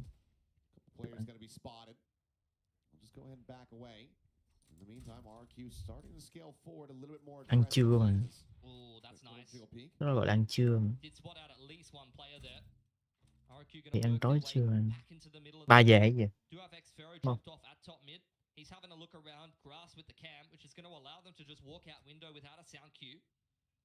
Bắt đường stop là win. Bắt đường stop là win. Rồi để bắt được.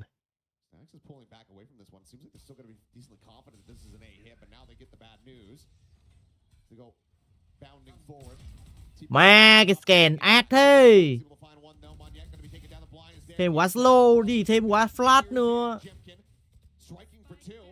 Mẹ dùng đồ kinh vậy. Mà dùng đồ ác thật đi. Dùng đồ ác vai liền à. Mẹ bắn cái scan đéo thể đỡ được.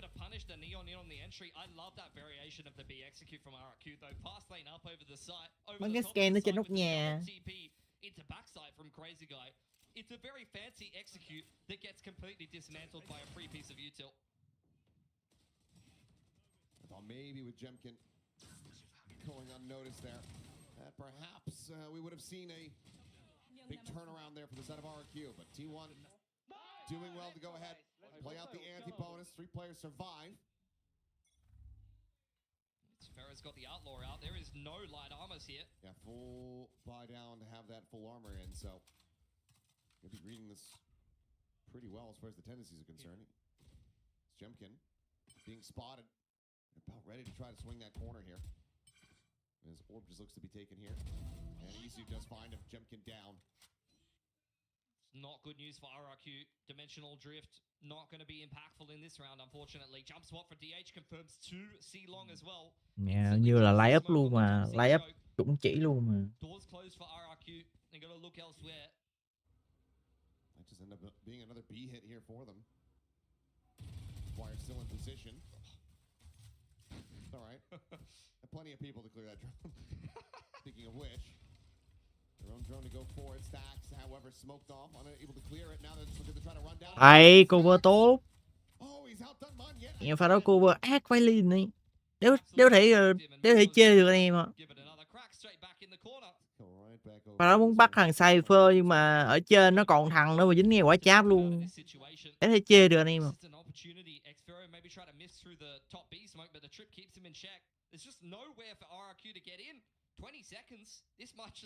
Sếp à. Sếp rồi.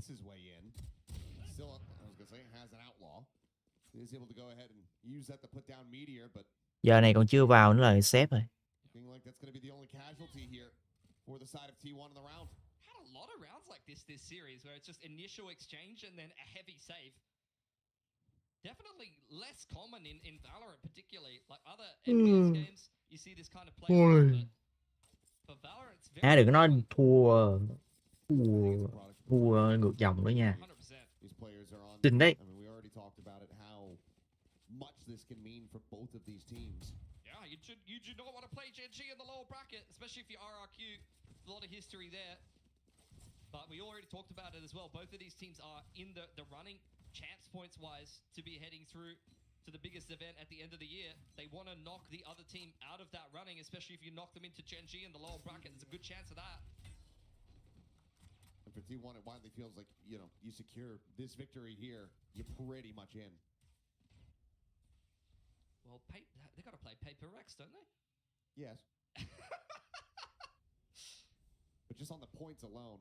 Yeah, the points will definitely help. You feel like you're going to be in such a good spot.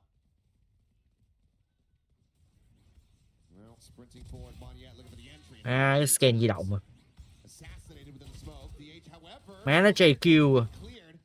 Comes up with 2 kills. Isu sliding forward himself. Let's mention find a kill on the crazy guy, but that's going to be DH now alone, repositioning back here. Phát một nhịp đi. Má nó phản xạ kìa.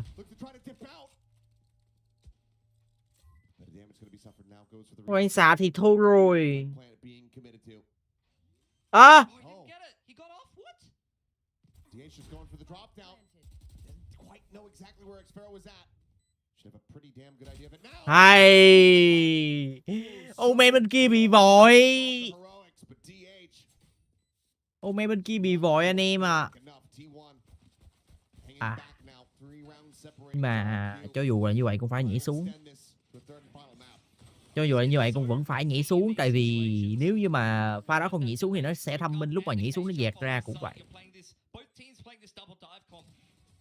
Nhưng mà Efero cũng chắc cú ha, là kê chết ngay đó luôn. Ui mẹ, ông bắn 29 rồi. Và đó Efero kê chết ngay cái chỗ ngay cái chỗ gì ta, ngay cái chỗ góc xa luôn mà. Mới kê góc gần mà. Tự tin vãi đạn.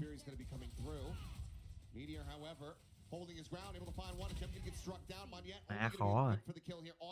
Bắt con mình DH rồi chết cả 3. Ui. Ui. Ác đi. Valorant. Ơi ơi ơi ơi ơi. Hay quá. Hey. Wow. Và đó còn smoke nhảy xuống cũng đúng rồi em ạ. Tại vì Tại vì pha đó không nhảy xuống ấy thì lát hồi nhảy xuống nó cũng thăm bên nó dẹt ra cũng vậy. Cho nên là vội không vội pha đó cũng vậy. I remember his first couple memorable games were sober, even on Haven. His comfort role, just positionally perfect. He should be dead to rights with a drone staring him in the face and Meteor ready to swing top logs. And sure, he's given multiple opportunities that should never be happening by T1 there. Absolutely unbelievable. And that's going to be the final timeout call here from T1. 4-round lead for RQ. Still 2 timeouts in the bank. So even if they start to run this back, you have a way to break the momentum. They should be feeling very confident now. That was a round that really wasn't going well for them. The backside hold between DH and Meteor. I mean, it's just such a recipe for success, especially for these Korean teams. I feel like you see this iconic combo, like holding backside together, like Munchkin and Foxy9 is the same for Gen G. For T1 with DH's form and when Meteor is feeling himself, like they also just have these sight holds that it's very difficult to attack into, just such great positional players. But you can never count out Cushy in the clutch, man. It's an unbelievable performance to really change up the momentum in this game. That breaks T1's economy. We would have been looking at a 10-8 scoreline with T1 breaking RRQ's economy, and then it's a dead even game. Like Cushy has absolutely saved them. Công anh lên tiếng. Ra thì pha đó đâu phải công anh đâu em, pha đó là Cushy mà. Crazy Guy chơi Omen em à. Mẹ nó kinh nghiệm ha. Nó đợi cái sốc đạt qua đi rồi nó mới đặt cái cháp vô à.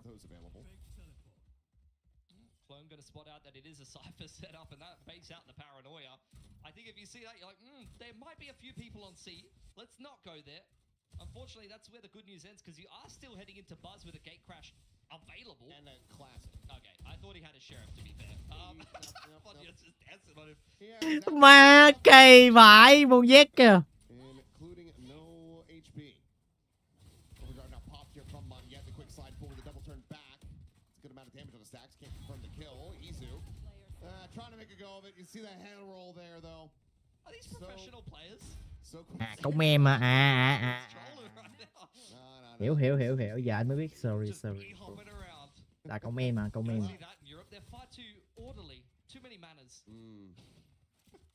Not bold enough is what I say. They got Durka. He's pretty bold.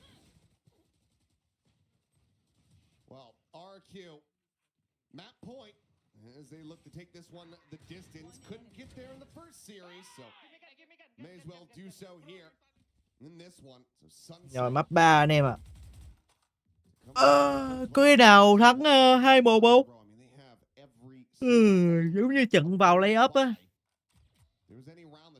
Để cho tụi team Series lội ngược dòng xong cái lát hồi thắng lại 2-1. Kết quả mẹ. Kết quả cao phải liền ra như kiểu lọc fan luôn.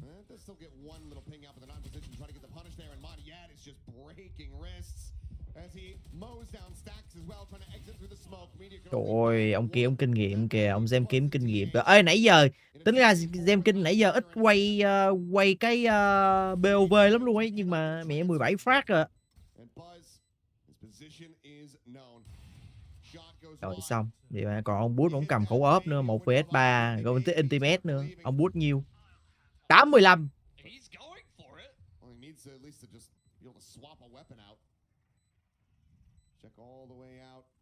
Peeks back in, think he had gotten a spot there on the one. Taps for the defuse now, and Xpharaoh is in prime. GG. 13-9 in response. Rồi, đợi trận kế nè em à. Ba. Má tôi thôi quen tay anh tính bật nhạc rồi, má dính bản quyền cái cút mẹ luôn. Dính bản quyền cút mẹ luôn.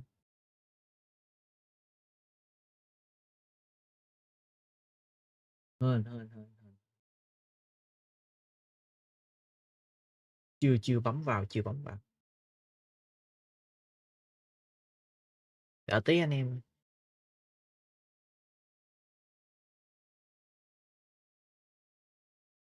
Cầm nước thôi anh. P1 hay anh, cả cái đó mày phải hỏi mày á, sao mày hỏi tao? Em không tắm đi.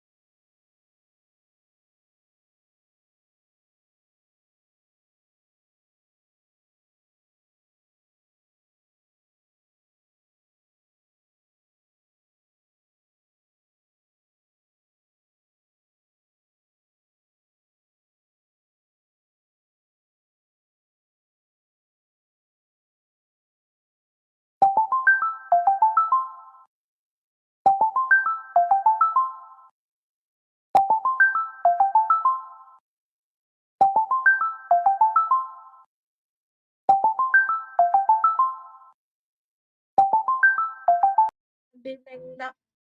Anh Bin đang nói chuyện bên phòng khói bà.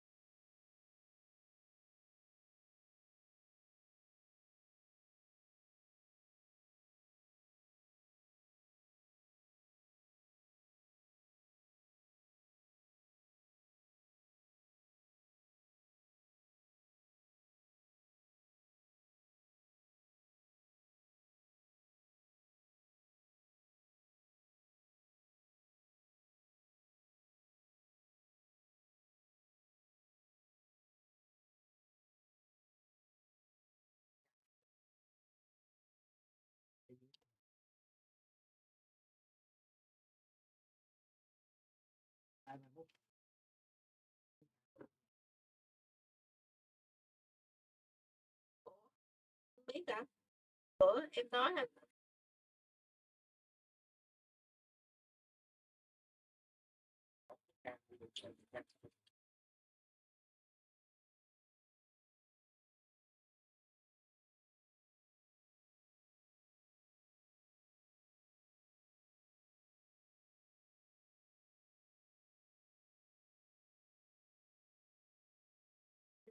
chuyện ở trong đó,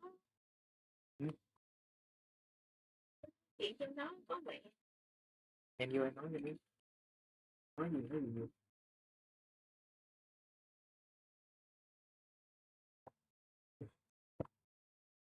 Chứ không sao đâu. Mèn ủa mày. Lá xích tê mộ em đâu? Chưa hết mùa giải mày. Tao nói hết mùa giải tao mới mua. Ê, nhưng mà lỡ như T1 mà nó không đi được chung kết thế giới có cần mua nữa không? Nó còn ở đây không giờ? Còn ở đây không Khải?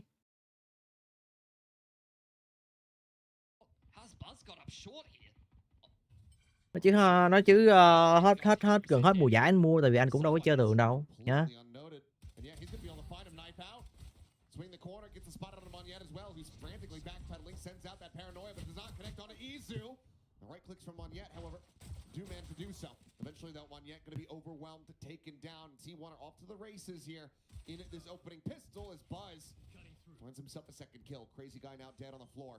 Gem King Sparrow both approaching here from street. A bit of damage going to be suffered. The swing onto the corner off the back of the flash, and Meteor not quite able to. Tôi thấy Gem King mà nó bích con quay lay này à. Khả năng cao là thua anh em mà điềm vãi liền ấy.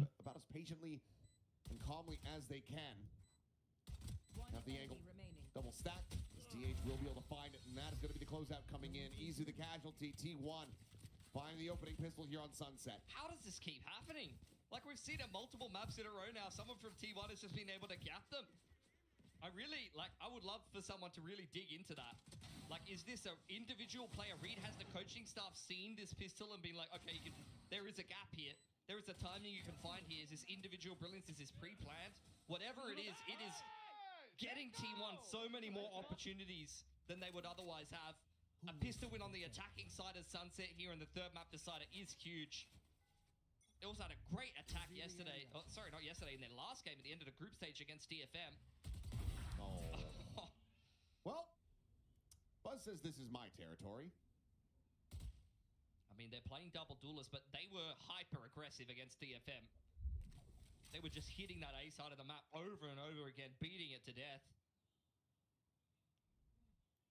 And that was one of the things that was causing a little bit of concern for me for T1 coming into this. Granted, there's plenty more of this map that needs to be played out, obviously. We're just 1.5 rounds into this one, but the recent performances, you know, a win over DFM, they were able to shut down that kind of hot streak from DFM just a couple days ago in their last series, but prior to that, you know, Zeta Division, which was before they really found their spark.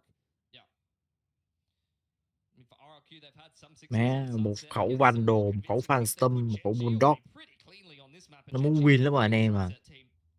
Nó muốn win lắm rồi, chỉ có 2 thằng chơi gót thôi, quyết định là đi cùng với nhau để try kill. Tụi này nó muốn win lắm rồi anh em à. If they get this clean execution off, it's just great to watch. It's exactly what Valorant should be. T1 a very different stylistic approach, and you're already seeing it. They are really favoring the firepower. They are dry contact. They're in your face. Tụi này nó muốn win lắm rồi anh em à. Execution based utility, the fault line, the paranoia. They need to hit the right util combos to be able to shut T1 down. Swap with the ghost. Buzz hands the Phantom over to Stacks. He wants to go on the hunt here and try to see if he can find any kills, get some extra charges. He will not be able to do so. Basically gets an orb in death as DH now around the back. It does manage to take out 2. Solid little kills coming through here from the side of T1. No weapons going to be lost here in this exchange. And we'll start things off 2-0 with themselves. Lấy nó cho hai thằng đi hai thằng cầm súng lục để đi bắt súng á. Chỉ lấy thông tin à. To try to bash anti-eco, even if he only gets 1 and dies, that's 2 more towards an early dimensional drift, and those are the kind of ults that snowball. T1 has already proved that. They basically invented this comp with the double duelist of the dimensional drift and the ISO ults, stringing those together on Haven.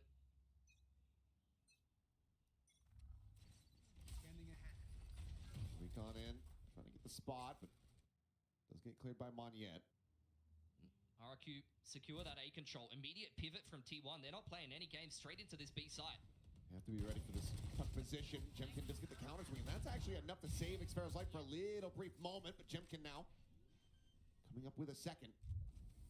Gives him a real opportunity. Cushy wins the fight in mid. Buzz going to be taken down. Ơ kìa, Rizzy Guy tao mình quả smoke đen thế. Sending out that aftershock. It's just he and DH now trying to hold the line and defend this spike plant. So much territory that RRQ has to re-clear coming in. Bây giờ đợi hết quả smoke, hai người kia check rồi xong ông phay ông thả con ma. Đấy. Rồi đấy. Biết rồi biết cuối ở đây rồi. Quá đẹp. Beautiful. No bonus conversion. RQ get themselves on the board, and they lose out on just the 2 players. Really well played from Jemkin.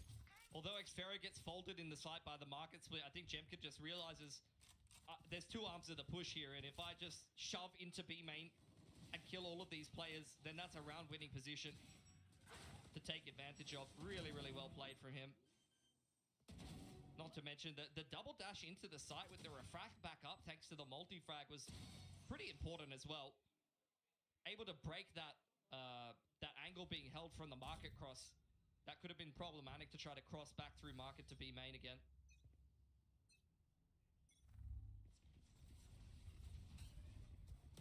Into the buy. Easy slowed up there by the fault line. 2 players set up here at alley. Jiggle Peak spots out 1. Now Moniette's position as well. It's just going to be cages across, and Moniette ends up getting blinded up here at backside, but still able to hold his own as Cushy finds Buzz. Izu dead. Ui, giờ tôi mới quay lại bên team AQ bắn kinh vậy. Just the one casualty. That is RQ answering back in a big way, roaring the life here on Sunset as they tie it. That is such a different look. You see T1 run those exact kind of executes not that long ago against DFM and just absolutely fold them in the site. I've never seen T1 just evaporate so quickly. It was a really well-paced round as well. They went and took that elbow control. They're pinching into the Mới side quay together. lại mấy And ổng RRQ làm hết luôn. absolutely destroy them. One entry found. Quick flood back in and RRQ just easy as you like. 4 guns surviving. In a very good position now. Going into the anti-eco, but it's a half-buy investment from T1. A fair bit put into this one. Smashing A didn't work, so let's try and smash B. Still don't have any critical pivotal ultimates here as just spray control eventually found. Xfero gets the headshot on the easier stack's going to be taken down. Chimkin finds himself a second before DH eventually gets a share of shot woven across. Meteor looking to try to see if he can spot out anything, just staying tucked here in this position as the aftershock gets sent. Spike plant not coming in, DH now gone. Meteor will get a nice little shot there at the end. Parting gift kill on the crazy guy, but certainly cannot bail them out of this round. So RQ now in with the lead 3 rounds straight. T1 looking like just gonna let it ride. No pause on the clock quite just yet. Yeah, I mean, their side executes are not hitting, but they haven't had that many chances at them. We'll see if going into the next gun round, they're going to try to change up the approach and run a bit more of a prolong to default. Maybe a little bit of a shove into A main from the Neon, for example, and then work the map a little bit more. Oh, yeah, Op's out.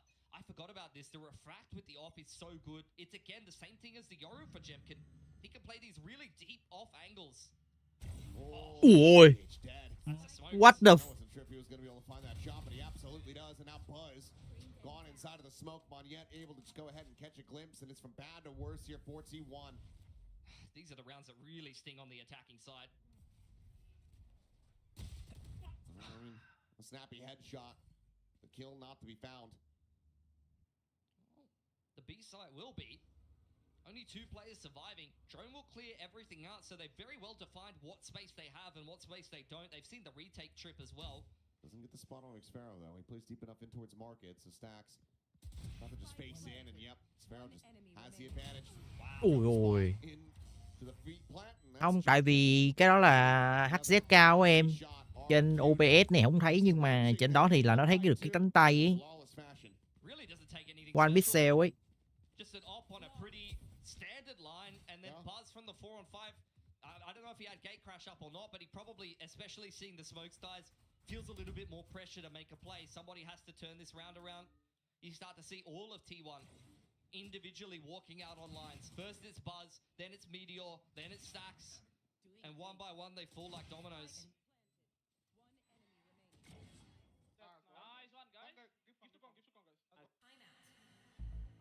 The timeout call having to be used here from T1 once again. Early signs of weakness being spotted and exploited here by RQ.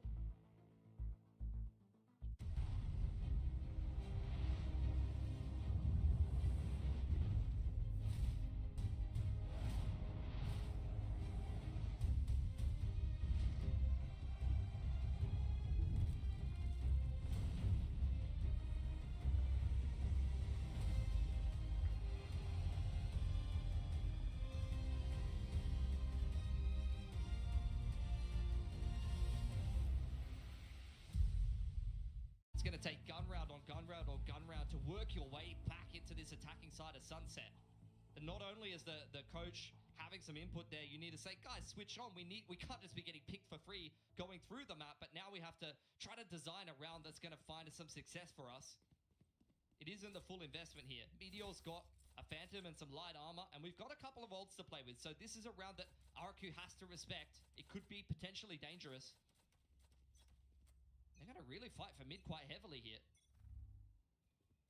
The overdrive certainly could come through, but oh my god, Jemkin. Hả? Gì mới xảy ra vậy? Another jiggle peak shutdown. What the? Monyet just relocates in towards market, out safely. Just close the door and disengage. Buzz has all of elbow, you've got all of B main. But that doesn't do you any bloody good right now. All going to be broken at a minimum. Shock to top, mid to clear. Gì mới xảy ra vậy? Non-existent right now. And T1 at least have a foothold in elbow, so they're going to try to get into this A site. It'll be given to them. So that'll be something, but RRQ's retake's looking bloody scary. Nightfall, Rolling Thunder, Convergent Paths, if they even need to use any of that. There's a flash on a recon in. Paranoia sent across. No one getting caught. Lion share the pressure here on Meteor's shoulders, given that he has that Phantom in hand. So it looks like they're going to Nightfall forward onto this one. Spawn push as well. Meteor scaling forward here, and Street is able to get the jump onto one. Buzz at the same time. Phải liền là thua rao Echo à. Weapons now recovered, clear the Prowler. And this round might just end up getting away from RRQ. The swing out, trying to steady, and eventually does manage to do so. Yeah, trời đất ơi. Lại thua. RRQ, I mean, I don't even know. It's a 5-on-4. Yeah, 4v5 certainty conversion. And you can't complete that retake. Slow-mo, please. It's a great opener from Jemkin, it has to be said. But this is perfection from T1. Actually, this reminds me of a round where RRQ on Ascent versus Team Secret on that big comeback, chucked into backside with Stingers. That's how you do it. You don't wait for the other team to come into you with the rifle advantage. You go and make a play somewhere. You get active with the Stingers. Credit to T1. Well, very well worked from them. DH. Not again, man. Please, we've learned our lesson. Smoke off the angle. Back in a flash. He's got the refractor ready. There you go. Dimensional drift. Dimensional drift coming through. He's trying to get up and over the top, but okay. Well, they will still confirm the presence. Nghe cá ơi. There's Buzz. Sprinting forward. Spots out Xpharaoh. Nothing else seen here on the site other than the trips. Now cleared. Big ults on the retake here for RRQ. They need to use them effectively. And for Team 1, I want to see them disrupt again like they just did with the Stingers. A deep pullback here from Stacks, but no Hunter's Fury. So it looks like he's going to re-swing clear through mid in towards Market. As Paranoia going to be sent in. A champion up and over the top. He's catching DH completely off guard. Convergent pass out coming through. Meteor going to be good for the instant tap there on one, but Izu with that overdrive popped. It's just mowing him down and zapping him to death. 3 kills for him to bail him out. Ôi, buồn cười pha đó vậy trường à. Quay mẹ hết nguyên cái tâm. Đấy là với sự thằng quay lay à. Cú phải. Pha đó cho anh đập mẹ chuột. Anh coi pha này xong anh mắc cười vãi, anh không muốn coi cái pha sau luôn à.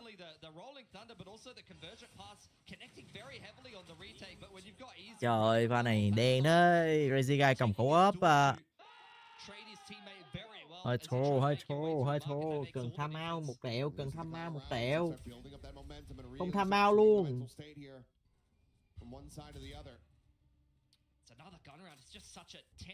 Không tham ao luôn. Mid-control take like D1. I mean, even the first series, sure, the first map, a blowout, but then we got a 16-14 overtime. Yeah. This is just day one. And as the teams get more desperate, more hungry for those victories, I'm expecting even better performances. Jemkin going to be noted. Izu, slides right in for the headshot. Xpharaoh will be able to trade it back, and Crazy Guy gets the trade up, but DH is able to go ahead and take down the enemy breach. Looks for a little bit more. Spike still in hand. Xpharaoh still lingering around backside. RQ still has control of backside. It's got the defensive smoke to be able to play around. Buzz making a play into Market as the spike goes down. Looking to try to set up a crossfire here, and Moniette not looking to try to scale in that direction. TP to get tucked. Xpharaoh, getting spotted. DH. Nó vào tay rồi mọi người ơi. Nó vào tay rồi. Thôi.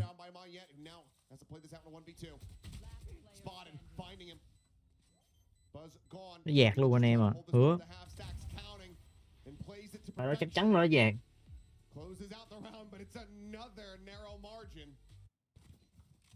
Great on the entry there for Izu. This is exactly what he did against DFM. This has been one of his better neon maps for sure.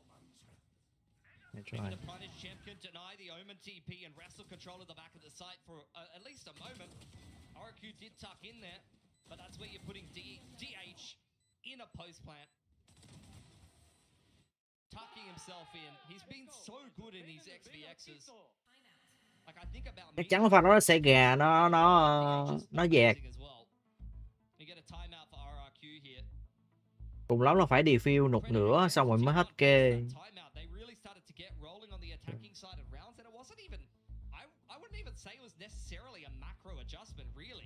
converted that 4-on-5 from elbow with a really nice on-the-fly play, and then they just kept smashing market to B, even when it didn't work. There's market to B, market to B. It's the most T1 thing ever on attack. Just do the same thing over and over again.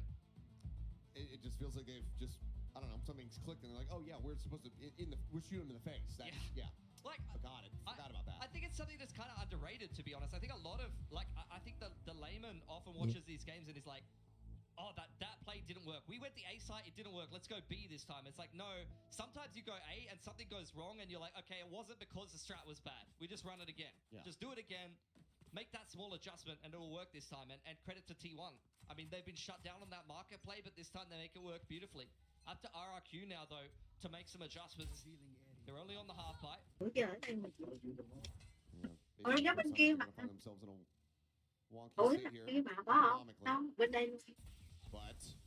Monyet, peak, and that's going to be Buzz shut down.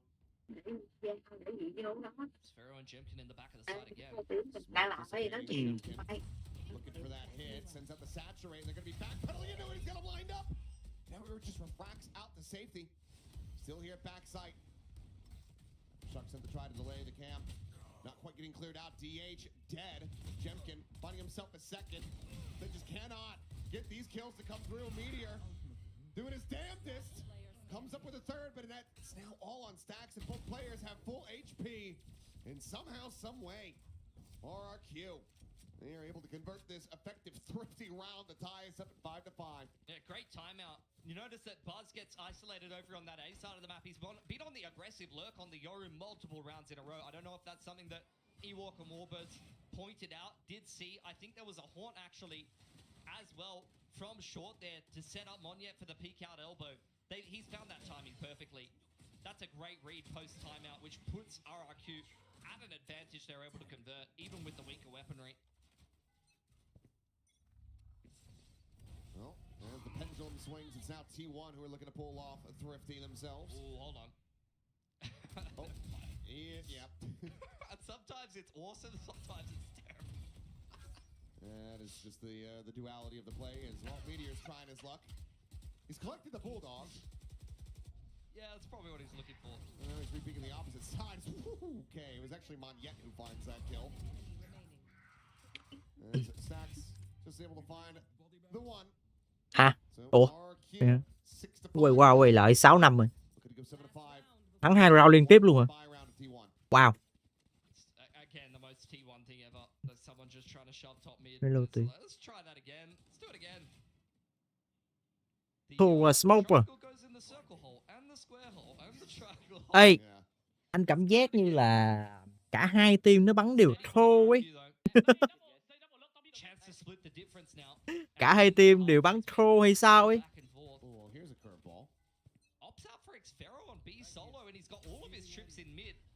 Vậy kiểu bắn bắn không có tập trung vào focus, lâu lâu có lỗi cá nhân của từng người ấy.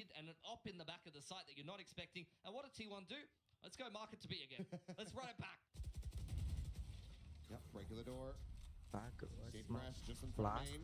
quả cháp. Ui, quả cháp ác vậy. Xíu thôi là đúng trúng mẹ cháp rồi.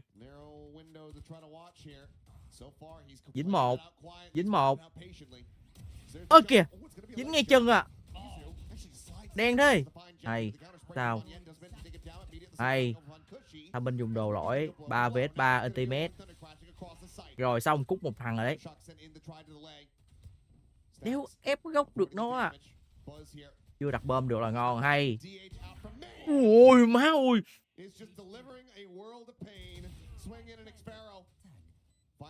Mẹ nó one tap 2 thằng à. Có là con người không?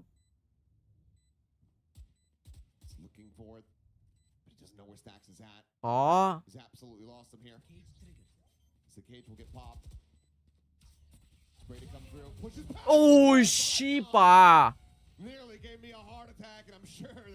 Này cho.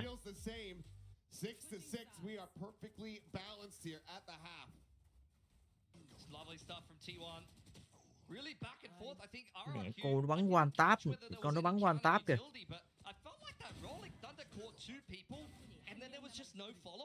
Rồi tính ra cái thằng DH này tay nó cũng to thật. whether T1 threw out a Cái little thằng bit TH này of tay nó cũng to utility thật. that made RRQ a little bit trepidatious of actually capitalizing over that, but I felt like if they just stormed in on the Thằng retake, TH này tay nó cũng to rồi they đấy. had some fish in a barrel there. High tension here at the halftime. Tied up, and a lot of this could very well come down to this next pistol. Really can't separate these two teams on Thực ra thì sunset nó right thay now. thế cho Syrian cũng ok. Gonna have Tại vì tay nó cũng khá là to. flying everywhere, set up well by utility. It's gonna be prowlers with breach util honing in on whatever that's locking onto, with a waylay to follow up.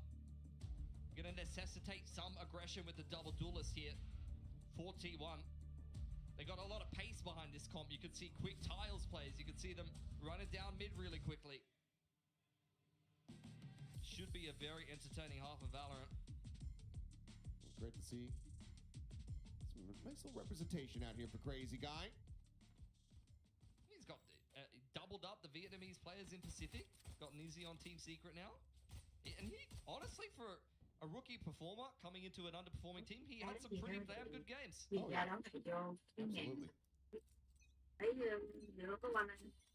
Absolutely. Now shifting over to the attack with this breach is Izu. Okay, quick little jiggle out. He's actually going to slide off this one. The paranoia goes across. À, còn Jack hay quá. Buzz's flash layered in his Quả back. flash lên trời à. Well, it's cushy dead. All it takes is just being one toe out of position with these set plays, and you could be caught. That is the pace of the Neon and the Yoru. Door now being worked at by RRQ as they turn their attentions towards mid, but T1 are already ready for a little bit of a crossfire, maybe a little bit of a push down in the mid round if they're denied info. Clearing back over towards this A site. DH going to be forced back into the alley. Sparrow could catch this mid walk. Trying to set this up. Izu just hits the one tap. Immediately, you've got so many players from T1. Everyone clustered up now to try to counteract this push. DH swinging out. We'll find a bit of damage. Headshot there from Buzz. Jemkin managing to trade back too, and Crazy Guy gets involved as well. You've got Stan Khó. from out wide. Này rồi. Go ahead and gun him down. That's T1. Closing out the opening pistol the second half and regaining the lead. I mean, it all comes down to DH playing that info line. That's why no matter how many players RRQ cut out in the site, there's just another bloke there. You get a kill, there's another guy. Credit to Izu, very switched on there, clearing out the lurk. They dropped off Xfero in mid after that A play went wrong. And credit to RRQ, there was some good shooting back into this one, but you can't make your way through all 5 players. Even if Stacks doesn't get that second, Meteor's ready to swing out of the smoke.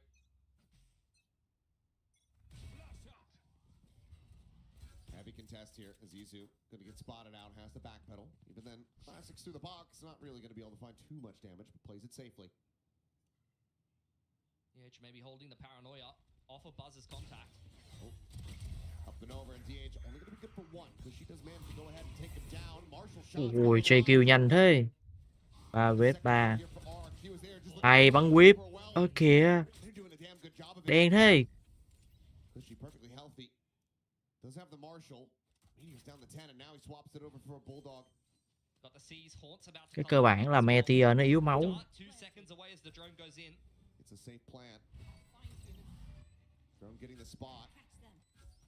Still double shocks available, and that lands right at his... Ơ trời ơi, gặp Cussy cũng chớ luôn mà. Gets himself 3 here in the round. Still going to be a good amount of damage dealt here from the side of RRQ, but T1, they do get up to 8. A perfect util to minimize the risk of the clutch. That was getting a little bit dicey. Thought we were on for another eco win, which to be fair, at the caliber of these two teams has been unbelievable. Quan trọng là Cussy cũng chớ luôn mà. Ơ Shiba. Buy the bundles, goddamn. They're hitting different. Seen a lot this stage in general. Even DRX, I remember them winning multiple ecos. It's getting a bit out of hand. Not only do we have some shooters, even classics have hands in this region, but I mean, maybe it says a little bit about the way we're anti-ecoing as well. Okay. Yeah, that's Any, couple of guys there. Anh xem cái này có thèm bắn không anh? Có, anh thèm nãy giờ anh chưa bắn được này. No one wants to play chicken. It's just a bonus round here for T1, and not a scary looking one at that. The Bulldog and the Dạ. Guardian are going to be the weapons. Được rồi, mấy chị nói chuyện thôi, đâu có gì đâu, con đang làm rồi. Swinging back across to the A site. You got DH by himself. Yeah, I mean, well established that the Omen will be. Con đang làm rồi, nó bị chói cái cam. And you've seen them work their way into tiles so that the breach can have an angle to get a good fault line off multiple times now. Crazy guy in middle, fault lines up. Let's see if that is what they're going to go for or not. You can see T1 is ready to pounce on that. Cam gets cleared in market. Prowler confirms that at least the Omen is still there. I mean, all these footsteps being heard. Paranoia right now about the crash across on to 4. The relay bolt is there as well. Nghe dùng đồ ác thế. Hà Minh dùng đồ đéo hết tin được. Sliding back around the corners now. The slow push out of the smoke just has him dead to rights. Wow. Sparrow can only find one. Moneyette, Cushy to try to fight their way back into this one, a 2v3. The tap, but no commitment. Má, anh em biết là gì không? Cái thằng DH liền thì nó tham minh kinh vãi nhái anh em à. Thắng thua ở DH đi. Mẹ nó xử lý mấy tình huống khi round mẹ khi player đỉnh đéo ta được. Quả flash kìa.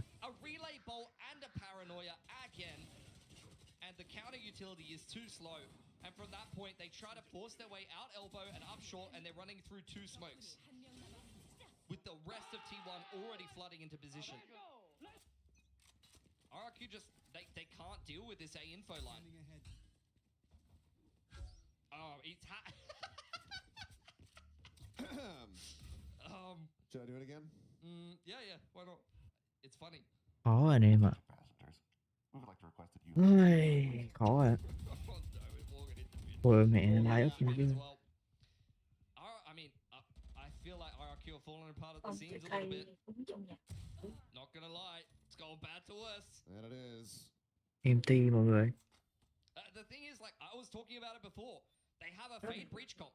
They have this execution-based utility. If you get a really good read and you get a good couple of util combos off, you're off to the races. Unfortunately, the reality is T1 has had the better timings and the better util this half. And right now, the better looks as well. MT.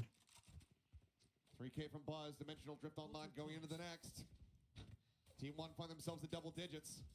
The paranoia and the relay bolt has hit every time. Every single time.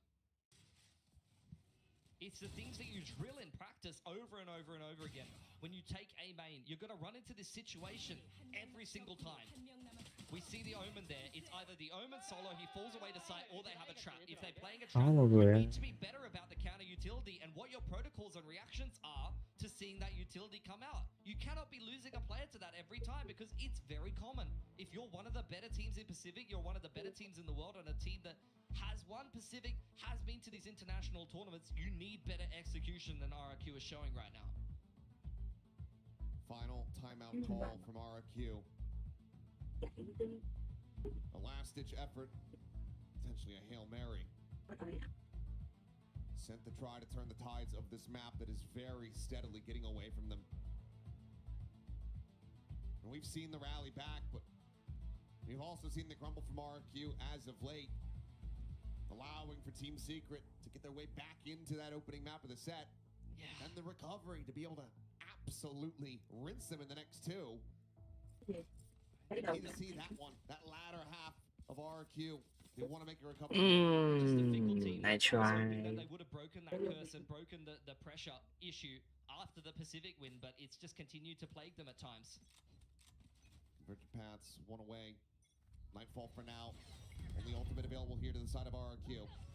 Izu getting absolutely shredded here. This is taken out of 8 HP, but they're continuing to fight. Hết bài anh em ạ. AQ hết bài rồi. Biểu dạng như kiểu rush cái thằng Omen nó counter cái quả flash rồi. Hay luôn. Thằng Omen nó counter quả flash hết rồi.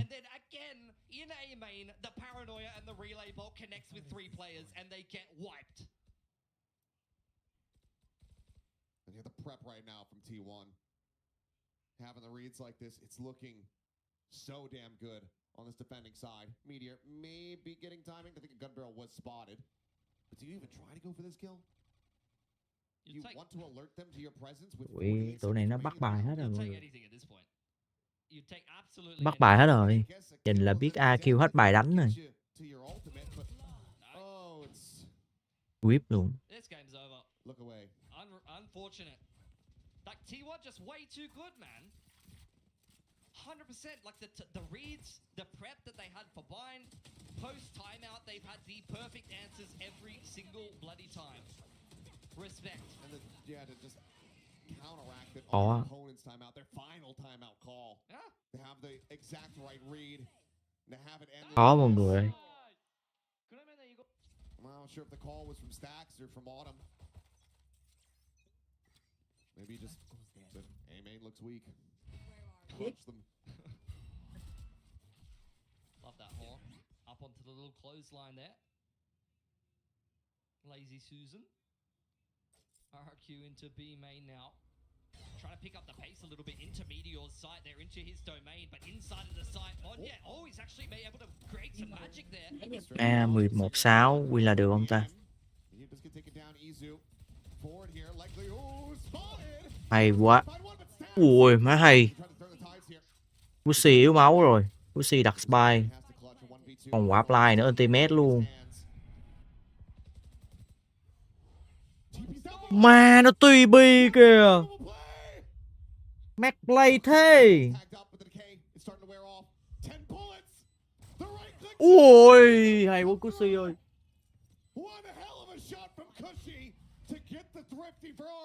Mà nó Mac play pha đó thế nhờ. Ngồi coi T1 win rồi sủi. Nãy anh có nói là cái last hit thì để cuối mùa đi rồi anh sẽ mua. Nhớ cuối mùa đi gần chung kết thế giới hoặc là thằng gì? Thằng Zumi nó gửi tiền anh champion, anh mua champion, anh mua luôn cả cái VCT của mày nhá. Má nó Mac play pha đó hay quá. Nó TB pha đó hay vãi liền đi. TB counter hết luôn mà anh đéo nghĩ là sẽ TB dưới đó được luôn ấy. TB xa vãi liền. Very near miss there. Trip cleared in the back of B main by Stacks. Quick pacing from Jemkin straight up into top mid. The rest of RQ shoving through market now. Còn giếng nữa. Đục chết một.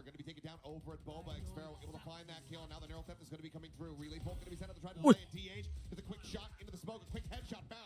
Men đục. Hay, này thì comment nè, 1vs2. Ui là 1vs3. Hay. Come back.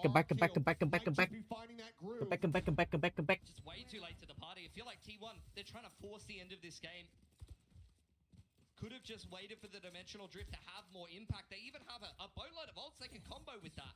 The dimensional drift with the overdrive coming back in, or the Hunter's Fury.